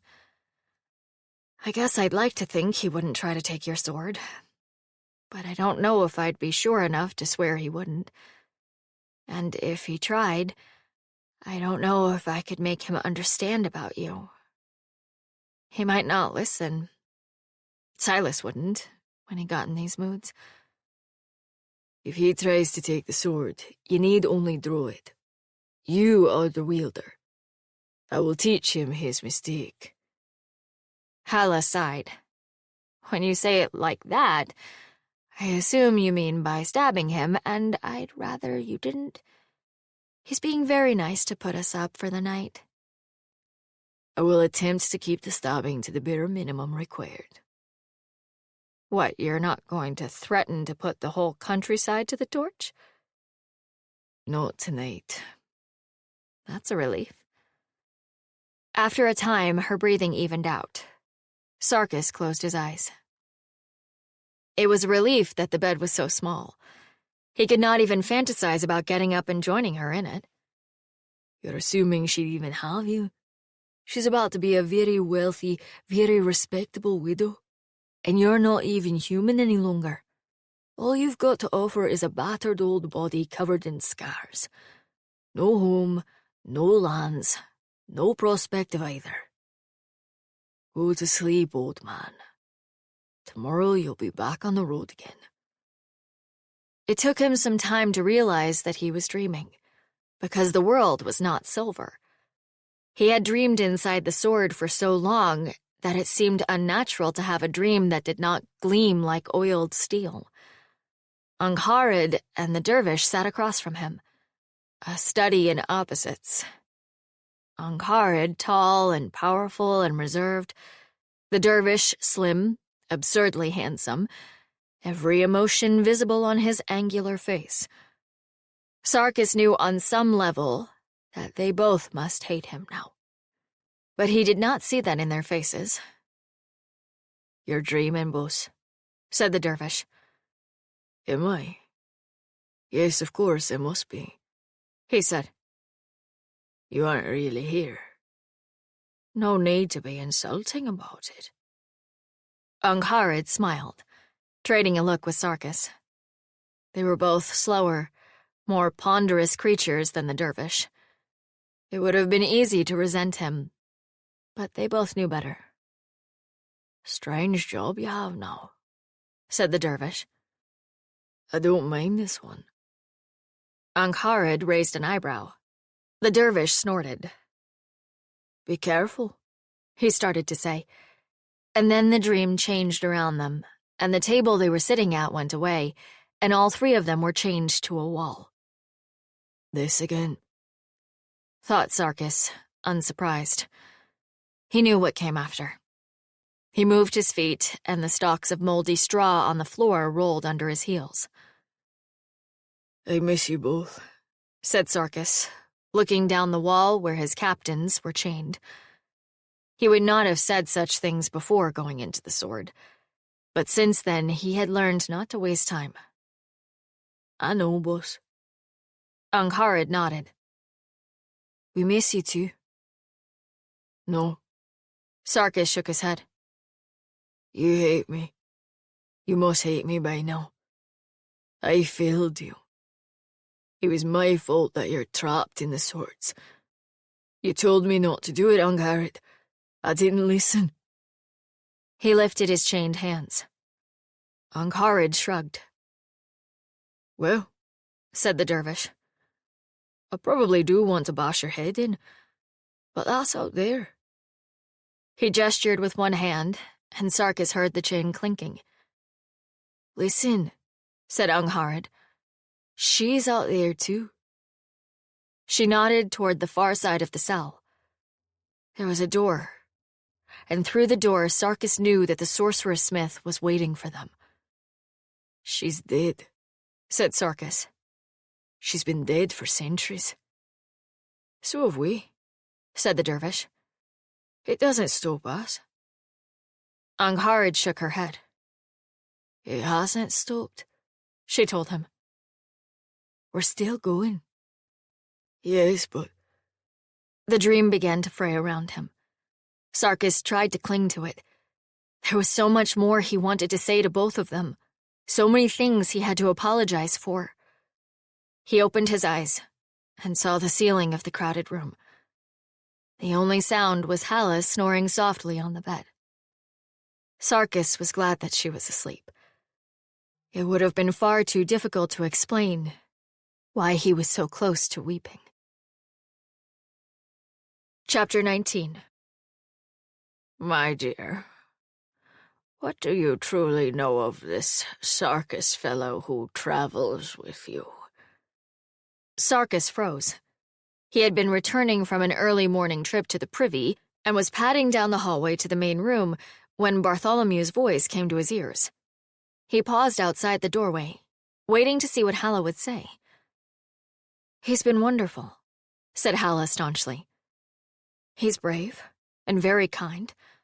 I mean, he mutters about burning our civilization down occasionally, but I don't think he means anything by it." Sarkis fought back a smile. "Yes, but—" Bartholomew coughed. Well, a man traveling alone with a woman, and not that I'm implying anything, my dear, but he should have considered how it looked for your reputation." "We were fleeing the house by night. Aunt Malva set her guardsmen on us to keep us from leaving. What should we have done? Knocked on doors until someone answered and agreed to be a chaperone?" "Well—" Sarkis couldn't see either of them, but he could picture Halla folding her arms and giving Bartholomew her "you are being rather dense" look. "Obviously, at the time it was impractical, but once you were well away from that woman, he should have given a thought to your reputation." "He did," said Halla. "He brought me here." "My dear, I care for you as the niece I never had, but bringing a respectable woman to the house of an unmarried bachelor, even one as old as I am, is hardly the most proper thing." "I'm a middle-aged widow, Bartholomew," said Halla.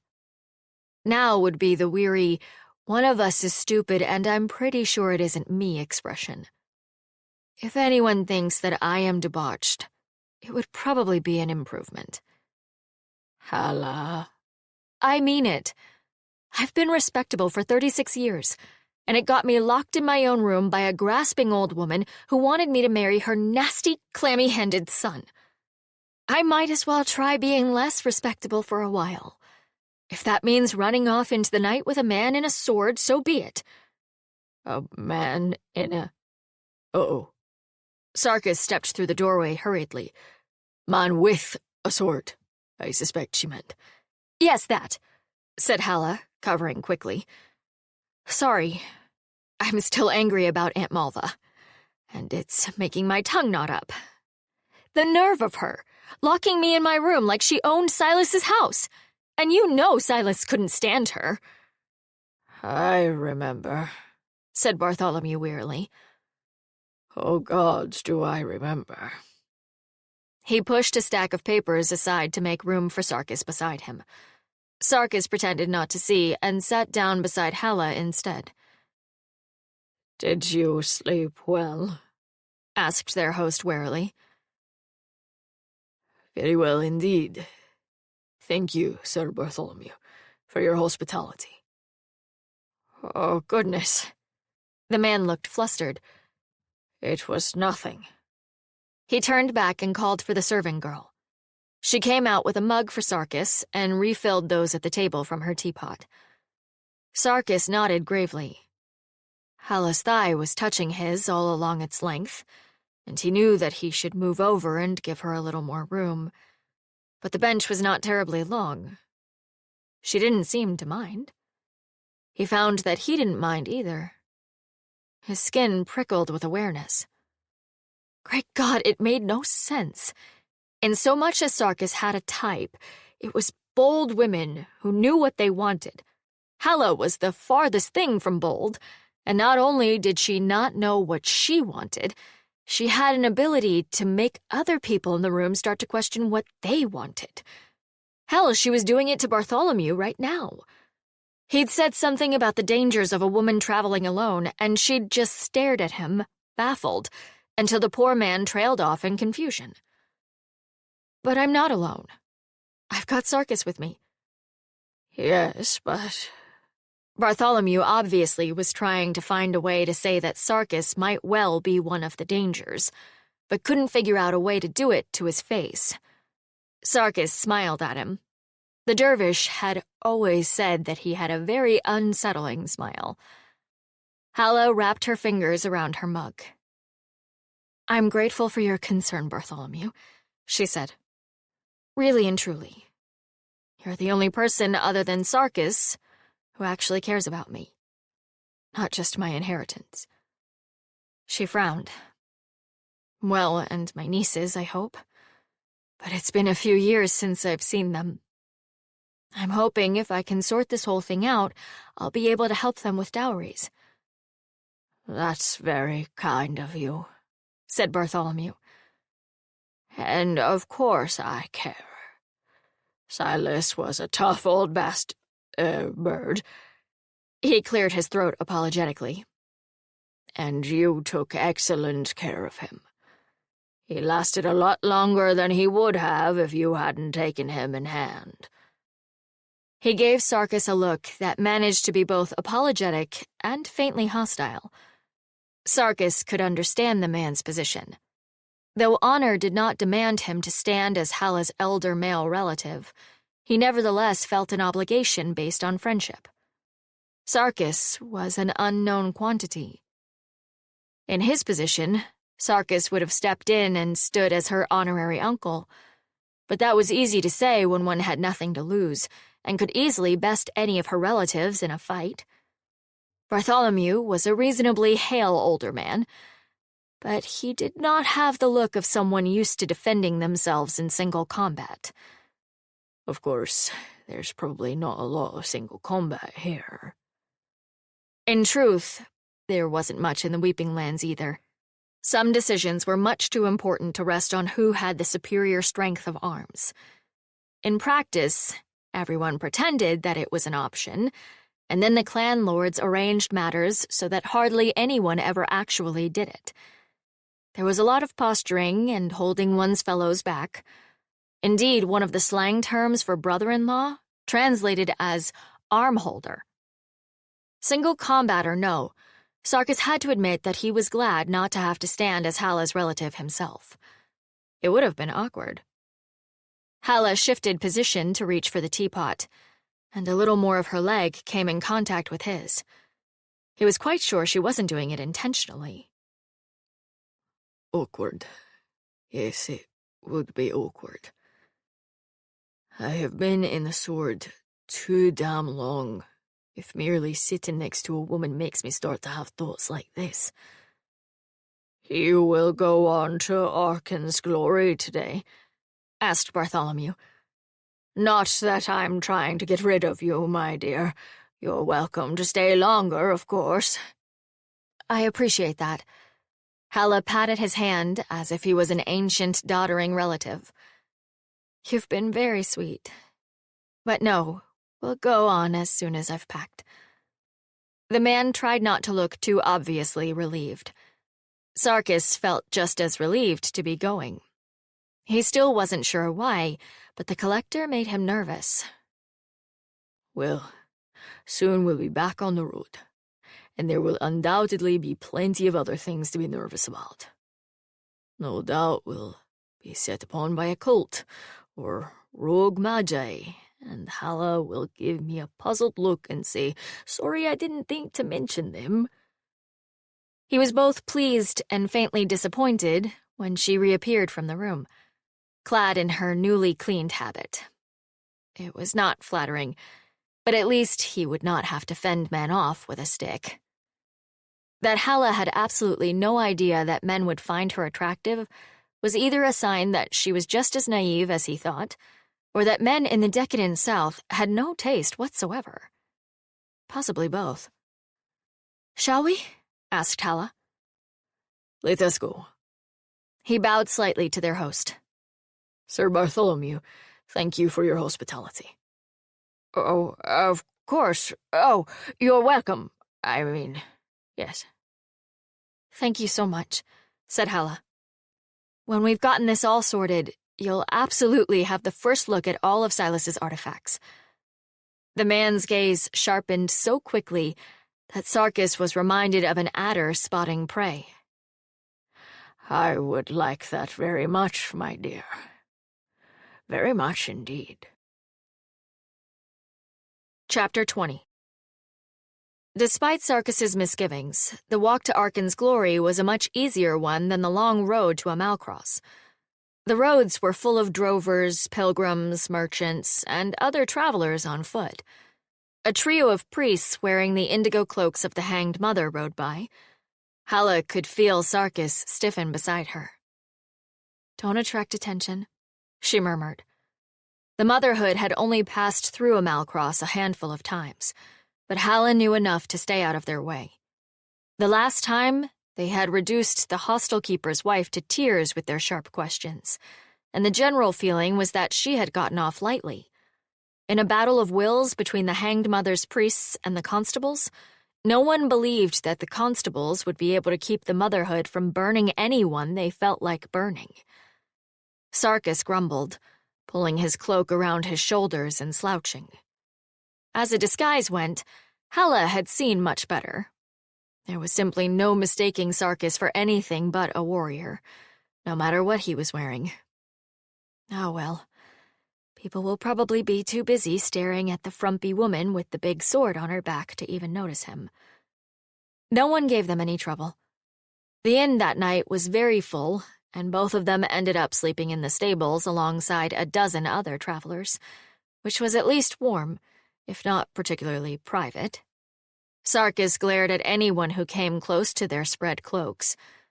Halla just tried not to die from being poked to death by little jabby bits of straw. The walls of the city were coming into view the next morning when Sarkis froze. "What is that?" Halla followed his gaze. There was a wall, a few people, a knoll on some business of its own. "What's what?" "The striped creature." "Oh, that's a knoll." "What is a knoll?" Halla wasn't sure how to explain. Gnolls were small, badger-like creatures that favored brightly colored clothing and did odd jobs in cities. They had shown up in a Nuket city and in Bayerns about 15 years ago, and hardly anyone noticed them anymore. There was even a small burrow of them in Rutgers Howe.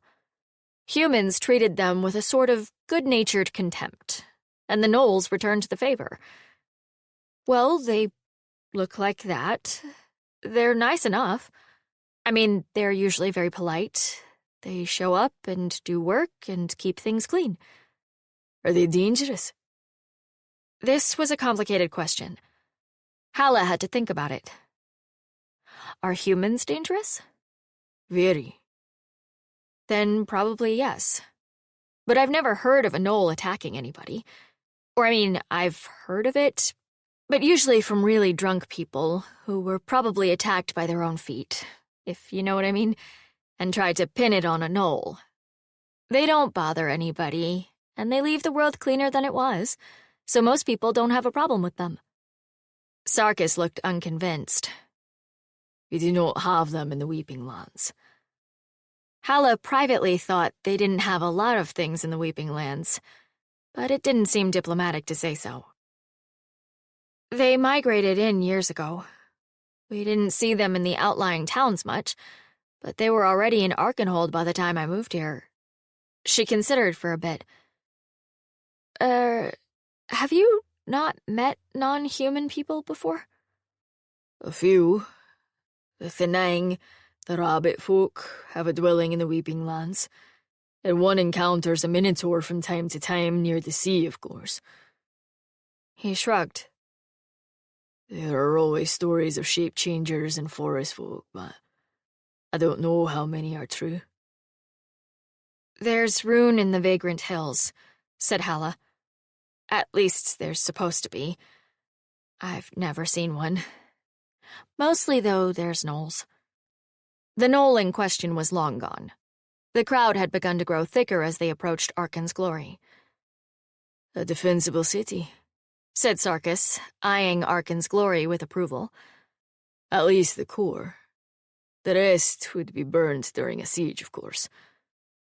Well, Arkenhold's right on Anuket's doorstep, said Halla, shrugging. They have to maintain their independence, or they'd get swallowed up.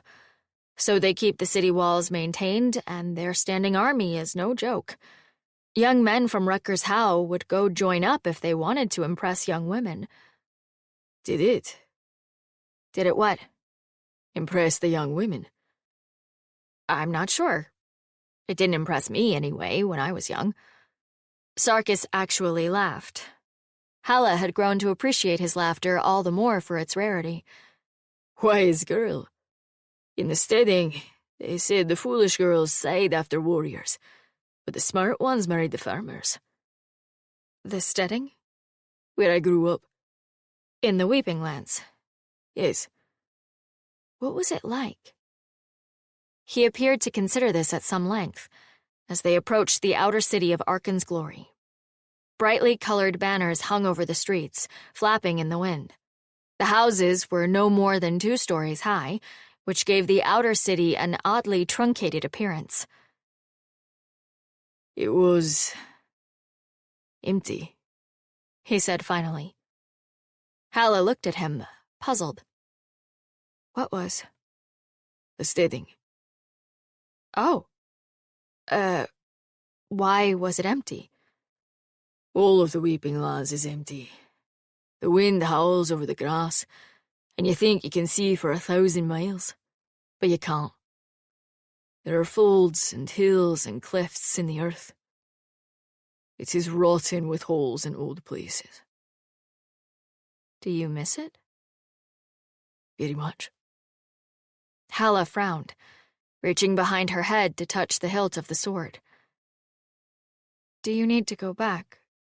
I mean, if you're homesick, you should definitely... I am not homesick. Oh. The road they were on split into a dozen streets. Despite the earliness of the hour, stalls were already being set up along the streets, and women carrying full water jugs streamed past. I'd be homesick, said Halla. That does not surprise me. Are you sure you don't want to go back? Sarkis stopped so abruptly that Halla continued a pace or 2 past him before she realized he'd stopped. Are you asking me to leave your service, lady? What? No. I mean, if you want to go, I'd miss you, but... He raised an eyebrow. You'd miss me? It didn't sound like a question, but Halla plowed ahead anyway. Yes. I mean, you're very, there. She waved her hands in the general outline of his body. Very there. I'd notice if you weren't there. They paused in a large stone courtyard with a well. A pump stood to one side, with a tin cup on a chain beside it. Sarkis filled the cup and handed it to Halla before drinking himself. I will not go back to the Weeping Lands, he said. As long as I do not. And in my heart they are all still there. Still alive. Unchanged.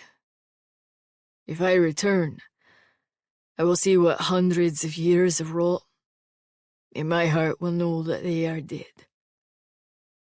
Halla stared at him, her mouth open. I find that I would rather be in exile in my heart than the lost survivor. Now, where is your temple to your very sensible rat god? Halla pointed, then led the way when he fell into his accustomed guard position. She hardly knew what to say. "I'm sorry," she said finally. She expected him to grunt, but he said, "As am I." And that was all that needed to be said. Chapter 21. The Temple of the White Rat stood near the edge of Arkan's glory. It was a busy complex, not as ostentatious as the temples of the Forge or Dreaming God, but full of human activity. It was built of pale sandstone with sharply slanted rooftops. Arched doorways set around the main courtyard stood open, and people streamed through the doors. Acolytes in white robes carried things from place to place, or escorted the faithful to those who could better serve their needs. Despite the numbers, there was a pervasive air of calm and order, as if everyone knew where they were supposed to be and what they should be doing to make the system work smoothly. It reminded Sarkis of nothing so much as a softly humming beehive. He wondered if it contained a hidden sting as well. Halla led the way. Not to the nave, but to a side door that looked like offices. A line of petitioners was already forming. "We're standing in line," observed Sarkis. "Well, yes, we're petitioners." "I would think that we had priority." "We're not that important. Are we?" Sarkis looked over the other people in line. It did not seem likely that any of them were also enchanted swords. "I suspect we may be a trifle more unusual than they are used to seeing." "Maybe, but we're going to be polite." She nudged him in the ribs. "Anyway, only one of us is getting any older, and I don't mind waiting." He stifled a sigh. "I might age outside the sword." "Oh, really?" "I don't know. I haven't spent that long outside it, all told." Halla looked suddenly worried. "Should I keep it sheathed more? I don't want you to be aging for nothing." "No, it's fine. It's been, well, a long time since I ate and slept and walked about. It's been good to remember what it's like to be human." The woman in front of them looked over her shoulder and said, "You can go ahead of me." Halla blinked. "Really?" "Sir, ma'am, I'm here because my youngest needs to get out of the house and learn a trade. You two appear to be either enchanted or desperately insane, and in either case, I'd rather you weren't standing behind me." "You're very kind," said Halla. "And obviously very wise," added Sarkis, bowing. They ultimately stood in line for about 20 minutes. 3 more people looked at the sword, and perhaps Sarkis's expression, and suddenly decided that they'd rather have him dealt with sooner rather than later. They might have gotten past even sooner, but one of the men in line made the mistake of mentioning that he trained guard geese, and Halla peppered him with questions about guard geese until the acolytes came for him. Eventually, an acolyte ushered them through the stone arch and down a corridor. The priest of the White Rat was a slender person with a pointed chin and long gray hair braided back from their face. Their vestments bore the slender silver stripe indicating the polite form of address. They beckoned, gestured to chairs, and said, "How may the temple help you, friends?" Halla sat down and said, "I've inherited a lot of money and a magic sword, and now my relatives want to force me to marry my cousin, so I ran away. But now I don't know how to get back to get the money, or even if I can, and they've told everyone that I was kidnapped." "I see." The priest looked over at Sarkis. "And you are the magic sword?" The priest had a calm, reserved face, but one eyebrow began to climb very slowly towards their hair. Yes, this is Sarkis. He's been trapped in a magic sword. He serves the wielder, which is me. I was trying to kill myself to get away from my relatives, but I used his sword to do it and summoned him. This sword here." She slung it off her back. The other eyebrow joined its mate in the slow march toward the priest's hairline. They steepled their fingers. "This is quite a story. Could you start again from the beginning?" She did. Sarkis watched the priest, very obviously not asking questions until the end, when they asked only one. "May I see the sword?" "Oh, yes." Halla laid it across the priest's desk. "If you sheath it, he goes back in the sword. Here, I'll show you. Sarkis?" He nodded. Halla untied the cords holding it open and pushed the blade into the scabbard. Blue flame jittered around Sarkis as he vanished. The priest fell back in their chair with their mouth open. Then they started to laugh. "Oh, my! Oh, by the tail of God! Well done. If that's an illusion, I've no idea how you did it." "It's not," said Halla. "Here, you draw it and—" "May I? In case you are giving some signal that I cannot see." "Sure, go ahead." The priest drew the sword. Sarkis flickered into existence behind Halla's shoulder. The priest hastily sheathed it again, and Sarkis vanished. They drew, saw the blue fire, sheathed. After the fourth round of this, Sarkis reached out his hand and said, "Please stop. I'm getting dizzy." "Oh, yes. Apologies." They sat back with a broad grin. "The sword summons you, then. Are you a demon or a djinn?" "No," said Sarkis. "I'm a man, or was when I went into the blade." "He went into the sword centuries ago to help fight a war," said Halla. "By being a weapon. Now he's stuck there." Sarkis rolled his eyes at this characterization. "It wasn't quite like that. How fascinating." The priest shook their head, chuckling. "Gentlefolk, you are well above my pay grade. Though I thank you for livening up my morning. I will take you to the bishop." Bishop Beartongue was a tall, muscular woman with short graying hair wearing vestments. She listened to the priest's murmured explanation, raised her own eyebrows, and beckoned Halla and Sarkis into her office. Other than being larger and slightly more cluttered, her room was similar to the one that the priest had been in. The only major difference was a massive oak desk over which the bishop stared at them.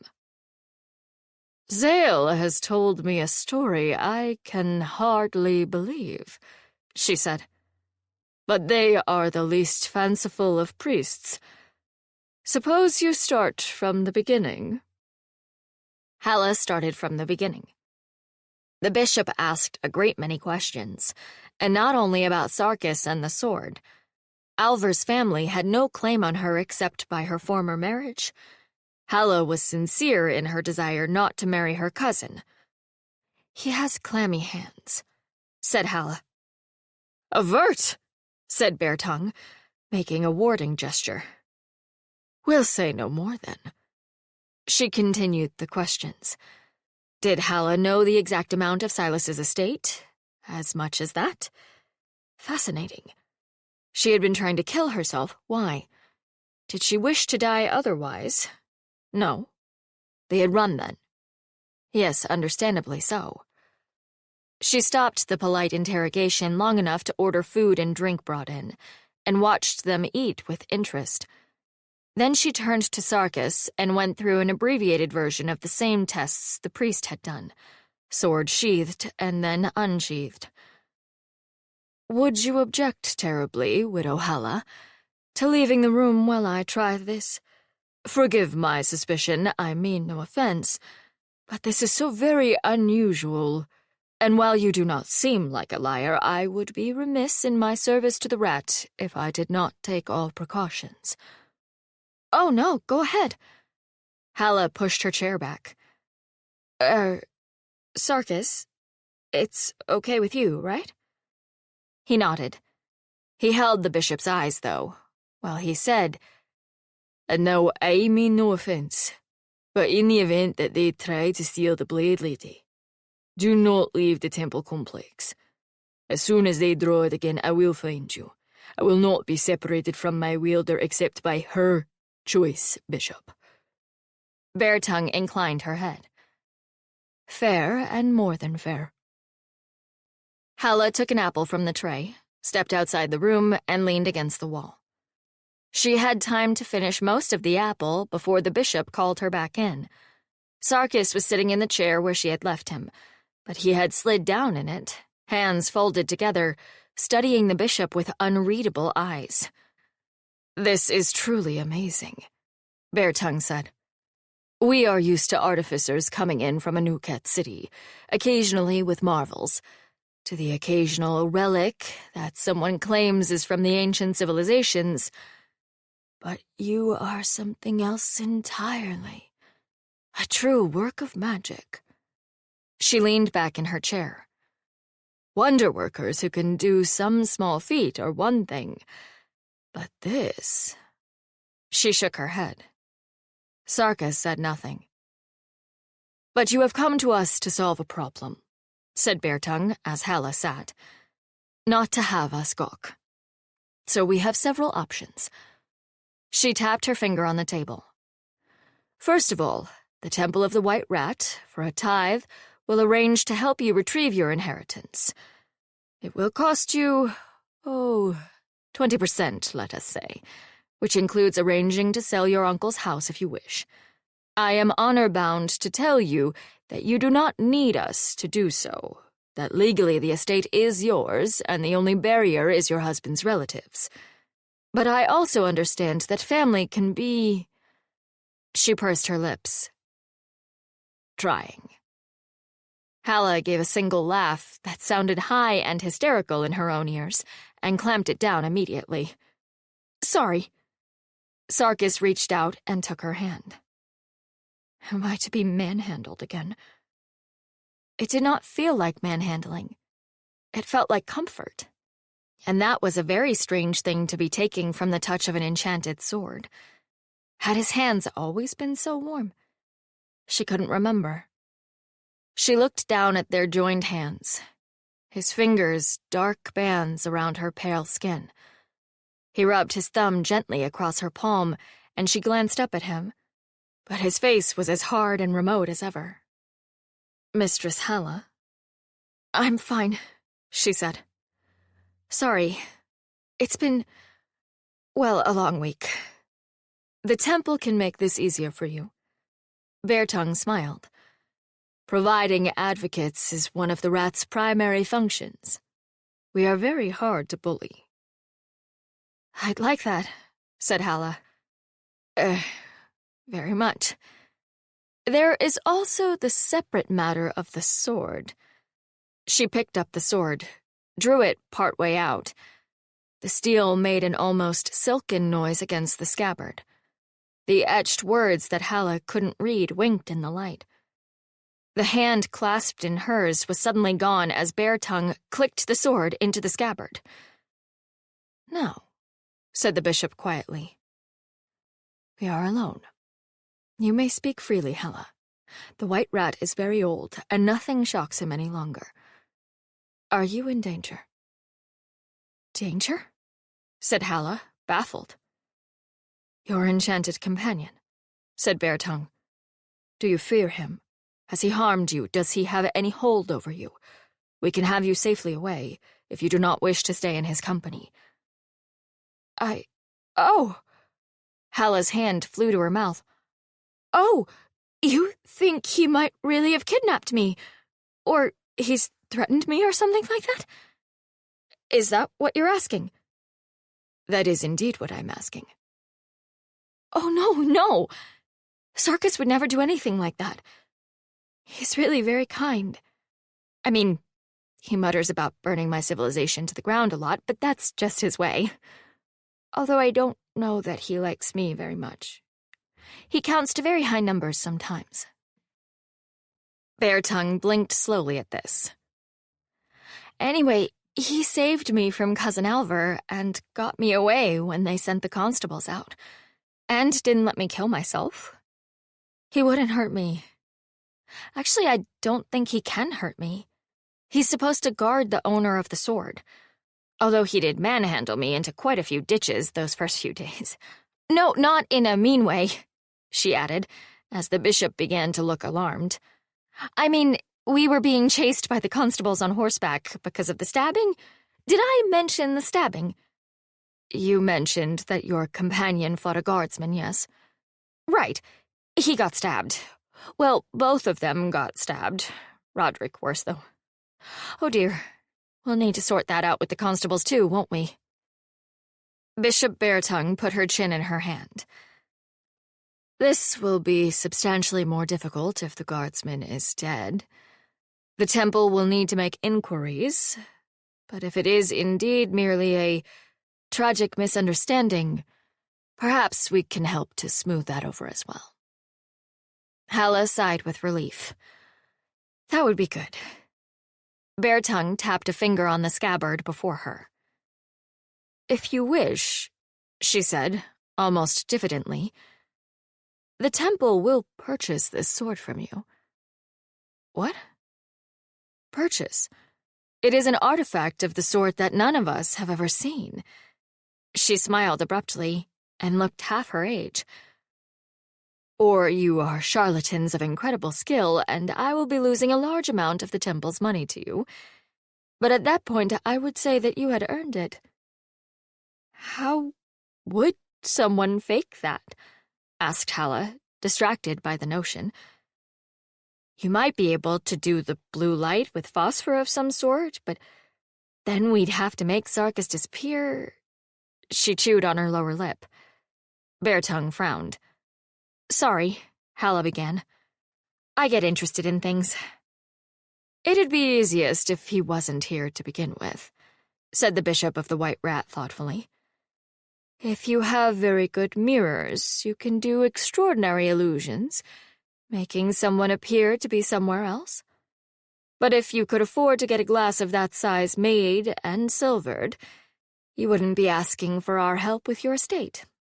And I've no idea how you'd get the glass in here, and your companion moved the chair when he sat down, so someone of flesh and blood is definitely in his place. Halla leaned forward, fascinated. How would you make a mirror glass that large? I know it's possible, said the bishop, but only done in a very few places. Anuket City is one, actually. And even then, I'm told that 9 out of 10 break in the process. It has something to do with the heating point of lead and the impurities in the sand. And they guard the secret jealously.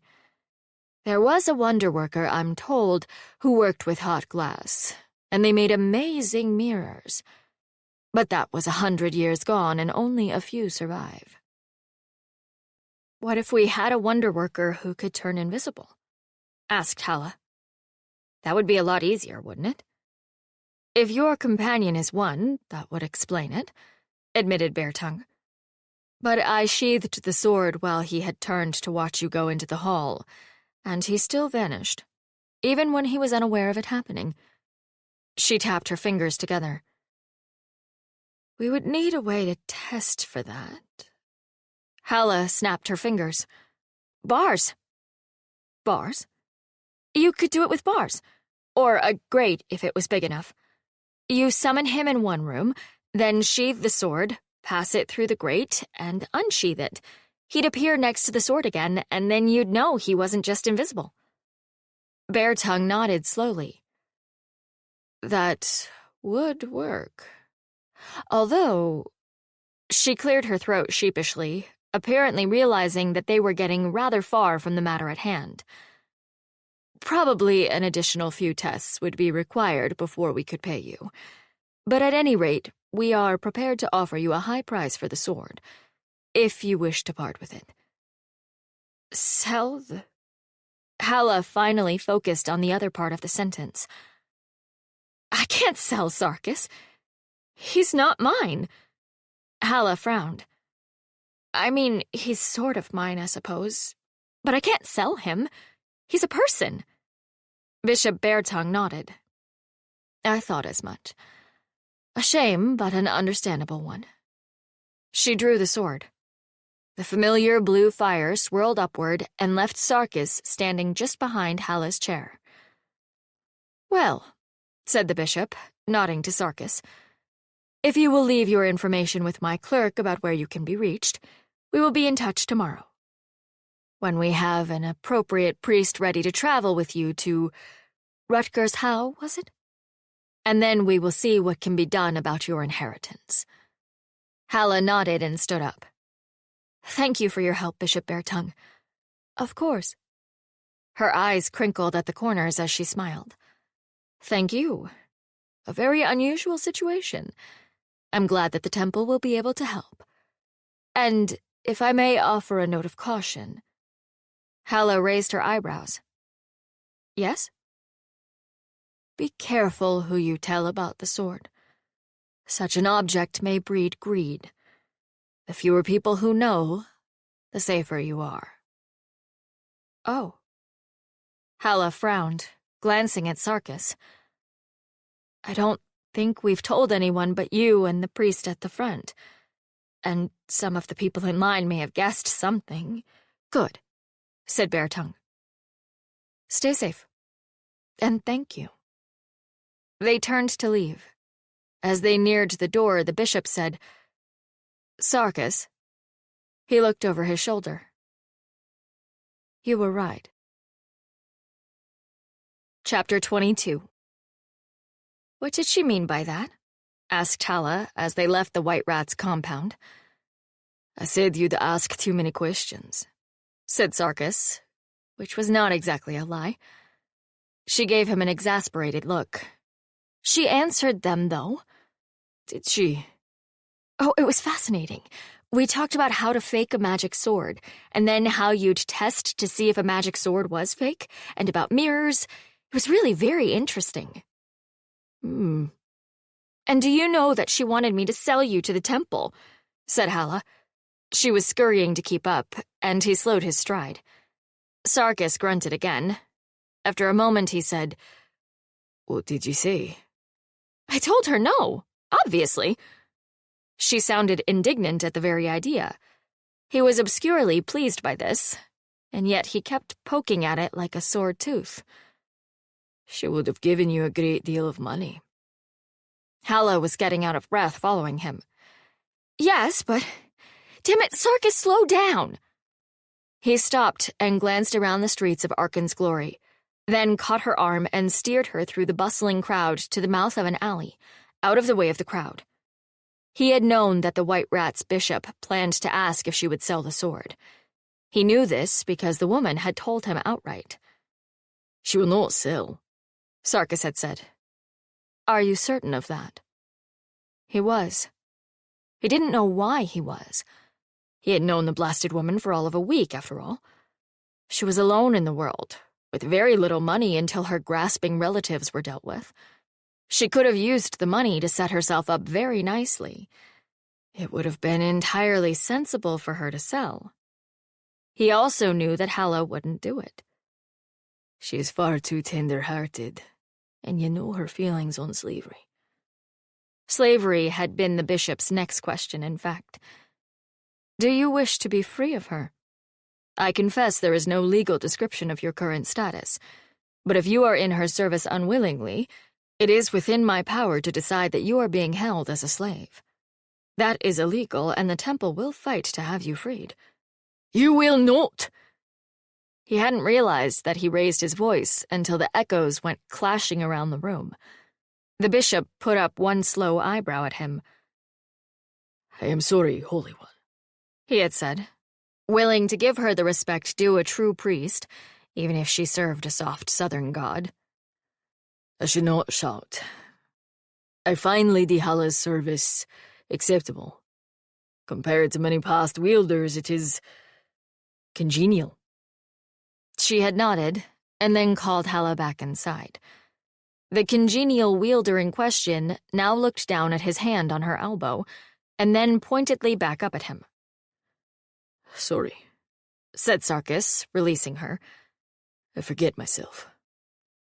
"It's all right," she said. "You've been much better about the manhandling." She frowned up at him. "Anyway, of course I wouldn't sell. It doesn't matter how much money they offered me. I mean, you're a person. That's not how it works." "You would not be the first to grow tired of my company." Those gray eyes narrowed. Confusion? Annoyance? "I'm not tired of you," she said. "You saved me. I'm grateful." Sarkis found his jaw clenching. It wasn't her gratitude that he wanted. "Well, what do you want, then?" He didn't know. Or rather, he knew exactly what he wanted, and it was a terrible idea. "I should not want anything. She is the wielder of the sword, and I am her servant. I will serve until I am no longer called to do so. That is all I can do." He said this to himself 3 or 4 times, until it was absolutely clear in his mind. And then Halla reached out and touched his arm, frowning. "Sarkis, are you all right?" "The great God have mercy," he said, and kissed her. Sarkis knew that the kiss was a mistake the moment he did it. He kept doing it anyway. At first, because stopping a kiss so quickly offended his sense of craftsmanship, and then because it felt too good to stop. Halla's lips were warm and soft. So was the rest of her. Her hands lay flat against his chest, and then, as the kiss went on, curled to clutch the edges of his surcoat. He pressed closer against her, feeling her body begin to mold against his. "This is a terrible idea," he told himself conversationally, sliding his tongue along her lips until she parted them. "Yes, and? Well, just so you're clear." She tasted like apple, and she had very little idea how to kiss, but she seemed to be figuring it out quickly. He slid his hands up her arms and tilted her head, deepening the kiss until she made a small sound. Approval, astonishment, dismay. He didn't know, and the fact that he wasn't sure made him end the kiss and pull back. "This is why it's a terrible idea. You don't know what she wants, and even if she doesn't want you as anything but a guardsman, she needs your services to get her back home safely. She might be afraid to reject you for fear of her own safety. Better women have made worse bargains, and will again before the world ends. It's your job to keep her from having to make a bargain like that." Sarkis might not know what he wanted, but he was damn sure that he didn't want Halla to submit to his desires simply because she needed his help. She did not particularly look like a woman making a bad bargain. She was flushed, and her lips were still slightly parted. "I'm sorry," he said. His voice clipped. Halla blinked at him. "Oh," she said. Okay. "I shouldn't have done that." "I didn't mind," she said, and then looked down at her hands on his chest and blushed suddenly scarlet. She dropped his surcoat as if she had been burned. Sarkis stepped back hurriedly to give her room. Yes, of course." She nodded to him. "You're a respectable widow. I understand." Sarkis waited. "I mean, I'm a respectable widow. Me, not you. Very respectable." She seemed to have trouble catching her breath. "Not that you're not respectable, of course, which is... Are you going to do that again?" "Not without your permission." "Oh." Sarkis wasn't sure if he was imagining her disappointment. "Right. Okay. Now why did I do that? Obviously because you wanted to. Sarkis occasionally thought that his own mind believed he was an idiot. He only wished that he had evidence his mind was wrong. He led her from the alley, back into the market. The priest to travel with us will not be ready until tomorrow, he said. Are there any errands you need to run between now and then? Halla still looked a bit out of breath, but suddenly brightened. Yes, I need clothes. More clothes. Any clothes, really. They don't have to be good, just something to wear that isn't this. She fingered the hem of the habit, looking glum. This was a very nice outfit once, and now I think I would like to have it burned. Sarkis privately thought she should burn it and buy something that suited her better, but he was her guardsman, not her maid. Do you have the funds? We will once I sell this jewelry. The trader who bought and sold gems and metalwork looked at Halla's offerings and grimaced. This is old-fashioned stuff, he said, picking up a necklace. My husband had old-fashioned taste, said Halla. The trader glanced at Sarkis, who was looming in the background, then over to Halla. Not him. He's my bodyguard. My husband's dead. Sorry for your loss. That makes one of us. Look, I know the craftsmanship's not great, but surely the gold is worth something. Well, he ended up weighing most of it on a scale and counting out coins. 2 pieces were deemed unobjectionable enough to sell, and he counted out more. Could be worse, said Halla, pocketing the money as they walked away. This should get me at least a change of clothes. I am sorry you had to sell your jewelry, said Sarkis. Her gray eyes were amused, if slightly puzzled. Why? I never wore it. I can't even say I had fond memories, since I'm pretty sure his mother picked it out. But she favored heavy stuff, so she did me a good turn after all, since I had to sell it by weight. Sarkis offered her his arm while they made their way to the clothier's stalls. She held his elbow. Her hands were small, with slim fingers, particularly compared to his. Had he never noticed that before? As it turned out, Halla was an excellent haggler. Sarkis didn't know why that surprised him. Clearly, she'd been running a household for years, and getting a good price for something was a skill you had to acquire. He had never enjoyed it, and had delegated as soon as possible. The dervish had been much better at it than Sarkis. People were surprisingly willing to give a very handsome man with big, sad eyes a deal. Not so with Sarkis. It doesn't help that you say, is that your best price? Like you're about to beat him over the head, the dervish had told him once. Threats of bodily harm lower the price once. After that, they just make people stubborn. Halla, of course, did not threaten anyone with bodily harm. She just asked questions. Very pointed questions. And then the questions led to anecdotes. Oh, where is this from? And what's the thread made of? Really? And how long ago was that? I see. This dye is so lovely. But is it waterproof? Are you sure? Because my cousin had a batch almost this color. Not as nice, though. Yours is better. And the first time she wore it in the rain, it looked like she'd got gangrene. I mean, she did actually get gangrene later when the ox bit her, but that wasn't related to the fabric. Her forearm got all oozy. It was terrible. The smell, too. The leeches couldn't do anything. The temple of the four-faced god did their best, but you know how it is when you take off a limb. Everything's very touch and go. She made a full recovery, though. Well, except for the arm. Obviously, that didn't recover. But it hardly slows her down at all. Can't wear this color at all, though. Says it brings back bad memories. Do you have anything like that in brown? By the end of this recitation, the shopkeeper was just staring at her with a stunned expression. Sarkis didn't know how much of a discount Halla got on that deal, but she walked away with a brown gown and a pleased expression. "Do you even have a cousin?" he asked under his breath.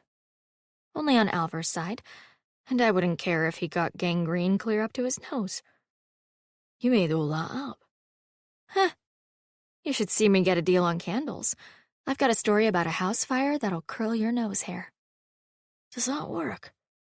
Only on people who haven't heard it before. Most of the people in Rutgers How know me, of course. I had to save it for traveling merchants. She smiled slyly, an expression that he wouldn't have thought Halla could manage. Not that I didn't pull it out occasionally back home, mind you. Sarkis shook his head, remembering what Halla had said when they met the priests of the Hanged Mother. Nobody kills stupid women. They just kick them out of the way. His own survival strategies had mostly involved putting a sword into the enemy before the enemy put one in him. But if you didn't have that option, presumably you learned to adapt. Halla certainly held her own with the merchants. The man who sold socks even tried to flirt with her. Sarkis was fairly certain that Halla didn't realize this, but it was hard to tell how much was an act and how much was just, well, Halla. After the third or fourth statement about how a well-turned ankle deserved a well-turned heel, Sarkis stepped forward and looked at the man very hard. The man turned slightly gray, pressed the socks into Halla's hands, and finished his business with admirable speed. "That was odd," murmured Halla as they walked away. "Do you think I did something to upset him?" Sarkis grunted. "Don't know. Do you have anything else you need to purchase?"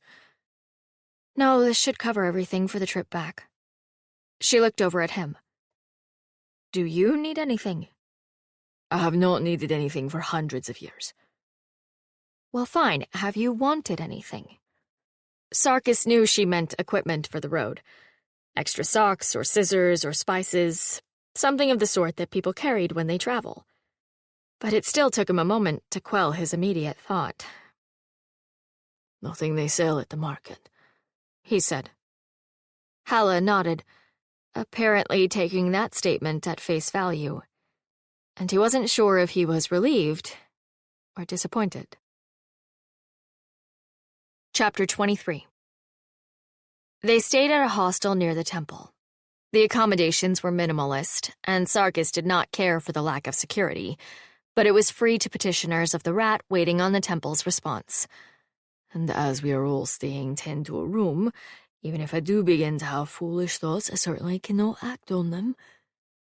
There was some slight difficulty as the hostelkeeper wished to put Halla in the women's wing and Sarkis in the men's. Sarkis folded his arms and glared at the woman. She was a nun, so she folded her arms and glared right back. They might have stood there until the air ignited from the force of the glaring, but Halla said, "Look, I'll sleep with the sword right next to me," and elbowed Sarkis in the ribs. He grumbled. "You will use it at the first sign of trouble." "I promise." He suffered the nun to lead him away. "I truly hope she does not decide to go to a nunnery when all this is over. I will probably get her thrown out for arguing with the nuns, if she does not get herself thrown out for questioning them. Also, it would be a terrible waste of good breath." He dragged his mind forcibly out of the gutter. The hostelkeeper showed him where he could leave his belongings, which was a bit puzzling for both of them. "I have none," he admitted. "Huh," she said. And then, to his astonishment, the old nun's face softened, almost imperceptibly. "I understand. There's no shame in it, my son. We all fall upon hard times. We must lift each other up. That's all." Explaining would have been far too difficult, and Sarkis did not have it in him to turn down compassion freely offered. The great god knew that the woman was correct. He bowed his head politely and went to join Halla for lunch. She had changed into the new clothes, a snug bodice and a full skirt. The bodice did not cover her the way the habit had, and it furthermore was lifting certain assets in a way that surely had to be incredibly indecent. Sarkis looked around a bit wildly and saw that the nun didn't so much as blink when she saw Halla. Apparently this is how they dress in the South, and nobody sees anything wrong with it. He had an intense urge to rush over and cover her breasts, possibly with his face. "Is something wrong?" asked Halla. No, I'm just coming to terms with the fact that I'm a ravening animal, not a man. Then again, I've been coming to terms with that since I was 14, so what else is new? "It's fine," he told Halla. And then, although it pained him, "You look nice." Halla beamed at him. Then she blushed. Sarkis suspected that Halla was not used to compliments, and now had proof that the blush went, well, quite a long way down. "Settle down, man. You're a warrior, not a ratting boar. You've seen breasts before." "Yes, but these are really good breasts. And their owner is..." "Are you sure you're all right? You're staring off into the distance." "Fine," said Sarkis, a trifle too loudly. One of the nuns looked at him disapprovingly. This was actually helpful. He sat down hurriedly and fixed his eyes firmly on Halla's face. "Know your place. She is your wielder. You have no rights here. If she chose to wander about wearing nothing but strategically placed lizards, that would be her choice, and you would say nothing. Know your place." The hostel served food on long tables. It was plain, filling, not particularly elegant fare, but there was a great deal of it. Sarkis had not thought about eating, but the server brought him a bowl anyway. Some kind of thick wheat noodles with onion and small salted fish chopped over it. More onion than fish, and more noodle than either, but not the worst he'd seen. He stared at it, then shrugged and began to eat. It wasn't the worst he'd tasted either. "What will you do if the priest cannot get your inheritance back?" he asked between bites, still thinking of the nunnery. Halla blinked at him. Well, I guess I'm no worse off than I was." She frowned. "Except for the bit where I can't hire on as a housekeeper to whoever takes the house. So, well, it could be bad." Sarkis frowned. "Bad how?" She propped her chin on her fist. "Bad enough. I suppose I'll find a church to take me in. Without a payment of some sort, I can't hope to join a nunnery as anything but a servant, though. Even a bride of the gods requires a dowry. But, well," she shrugged. "There's usually work somewhere for someone who can scrub a floor." He scowled into the noodles for long moments. "You must sell the sword if that happens." She looked up, startled. "I can't do that." He shook his head. "You will have to. I will not allow you to be a drudge somewhere merely for my convenience." "Sarkis, I can't." "The other alternative is that you and I take up work as mercenaries, and that is entirely too dangerous. If I could go any significant distance from the sword, I would do it, but I will not place you in harm's way." Halla blinked at him, apparently trying to imagine life as a mercenary. Sarkis tried to picture Halla working a contract and wasn't sure if he wanted to laugh or break out in a cold sweat. "We're supposed to guard this caravan? All right. Why?" "Oh, no, I just thought you might have an interesting reason. I had a cousin who guarded caravans, but then a horse stepped on him and then his foot fell off. No, the two were actually unrelated. But he got out of the business after that. Oh, hello there, Mr. Bandit. Now, why did you go into this line of work?" No, it didn't bear thinking about. Do you want a different wielder?" Halla asked after a moment. There was an unexpectedly fragile look in her eyes. "No." He didn't know if he was reacting to the question or the look, only that he didn't want her to look like that. I just don't want you to suffer because you think you have to keep me around. He went back to his meal, shoulders hunching. The thought of no longer seeing Halla was an unexpectedly sharp knife in his gut. Don't be foolish. You've known the woman for less than a week. She smiled at him abruptly. The knife twisted. You will only fail her in time, as you have failed all your people. If she sells the sword, perhaps you can avoid that somehow. Well, hopefully the temple will take care of all that, she said.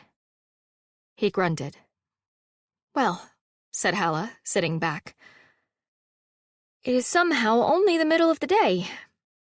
I have a thought about what we could do next, but, I don't want to offend you. Sarkis had a brief, mad hope that she was propositioning him and stared at her. Surely not. What? There's a library in Arkan's Glory, she said. A pretty good one. I thought we could go dig around in there. Maybe find a scholar who's willing to talk, and maybe we can work out how long you've been in the sword. Sarkis blinked at her. It had been so long since a wielder had cared where he was from, had even seen him as a person with a history rather than a weapon, that he had almost lost sight of the question himself. Oh, he said, a bit faintly. Yes, I would like that. Great! Halla pushed back from the table. Let's go! The library was a testimony to civic architecture. Large, clean, set back off a courtyard with a fountain. Friezes of scholars engaged in debate gazed down on them benevolently. Halla had visited once before with Silas, and was pleased to see that nothing much had changed. She walked up to the attendant just inside the doors and said, just as Silas had years ago, "Is there someone who could assist us with a historical research question?" She was just congratulating herself on handling this like a competent person and not a yokel from a tiny backwater town, when the attendant gave her a weary smile. There are many kinds of history, ma'am, he said. Can you narrow it down a bit?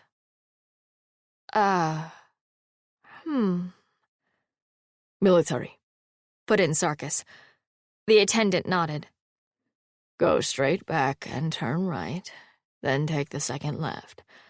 There's a woman back there named Morag who can probably put you on the right track.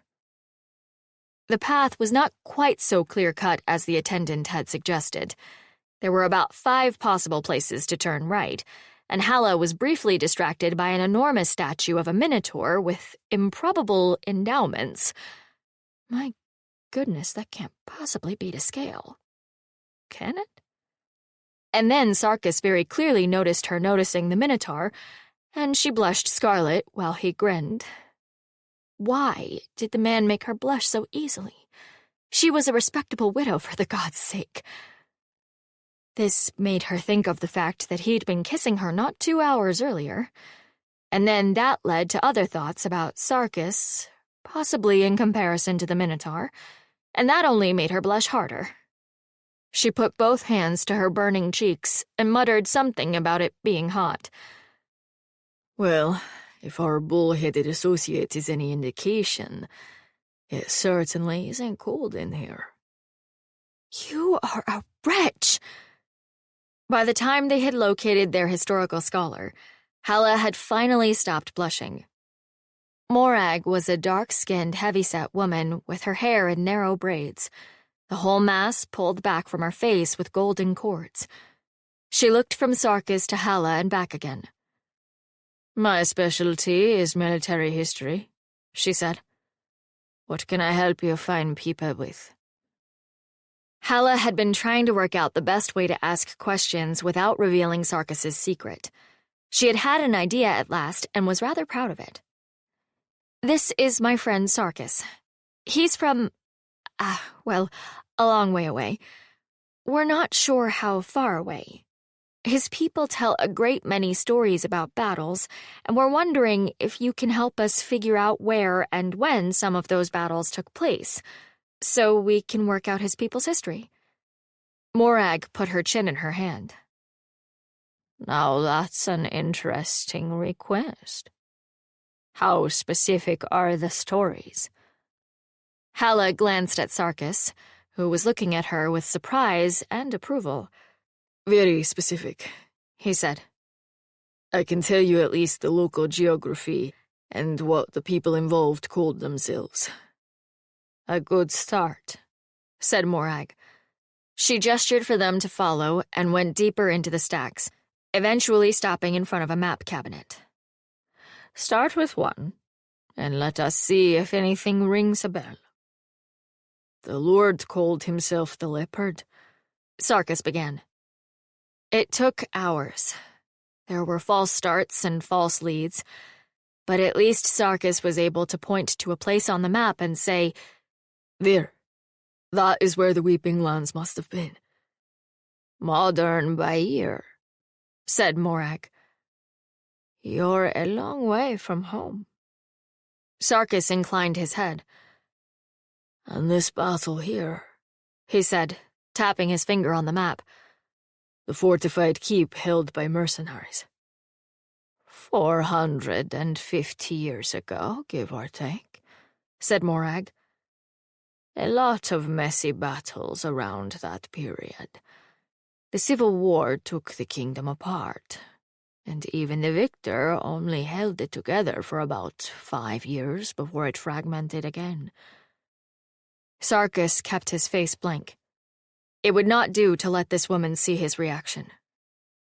5 years? My troops dead, my captains chained and enchanted on death. Also a cold, vindictive king could hold on to power for 5 more years. Because I failed them. Because I played the odds and lost. And I have paid for that gamble for nearly 500 years.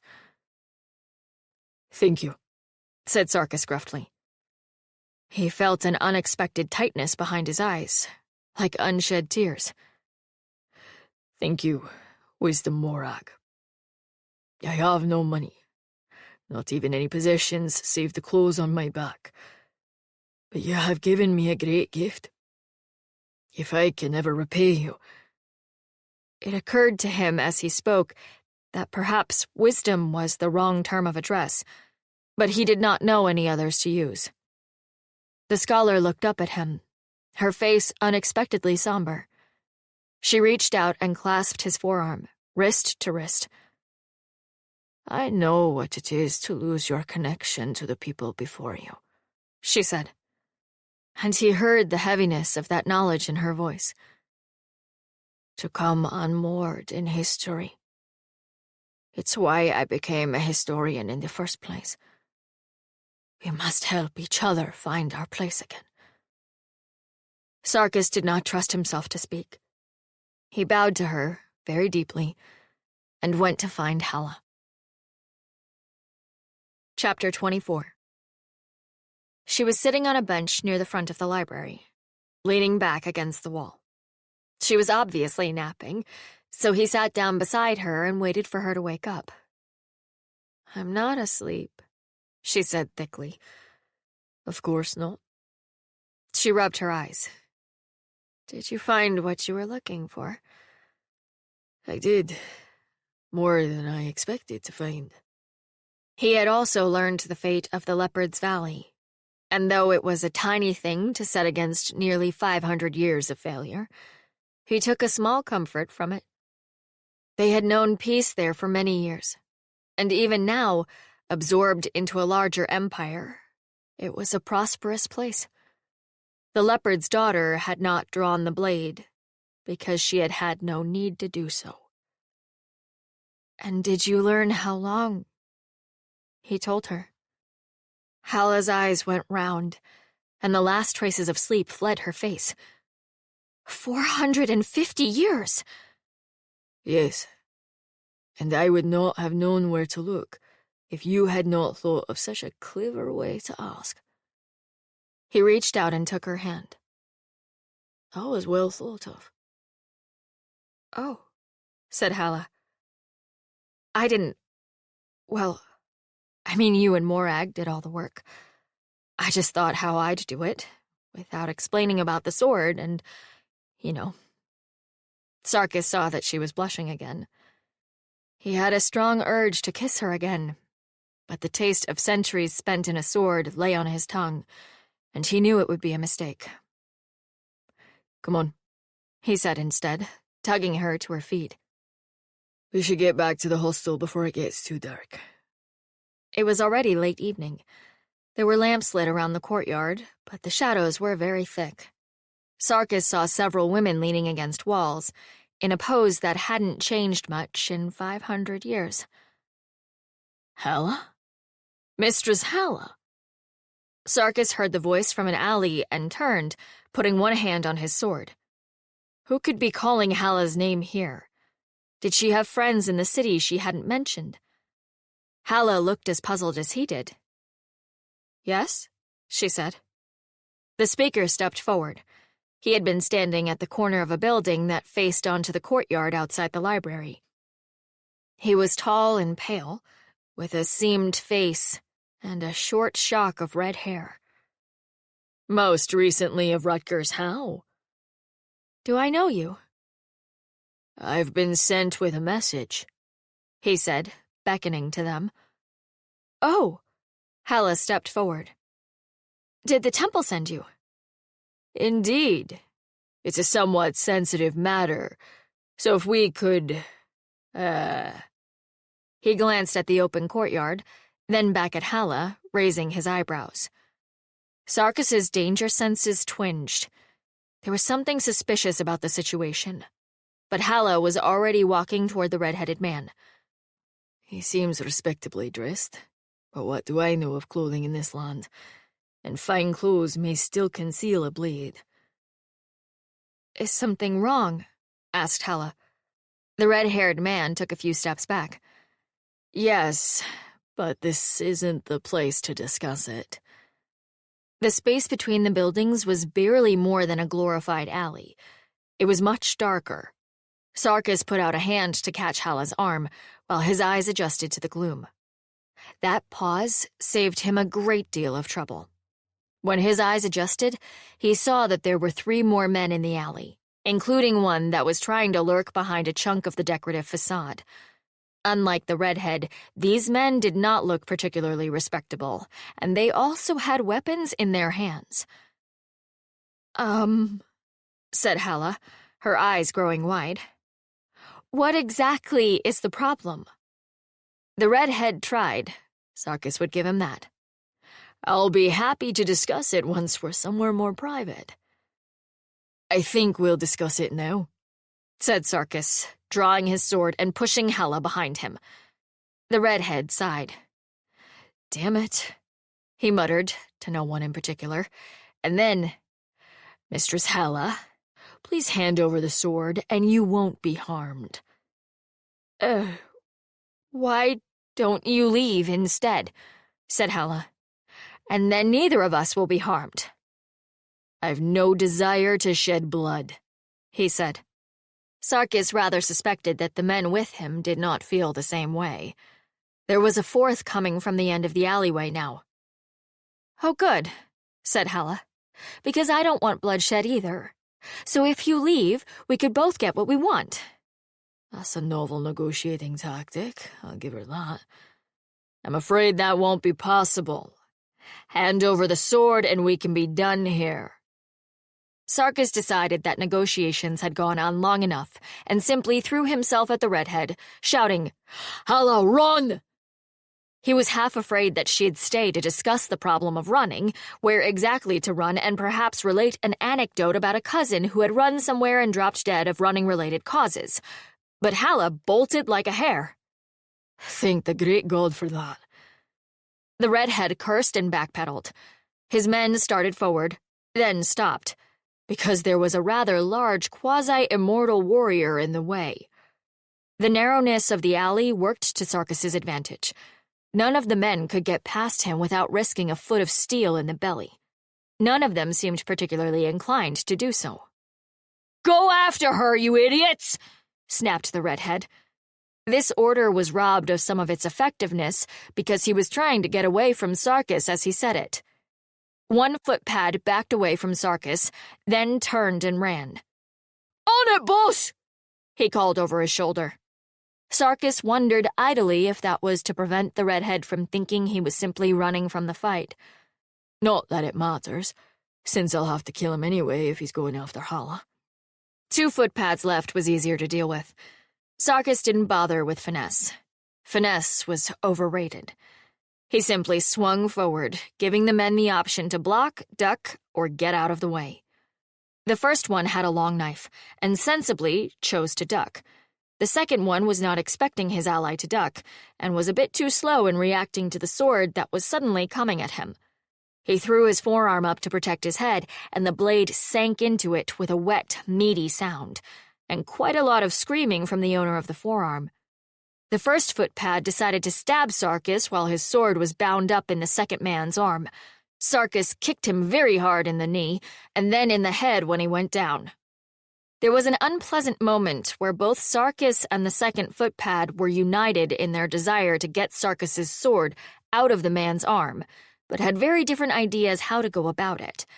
The blade had gotten hung up in the bone, and Sarkis very much wanted it back, so he grabbed the man's shoulder and shoved hard, while hauling backward on the sword. The man screamed a bit more. The first footpad, on the ground, tried to stab Sarkis in the ankles, which Sarkis did not approve of, so he stomped on the man's wrist a few times to make his disapproval known. And then, as so often happened, the fight was mostly over. The first footpad rolled out of the way, clutching his wrist, and the second one had turned gray and was holding his slashed arm. And the redhead looked at them, looked at Sarkis, and said, "So sorry for the trouble." Sarkis watched him turn tail and bolt down the alleyway, and wished for a crossbow or a throwing knife or something. For a moment he thought about charging after the man, catching him and beating him until he spat out who had hired him. But he had bigger fish to fry. Halla was out there somewhere with the third footpad still after her, and the great god only knew what trouble she would get into. Sarkis backed out of the alley, sheathed his sword, and went to go see if any of the ladies of the evening had noticed which way she had gone. The ladies of the evening proved less than forthcoming. "Did a woman run by here?" asked Sarkis. "About 8 tall, with pale blonde hair and big grey eyes, wearing a green bodice and dark brown skirts." The prostitute he was speaking to gave him a sour look and turned her back. Sarkis was a trifle surprised by this. He tried the woman across the street from her. "No," she said, before he even opened his mouth. "I didn't see her." Sarkis looked around the courtyard. If Halla had come charging out of the alley, it was hard to imagine how anyone had missed her. "Are you certain?" "Yes." The woman spoke with obvious dislike. Sarkis wondered if she thought that Halla was another prostitute and was annoyed at her for taking business. "She might be in danger from—" The woman held up her hand. "No," she said.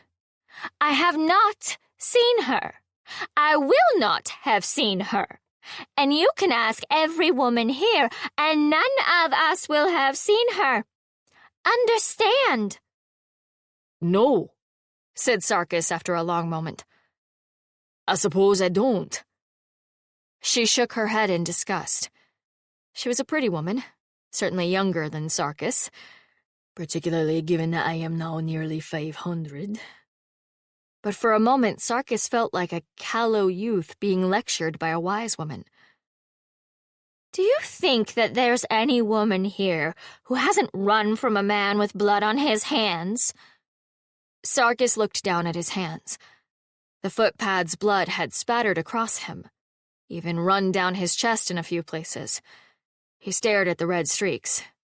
He'd already forgotten they were there. "I am barely a man. Only a weapon." "I see," he said. "And if I told you that I was her guardsman, that I only wanted to keep her safe?" The woman folded her arms. "Then I'd say that's all very nice, But I don't know you, and I don't trust you, and I won't hand over a woman just on your say-so." Sarkis lifted his hand, unthinking, to rub his face, and the woman flinched back, almost imperceptibly. She expects to be paid a price for her silence, and she's standing up to a man with bloody hands and a bloody sword nevertheless. He was not impressed with the warriors of this decadent southern land, but their women were tearing the heart out of him with their courage and their compassion. Sarkis bowed to her and said, "I respect your reasons." And then, hoping that Halla would have the good sense to make for the hostel, he moved past her and began to jog. He was 4 streets over when he caught sight of the footpad. The man did not see him, at least at first. Sarkis put his arm around the man's neck, held his sword against the man's throat, and gently suggested that perhaps he wished to consider a different line of work. The footpad agreed that this was a very good idea, and that he would very much like to get started on that immediately. Sarkis released him. The former footpad ran off, presumably to start a new life somewhere far away. He was standing in the alley, listening to receding footsteps, when Halla said, "Sarkis?" "Where have you—" Sarkis roared, then heard himself and clamped down his voice hard, so that "Bean" came out as a strangled whisper. Halla goggled at him. "Are you all right?" Great God, what was wrong with him? He was yelling like she was the one at fault. Had he been that afraid for her? "Of course you were.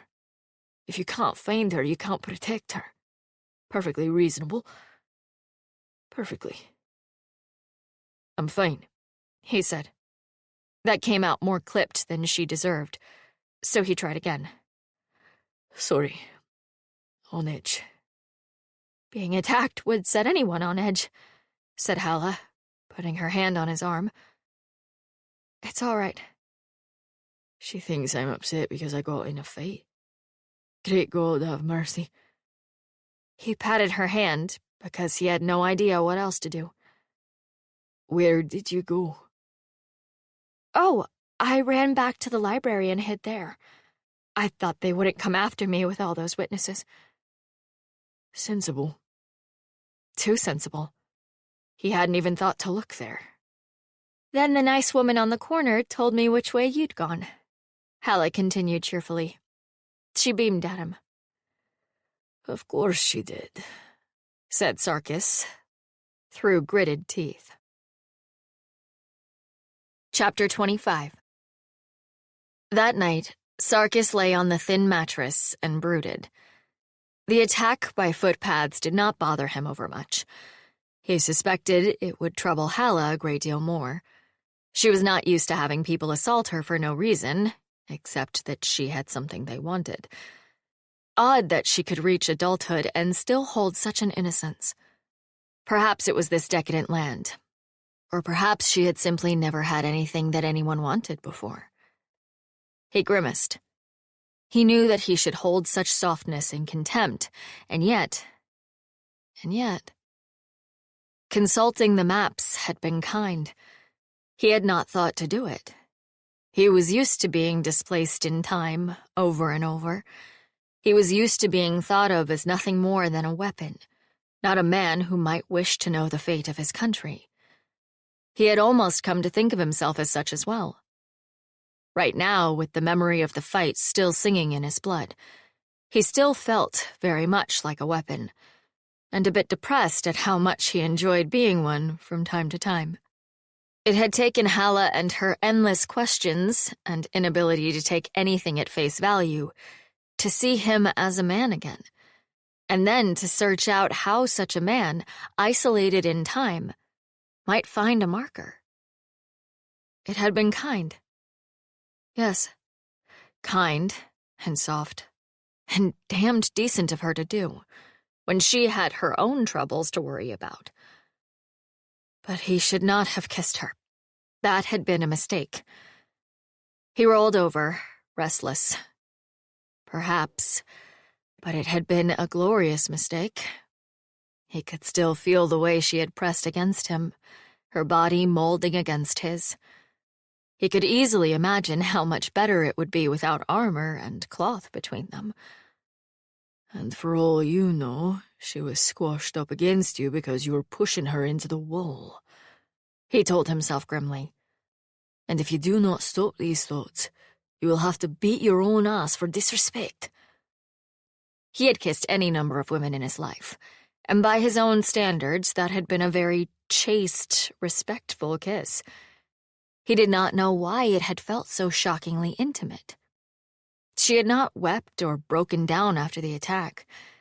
He would have held her if she had, and Sarkis did not think that he would have taken advantage of her weakness to kiss her again. But, well, if hundreds of years in a sword had taught him anything, it was mostly that he was not half the man that, in life, he had thought that he might be. It would be easier when there was a priest traveling with them. One did not have lustful thoughts around a priest if one could avoid it. Although there'll be a priest of one of these decadent southern gods, Sarkis thought glumly. So for all I know, they'll be as randy as a rooster in a henhouse and call it a sacrament. That thought would have killed the libido of far stronger men than Sarkis. He rolled over again and wrapped the blankets around himself. His last thought before falling asleep was that neither he nor Halla had mentioned Rutger's How while they stood in line. How had the footpad known where she was from? Halla, too, had difficulty sleeping, though for largely different reasons. The bed was very narrow, and the fact that she was sharing it with a mostly sheathed sword did not help. She reached out and touched the embossed sheath, running her fingers over the pattern. Sleeping with a sword in her bed. Gods, her life had taken quite a turn since she left Rutger's How. The attempted robbery had been unsettling, but she was not as shaken as she had been after Mina had tried to prey on her. The sword was valuable. Someone had overheard that, so they had tried to take it. It did not feel personal the same way. And if I'm being honest, I only saw a few seconds of it before I ran like a rabbit. The library had been closing, but the desk clerk had still been there. If she'd screamed, people would have come running. She didn't, because Sarkis had clearly had the situation well in hand, and she wasn't quite sure she wanted to explain about magic and swords and risk spreading the word to even more potential thieves. She was not at all concerned that the priests of the White Rat had betrayed them. They didn't do that sort of thing. Still, if someone tried to break into the hostel and take the sword, they'd have to get past the guard, past the nuns, find her, then wrestle it out from under the blankets, and all she'd have to do was yank the cords off, sheath it, and draw it again, and Sarkis would appear, large as life and twice as angry.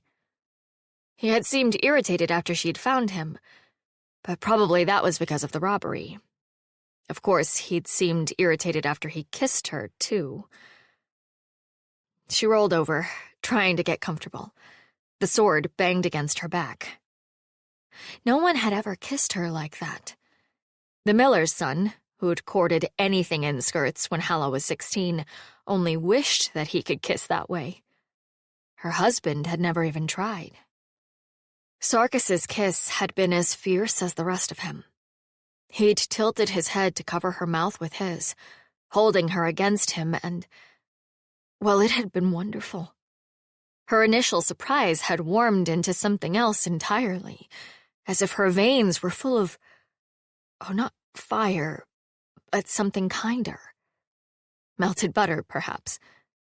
Yes, she'd felt as if she were melting against him. But then Sarkis had stopped, which was bad, and apologized, which was even worse. She must have done something wrong, or more likely not done the right thing.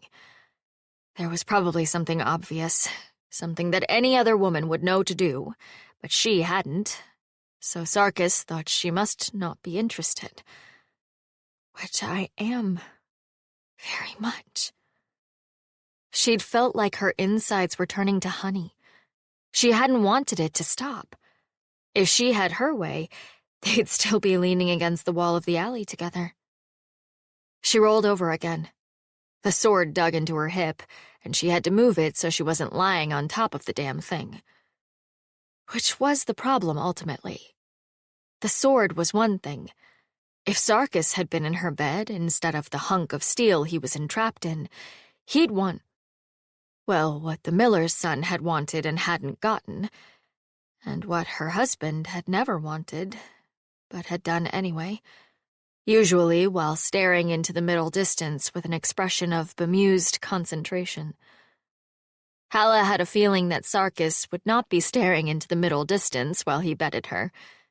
Hell, if the kiss was any indication, she might not be staring in the middle distance herself. But after bedding came the consequences of bedding, like pregnancy and childbirth, and assuming she lived through that, her family's history wasn't great. Suddenly the thin shield provided by being a respectable widow would vanish. She didn't quite dare. But oh gods, how she wanted to. Chapter 26. The priest arrived at the hostel the next morning. "It's you," said Halla, sounding surprised and delighted. Zale, the priest they had first met at the temple, sketched a bow. "It is indeed." The priest was dressed for travel this morning, their hair pulled back, and had exchanged the white robes of the rat for more sensible dark brown. There was still a line of white embroidered rats on the sleeve, rather more charming than religious, but Sarkis wasn't going to mention it. "I didn't know you'd be the one the temple sent," said Halla. They smiled. "Ordinarily I wouldn't be, but I requested it. I fear that I am quite fascinated by your case, and given the chance—" The priest spread their hands. "And you have the legal skills to assist Mistress Halla," said Sarkis. "I have some small experience in that direction." "How small?" Zale tilted their head modestly. 5 years as a clerk before I was called to the rat's service. Since then I have frequently assisted in legal cases on behalf of the temple. My rank is that of advocate divine. I will not lie, inheritance is not my particular field of study, but I have as much knowledge as anyone serving at this temple, and more than many." They paused, then added, almost apologetically, "And forgive me, while every case is important to those involved, I fear the most skilled of my contemporaries, the solicitors sacrosanct, are reserved for cases with far higher stakes." "That's fine," said Halla. "I'd much rather not be high stakes." Zale nodded. "The temple has provided me a wagon. It will be a slower return to Rutgers Howe, but a more comfortable one. You will have ample time to acquaint me with the details of your claim along the way." The wagon in question was a tall, narrow affair, on oversized wheels, drawn by a single, laconic ox. It was brightly painted with an image of the rat, haloed by the sun, holding up his paw in benediction. Sarkis grunted when he saw it. "Subtle. The temple prefers that anyone we encounter know exactly who we are. Priests are often granted passage where clerks and warriors are not." He grunted again. "Decadent southern gods. But in this case, practical." Even in the Weeping Lands, one did not trouble priests. One of the striped creatures he had seen earlier sat on the wagon seat. Zale nodded to the knoll. "This is Brindle. He will handle the ox and care for it, since I fear I have little skill with such." Brindle nodded back to them. He had badger-like stripes running down his face, but the dark fur between the stripes was mottled with brown. "Hence the name," Sarkis assumed. "Hello, Brindle," said Halla. She introduced herself and Sarkis. "Do you work for the rat?" Brindle shook his head. "Priests work for the gods, and Noel works for priests." Zale smiled. "Noel theology is admirably straightforward. They have one god. They do not seem interested in adding more." This strikes me as enormously sensible, said Sarkis. He bowed to Brindle. Brindle nodded back. They climbed onto the wagon. Brindle took up a long ox goad, tapped the beast's flank, and clucked his tongue. The ox began ambling down the street, so slowly that Sarkis groaned. I could walk to Rutgers How and back in the time this beast will take. Well, it's not as if I have any pressing engagements anywhere. My only job is to act as a bodyguard to a woman, and now to this priest of a... Why a rat? asked Sarkis. Said Zale. Their braid pulled the top layer of hair back away from their face, and the long gray strands looked pewter-colored in the sunlight. You're good. Why a rat? Zale shrugged. Why not a rat? Rats are smart, and they travel with humans, but they are neither our servants nor our prey. They eat the food that we eat. They live within our homes. Who better to understand us? Sarkis raised an eyebrow at that. Zale chuckled. That is a priest's answer, at any rate. Would you like a scholar's answer as well? I would, said Halla, to the surprise of no one. Zale nodded. So far as we can tell, the Temple of the Rat originated some 800 years ago in the West. A plague was decimating the cities of the old empire there. They knew that rats carried the plague, and a cult sprang up, attempting to appease the rat spirit. From there, the faith evolved and reformed. They grinned slyly. Of course, our understanding of treatment for the plague certainly did not hurt. A moment, said Sarkis. You know the origin of your faith. You can point to it like this. And yet, still you worship this rat as your god. The priest laughed. Why does knowing the origin of a thing make it less holy? Do you know your grandparents? Sarkis gave them a narrow-eyed look. I did, yes. And did you love your parents less for knowing where they came from? I did not worship my parents. Some parents practically expect that, though, muttered Halla. Sarkis started to say something, then frowned. There are places I've been, he admitted grudgingly, where one's ancestors are worshipped. One of my men came from such a place, and she swore by her grandfather's shade. There you have it. Zale waved their hand. We know that the rat exists. We know he is kindly inclined toward humankind. If we forget his name, he will creep back into the walls of the world, but he will not cease to exist. A day will come when humans remember his name again. So it is, and so it has been, and so it will be. Halla bowed her head, as if receiving a benediction. Decadent southern gods, muttered Sarkis, and Zale laughed aloud.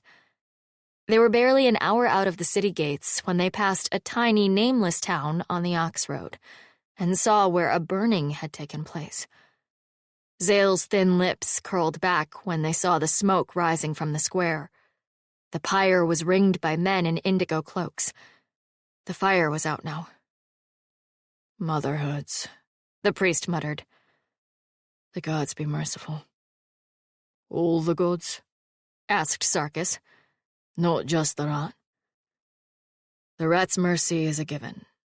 It's the other gods we need to worry about. They craned their neck. Possessions only. Books. Not a person, thank the rat. They burn books, too? Asked Sarkis. Oh, yes. Herbals, bestiaries, sometimes merely books in foreign tongues, in case they might be spell books. They shook their head, looking pained. The loss of knowledge alone. Those people are a menace. And here comes one now, said Halla. She wondered if she'd be able to put them off with a saga of cauliflower a second time. An indigo-cloaked man approached them on horseback. He had a crossbow slung over his back and a sword at his side. I can take him, said Sarkis softly, but the others will be on us right away. Brindle gave him a look. You think an ox can outrun horses, swordman? I'm not sure this ox could outrun a dead horse. Don't insult an ox. An ox is good at what an ox does. Like to see you pull a wagon any better. Stand down, said Zale, watching the horseman approach. I'll handle it. The Motherhood warrior halted alongside the wagon, eyes flicking over the paint job.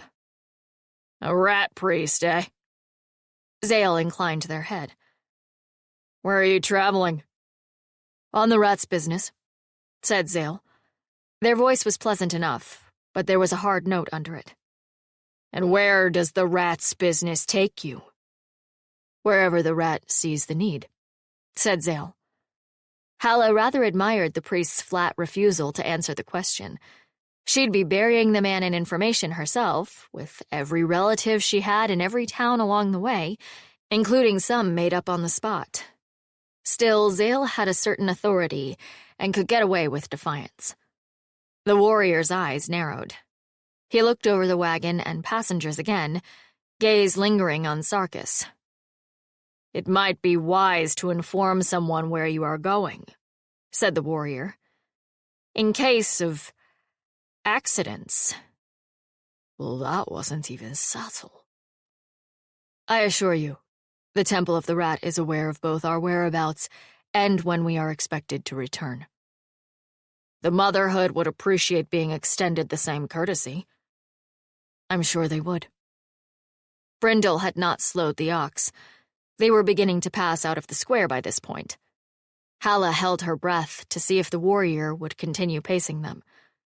He drew his horse up. Be careful, priest, he said. The roads are dangerous for those not under the Mother's protection. I will inform my superiors of your concern. And that was it. The ox plodded onward. The warrior turned his horse back. Sarkis opened his mouth to say something, and Zale shook their head warningly. Later. It was beginning to turn to early evening when the plume of smoke faded in the sky. Zale pulling their robes tightly around their thin shoulders. Damnable Motherhood, they muttered. We tangled with them briefly on the road, said Halla. But they were a lot more persistent with you. There is a rivalry between the Motherhood and most other faiths, said Zale. A largely one-sided one. The rest of us manage to get along tolerably well. Why can't they? They grumbled something under their breath. The sun set early in autumn. Sarkis saw the distance they had traveled, or more accurately, failed to travel, and stifled a sigh. The ox moved at half the speed of a human walking, if that. Still, it's not as if you have anywhere to be.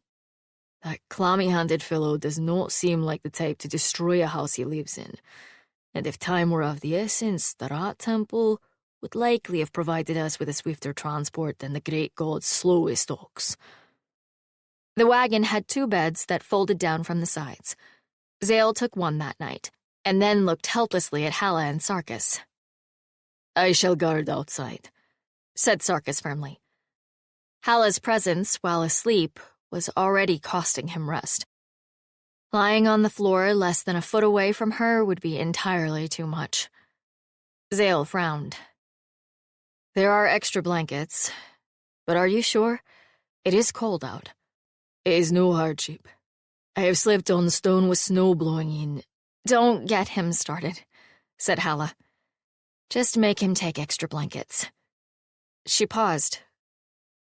Wait. Does Brindle need a bed? Brindle stays with the ox, said Zale. I've traveled with him 2 or 3 times before, and he won't leave his charge for anything less than a blizzard. Sarkis paused, one hand on the door.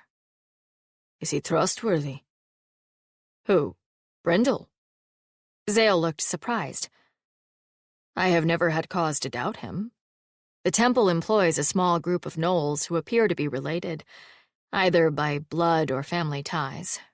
They have a complicated caste system, and I don't believe humans understand it as well as we think we do. But Brindle is a job knoll, though a low-level one. The high-level job knolls are traders and negotiators.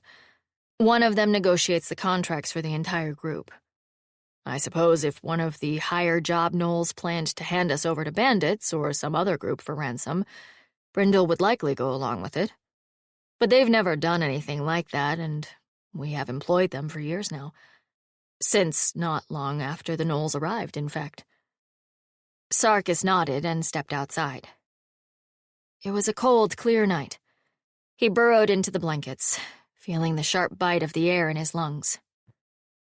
The temperature had dropped in just the few days since he and Halla had been sleeping outdoors.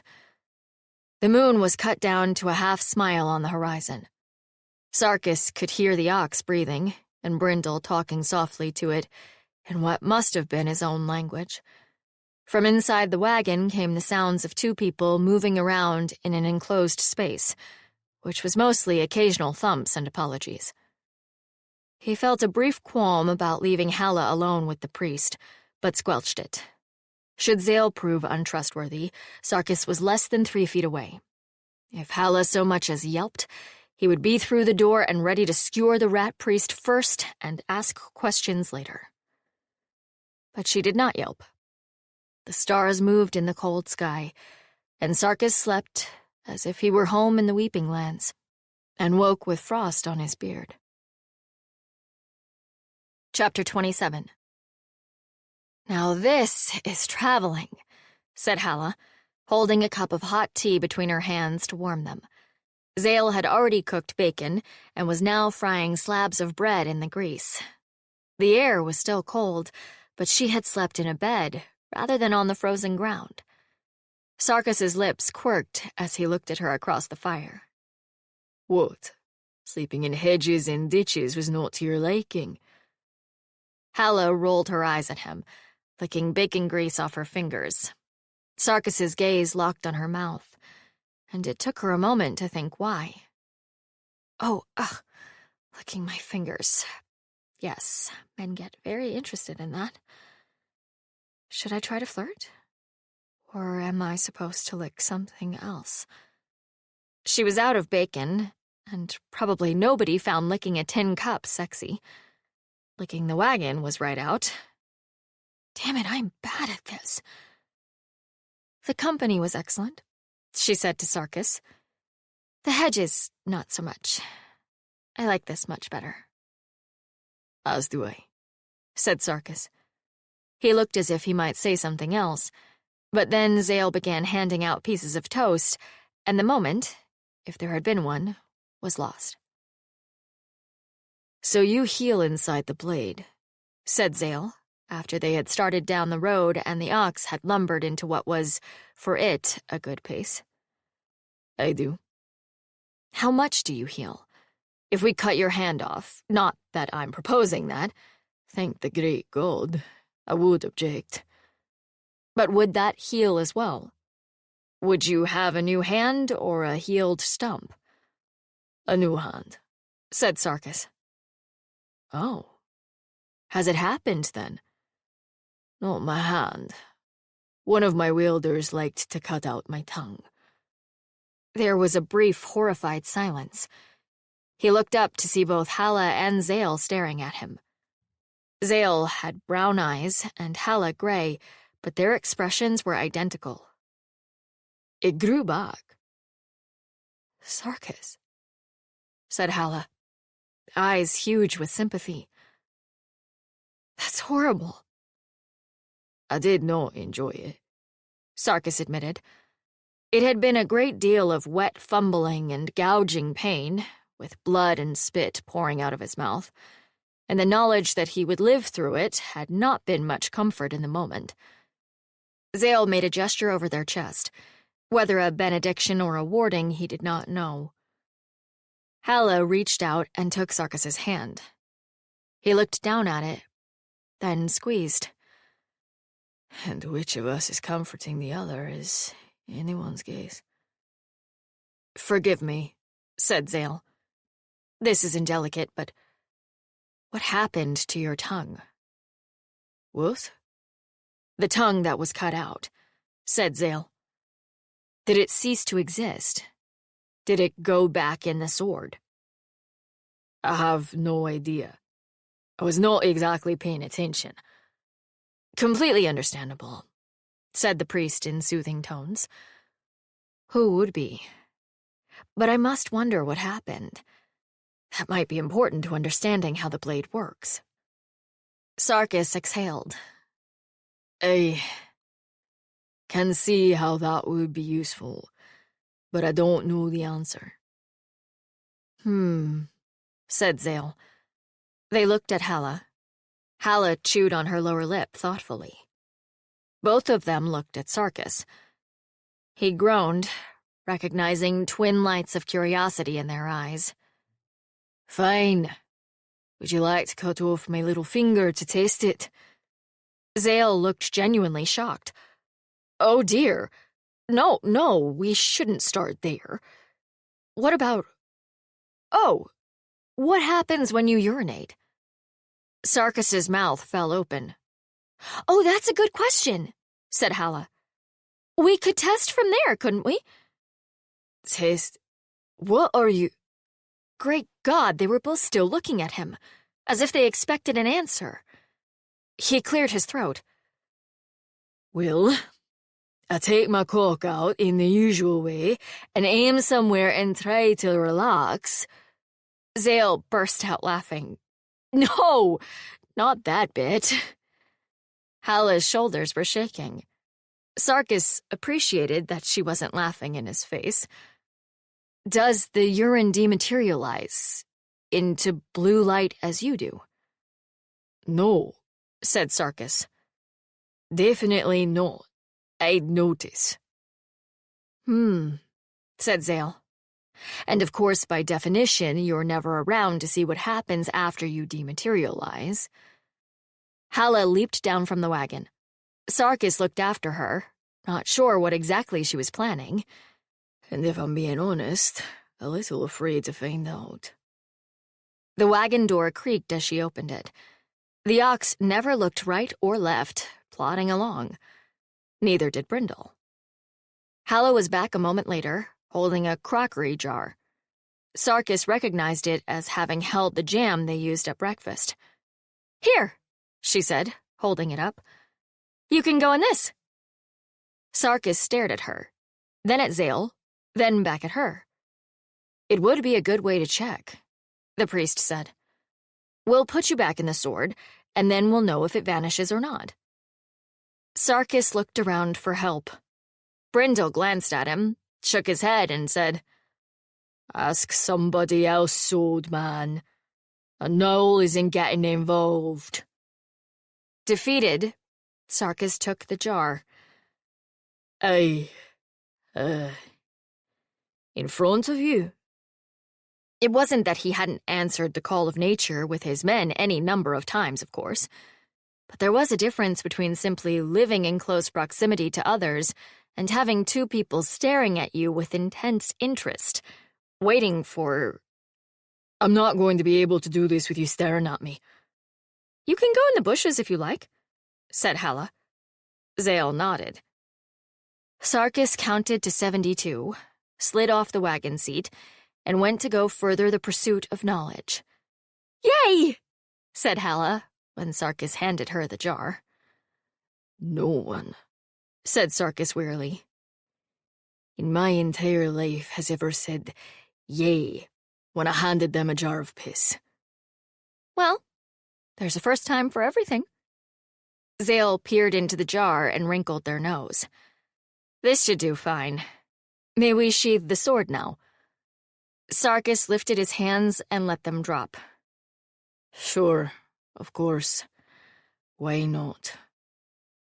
I don't think he's really getting into the spirit of this, said Halla. He does seem a bit dour, doesn't he? I'm still right here, you know. Well, we'll fix that, said Halla cheerfully. She slung the sword off her shoulder, unpicked the cords, and sheathed the sword the final inch. Sarkis dissolved into blue fire. At nearly the same time, So did the contents of the jar. Zale laughed delightedly. "Look!" They flipped the jar over, and nothing came out. Halla let out a cheer. "It worked!" "It did." "That's amazing." "I know. Now what does that mean?" "I have absolutely no idea." They looked at each other for a long, long minute, then both dissolved into laughter. "Did you see the look on his face?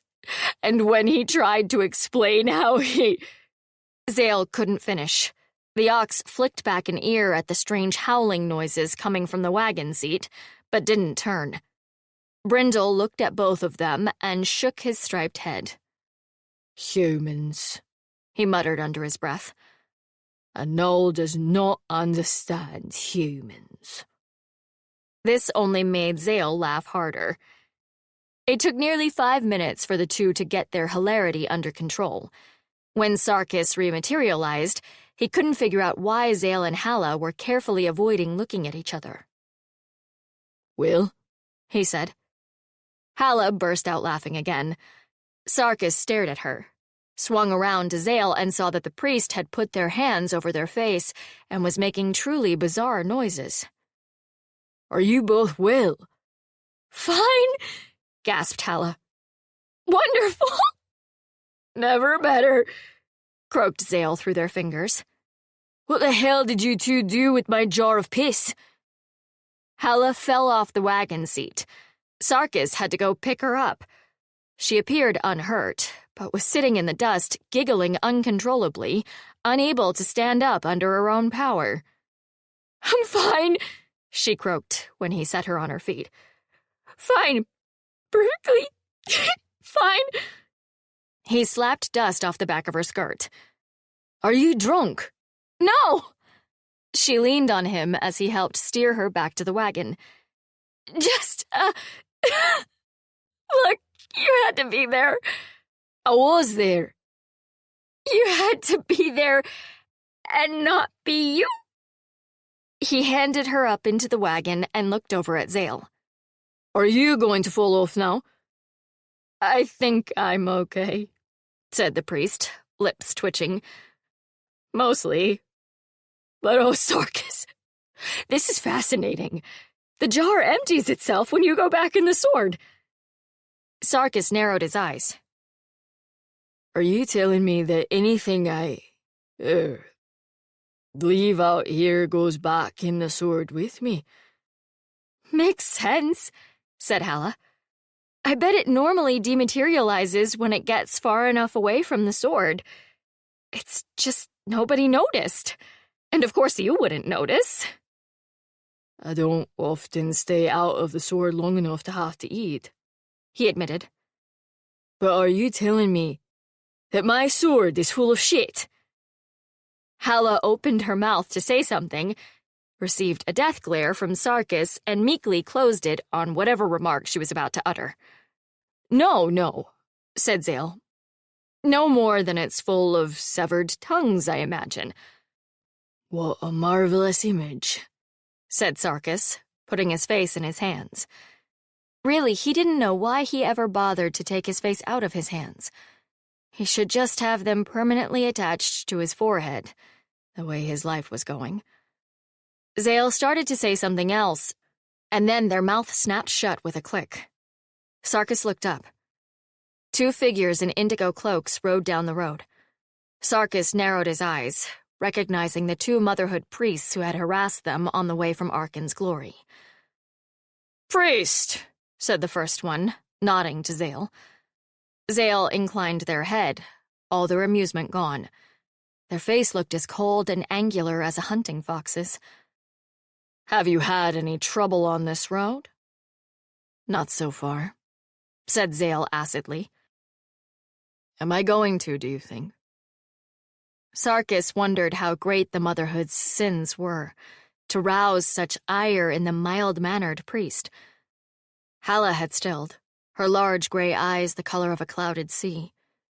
Brindle drove on, not looking at any of the humans, eyes fixed on the ox's ears. "Only the mother knows the future," said the motherhood priest. He had short reddish hair and an angular, sallow face.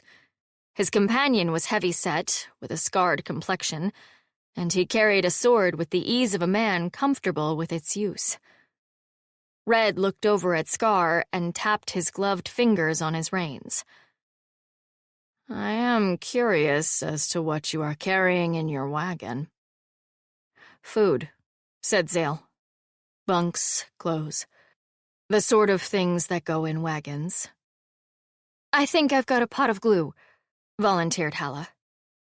You've got a rather large sword for a woman, said Scar, looking over at her. Yes, but I'm told it's not the size of the sword that matters, said Halla. She frowned. Although my husband used to say that, and do you know, he never told me what it meant. Red blinked once. Sarkis put his hand over his mouth. Anyway, it's really more long than it is heavy. It's actually quite light. I can handle it quite well, except that it's a bit too long. My husband should probably have said that the size of the sword doesn't matter unless it's too long to handle, but... Scar's face flushed. Sarkis suspected that he thought Halla was making fun of him. Sarkis himself wasn't entirely sure. Surely even Halla couldn't be that naive. Could she? Nobody kills stupid women. They just kick us out of the way.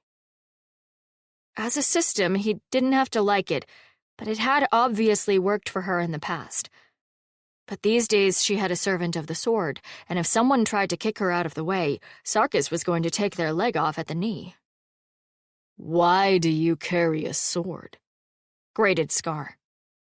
Halla blinked at him, her eyes round. For the same reason you do, right? So people leave me alone because they think, oh, she's got a sword. She must be dangerous.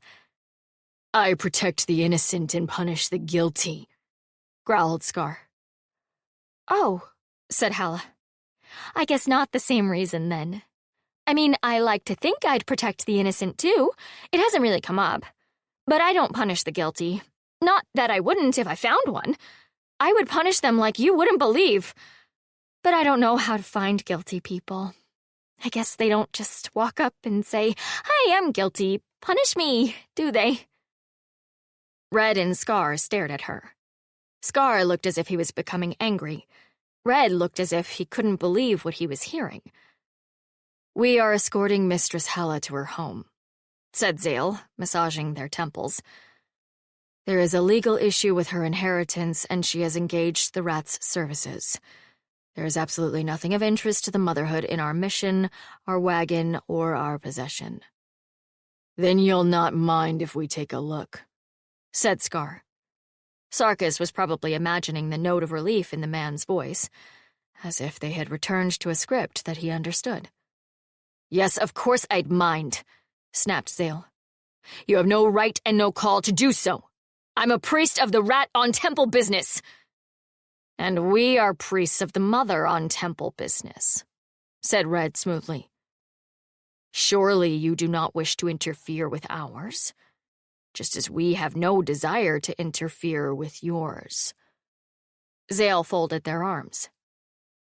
Your business ends where the rat's begins.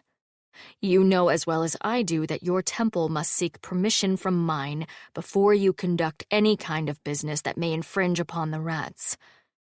That law has been standing since before your goddess had two stones atop each other to call a shrine.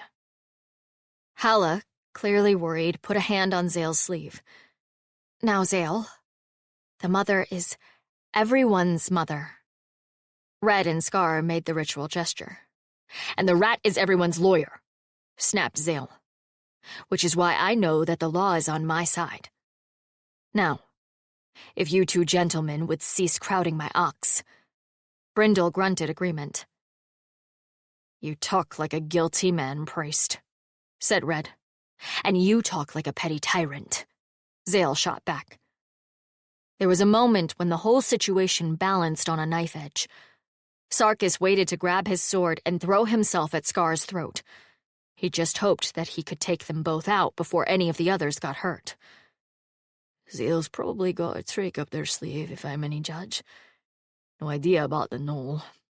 Halla, of course, is Halla. Halla chose that moment to diffuse the situation by bursting into tears. Rat's balls, muttered Zale, putting their arm around Halla. I don't understand why they're being so mean.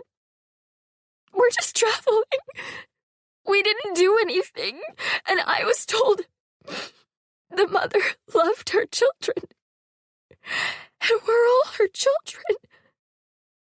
Red and Scar made the ritual gesture, looking deeply disgusted. And I just want to go home. Sarkis didn't have to fake the glare he turned on the Motherhood men. Halla buried her face in Zale's slender shoulder. "Well, now you've done it," said Zale. "My client just lost her beloved uncle and mentor, and she's had to make a long trip to make sure his last wishes were honored, and now you've upset her. I hope you're happy." Red groaned and reined his horse in. "Go with the mother," he muttered. Sarkis suspected that he didn't mean it. Halla continued sobbing for several minutes, then said quietly, "Are they gone?" "Yes, and out of sight." Zale released her. "Phew! I wasn't going to be able to keep that up for too long." She sat up. "Masterfully done," said the priest.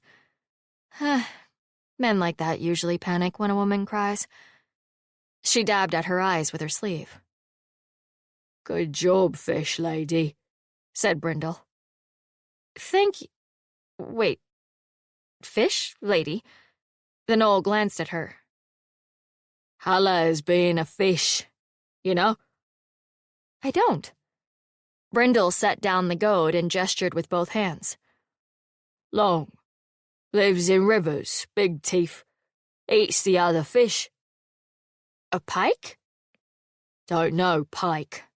A gnoll calls it Halla." "Fish lady," muttered Halla. "Well, it was just my luck." Zale grinned broadly. "Halla," said Sarkis. "Yes." "Do you really not know why people say it's not the size of the sword that matters?" A flush began to creep up Halla's neck. "Of course I know. I'm a widow, not a virgin." "But a respectable widow," said Sarkis mildly. She elbowed him in the ribs. The flush reached her ears. "It's fine," he said, trying to hide a grin. "I just didn't know if you needed it explained." "What a fascinating explanation that might be," said Zale. "Please feel free to do so." "Oh, well..." Halla was still bright pink, but her expression changed from horror to sly amusement. "Yes, Sarkis. Why don't you explain? After all, they might mean something different by it in the Weeping Lands." He held up both hands. "I'm sure it's fine." No, Zale said. "Priests must always pursue knowledge.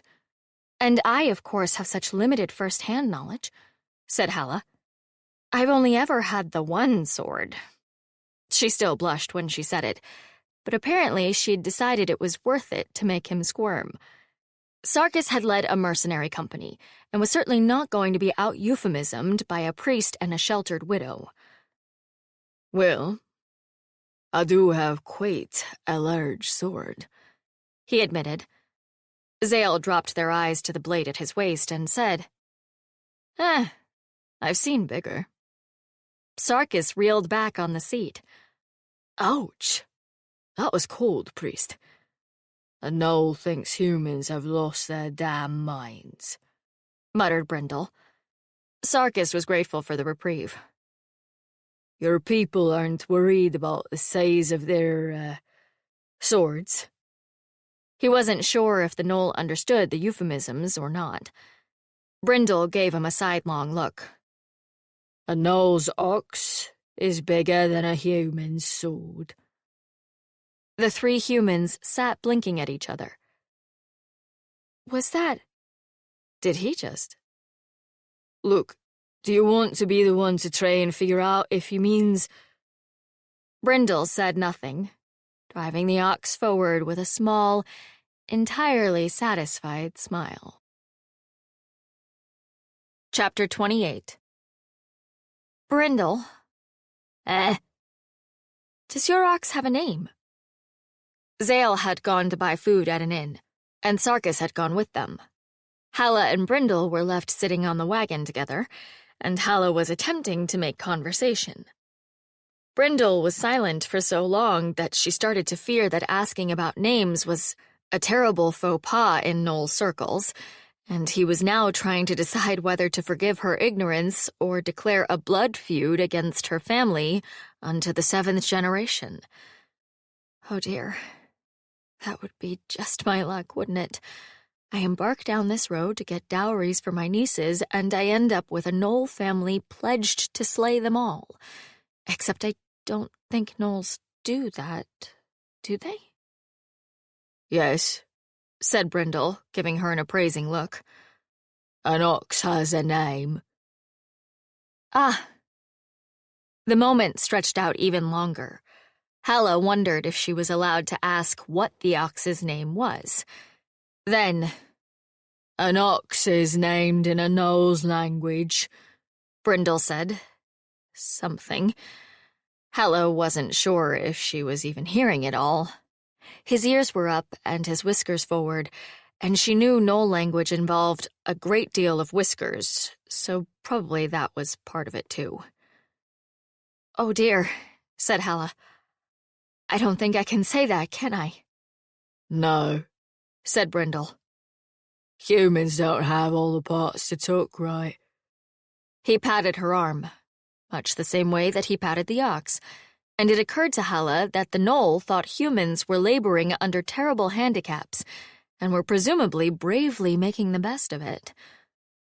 Well, he may be right. The gods know I can't seem to tell Sarkis what I want to tell him. About kissing, for example. Brindle pointed to the ox. An ox has very good hooves. See? Halla dutifully looked at the ox's feet. She had never kept oxen on the farm, only an elderly donkey, so she wasn't sure what she was supposed to be looking for. But the ox did indeed seem to have clean, solid hooves, without cracks or irregularities. In a Gnoll's language, that's an ox's name. Good hooves. Brindle pulled down one corner of his lip in a frown. No good. He arched his whiskers as he said it. Beautiful, maybe. Halla stared at the hooves in question, which were brown and muddy. Beautiful seemed excessive, but what did she know? Pretty foot? She said. Brindle broke into a smile, canines gleaming. Yes, close enough. Good name for an ox. Halla agreed, and made a mental note to never, ever tell Sarkis. They saw the Motherhood riders again the next day, although the men did not speak to them at any length. They merely rode past, giving Zale a hostile look, and kept riding. Crying won't keep them away forever, said Halla. I wish I knew why they were so obsessed with us, muttered Zale. Or perhaps this is simply how they treat all religious travelers. Some men do not like defiance, rumbled Sarkis. It eats at them like poison. I didn't defy them that much, said Zale. As your god. The priest opened their mouth, then closed it again, their dark eyes thoughtful. After a moment, we have. Whenever they overstep themselves, the other temples stand against them. And I will be honest, it is usually the rat who supplies the law clerks. I had not thought of our temple as the face of defiance, I confess. For it is the forge god who opens their coffers, and the dreaming god and the saint of steel, whose paladins often stand guard. I had viewed our position as one of practicality, not of great courage, but it is often the rats' lawyers that they see. Sarkis nodded. The spokesman for the enemy becomes the focus of hate. I would guess they harry you for that reason as much as any other. Zale scowled. I feel like I should offer you a discount for having to put up with this. You could take a 19% commission instead of 20, said Halla hopefully. Consider it done. And now let us talk of happier things. Does this end with me pissing in a jar again? I believe we have reached the limit of what we can learn from you and the jars. The great God be praised. Halla, I know you're laughing. You don't have to strangle yourself trying to hide it. I'm laughing with you, mostly. And you're not actually laughing. Zale snickered, then sobered. I have been contemplating how the magic maintains itself, they explained. The power to fuel the sword must come from somewhere. The power to fuel a normal body comes from the food we eat, whether we are horses or humans or rats, but the process is not efficient, let us say. I suspect that your process is far more efficient in its way. It's magic, said Sarkis. Yes, but even magic does not last forever. It wears away eventually, through use and time. You mean, eventually the sword might run out? Asked Halla, her voice rising in concern. Zale leaned back against the wagon seat. In the normal course of events, I would have expected it to do so long since. Few wonder workers have a power that outlasts their death. I know of very few that might outlast centuries. Whoever your sorcerer smith was, Sarkis, she was either unimaginably gifted, or she knew how to bend her talent to her will. She was as mad as the mist and snow, said Sarkis grimly. Zale looked unconcerned. As are a great many people, they said. Many madmen walk among the sane, and the lines are blurred beyond all recognition. And many people who we would consider sane wreak unimaginable harm in the world. So people call them mad. Sarkis grunted, but inclined his head in acknowledgement. Fair enough. Humans use the wrong words, said Brindle unexpectedly. Say crazy when they mean head sick. Crazy means crazy. It is a difficult word to translate, admitted Zale. The Temple of the Many-Armed God wrote the definitive treatise on no language. I fear that Brindle has a much more extensive vocabulary than we do for this, and we are but fumbling in comparison. Humans can't smell, muttered Brindle, with the air of one making allowances. Zith, said Sarkis. Beg pardon? Zith. Damn, Brindle's right. Your language is wrong. Told you so, man. The gnoll nodded to him. Can you explain? Asked Halla. Look, I am speaking your language now. I know it quite well because of the magic. If Halla stops wielding me, though, I'll stop knowing it. It's in my head, and most of the words translate automatically, but some don't. And some are trying to, but they're the wrong words. Shit. This is coming out wrong. He scowled. Zeth. It's a word in my language, but not in yours. Except yours is trying to make it a word, but I don't think it's the right word. I'm with you so far, said Halla. What's Zeth mean? Or can you not put a word on it? A type of wickedness. Your language wants to use insane, but that's not right. To go Zeth is to lose all conscience, but Zeth people still have all their reason. He raised his hands, let them drop. A madman should not be punished for being mad, and may still feel horror and guilt at what they do, but the Zeth know better. They simply don't care. Halla rolled the word around on her tongue. So it's like evil? Well, yes. Except that you can do something evil and know it's evil and care that it's evil and do it anyway and feel guilt for it. If you're Zeth, you just do it, and the fact it's evil doesn't bother you. But you're still sane. If it is a sickness, it is of the soul, not of the mind that houses it. Halla frowned, but Zale was nodding. Yes, they said. That is the sword I spoke of earlier. They do great evil in the world, those people. And was your sorcerer smith Zeth? Asked Halla. Hearing a word from the weeping lands on her tongue made him smile. Even such a word as that. Perhaps. It is easy for me to say so now. Who could possibly prove me wrong? But it has been so long, and I knew her for only a day, so I cannot say for certain. The conversation was veering toward dangerous places. Sarkis knew that he would eventually have to tell Halla all the truth about the sword, and how he came to be in it. But it did not seem like the time. After she is safe, after she has her inheritance and her own place again, and she can spurn you if she wishes. To do so now would either force her to forgive you when she should not, or abandon you when she dares not. And neither option is fair.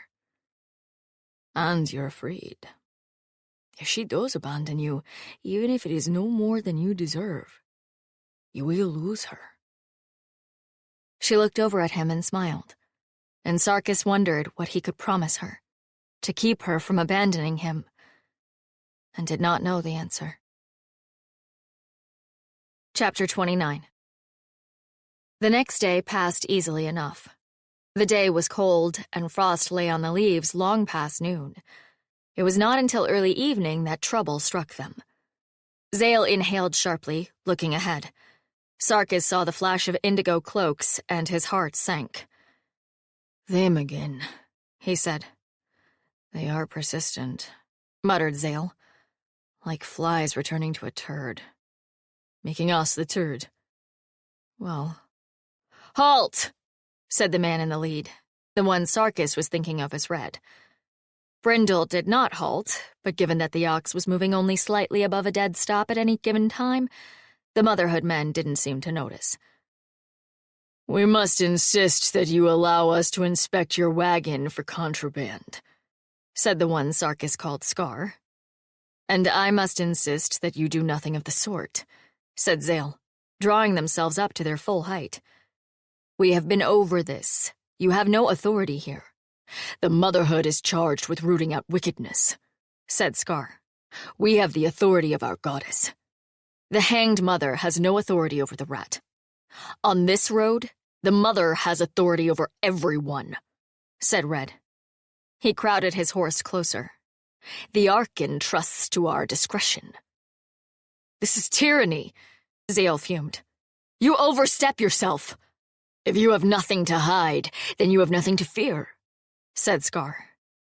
Sarkis had heard that line before, usually in the mouths of men who had a great deal to hide themselves. He ground his teeth. Attack and you can probably take them both. Neither has a bow. But they're mounted and you'll only get the advantage of surprise on one. There's a chance Halla or Zale could get injured. And supposing you do kill them, what then? He doubted that anyone would cry for the priests, but the others of their Motherhood might come looking, and as far as a speedy getaway was concerned, well, perhaps if they all got out and pushed. Zale's thin hand closed over Sarkis's wrist. He hadn't realized that his hand had been drifting toward the hilt of his sword. The priest looked him in the eye and clearly made a calculation. Fine, grated the priest. Look all you want. Brindle stopped the wagon. The knoll guided the ox to a stop by the side of the road. "Oh!" he called. And then finally, "Whoa!" the ox obeyed, deeply unimpressed.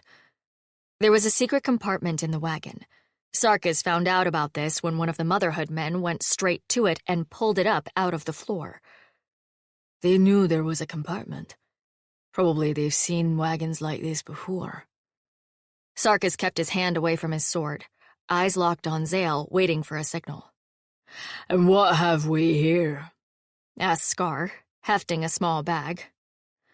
"Money," said Zale, not at all perturbed. "You carry it to buy things with." "Why are you hiding it?" "Are you really asking why I keep my money in a safe place in the wagon, rather than dangling it off my belt where any bandit can see it?" Sarkis's hand moved to the hilt of his sword again. Zale gave him a warning look. Scar seemed annoyed at this response. He searched the wagon in a somewhat perfunctory fashion. "If you told me what you were looking for, I could probably be more helpful," said Zale, in a not at all helpful voice. Red reached under the wagon seat and pulled something out. "Can you explain this, priest?" "It's a crossbow," said Zale, as if speaking to a rather dim child. "You shoot it at things." "Why are you carrying one?" "Because we might get stopped by bandits," said Zale. "or other people intent on mischief. As I'm sure you're aware, these roads are simply full of people who like to harass innocent travelers." Red scowled. So did Scar. "You've found nothing," said Zale, folding their arms, "because there is nothing to find. Now will you stop pestering us?" "We are watching you, priest," said Red, tossing down the crossbow. It was unloaded, but Sarkis and Zale both flinched when it struck the wagon seat anyway. "And I'm watching you," grated Zale. "and the eyes of the rat see farther than those of the mother. For one thing, there's a lot more of them." Red curled his lip, stalked to his horse, and mounted without a word. He kicked his horse into a trot before Scar had finished mounting, and the two vanished in a cloud of road dust. "Petty tyrants," muttered Zale. They grabbed their pewter braid and twisted it irritably. Halla shook her head. "The miller back home was like that," she said. "He had a little bit of power, and he lorded it over everyone. Although there's less damage you can do with a mill than with a religious order." There was a brief pause while everyone gave this statement the consideration it deserved. "I'm going to compile a book," said Zale. "Wit and Wisdom of Mistress Halla, with occasional interjections by Sir Sarkis of the Weeping Lands and Brindle the Knoll." "Humans talk too much," said Brindle. "There's a wisdom for a human's book, right, priest?" "That probably deserves its own chapter." Zale shook himself, looking not unlike a knoll as they did it. "Well, to turn to more important matters, before we were so rudely interrupted, I was thinking about the enchantment on the sword. I believe your sorcerer Smith had a wild talent of some sort, but she built on that foundation. Do you know what happened to your body when you died?" "Eh?" said Sarkis. He'd still been thinking about the Motherhood men. "What?" "The first time," said Zale patiently. "When you were trapped in the sword. Did your body dematerialize into the blade, or did it simply die?" Sarkis blinked at them. "How would he know?" asked Halla. "I mean, if he went into the sword right away." Zale sighed. "I suppose you're right. It's a pity. That might tell us more." "Not me," said Sarkis slowly. "But I saw Enchanted and the dervish run through." He could see it far too clearly suddenly. The dim, stinking forge, the smell of iron and charcoal and burning flesh. "Enchanted was first." He picked at the seam of his arm wraps. "I watched them quench the sword in her heart's blood. She didn't cry out. She was always strong and silent as an ox. The dervish screamed, though. I remember his scream. I still hear it sometimes, when I'm dying. Halla clutched his hand. He looked down at it, puzzled, then squeezed. This makes hard listening. I should have thought. Forgive me, he said. I didn't mean to upset you. No, she said, exasperated. I'm not... Oh, damn it! She tucked his hand under her arm and bumped her shoulder against him, awkward and sincere. Zale had gone pale. I should not have asked, they said. I find a thread and pull it sometimes, and I forget that there may be genuine emotions attached. It is all right, said Sarkis. How much did I give away when I was talking? I know I did not weep or scream. He cleared his throat. The bodies fell. They did not turn into fire or vanish into the sword. At least not that I saw. Zale looked, if anything, more uncomfortable. I see. They took a deep breath. Then, Sarkis, I fear I must inform you that you are probably dead. Sarkis stared at them for a moment, then burst out laughing. Of course I'm dead, he said. I've died more times than I can count. I just don't stay dead for more than a fortnight at a time. Oh, good, said Zale with clear relief. I was afraid that might be a shock to you. You never know how people will take this sort of thing. He's not dead, though, said Halla. I mean, he's warm, and he's got a pulse, and he eats and drinks, and then, Yes, we've been through what happens after the drinking once today already, said Sarkis. To go back to that, Zale began. Oh, by the great God, am I to be required to feel another jar? No. Well, probably not. Tell me, if you have a full bladder and then go back in the sword, do you still have one when you reemerge? Sarkis had never given this much thought. I do not spend centuries having to piss, if that's what you mean. Thank the gods, muttered Halla. Can you imagine? That would be dreadful. No, but when you reemerge, do you still need to?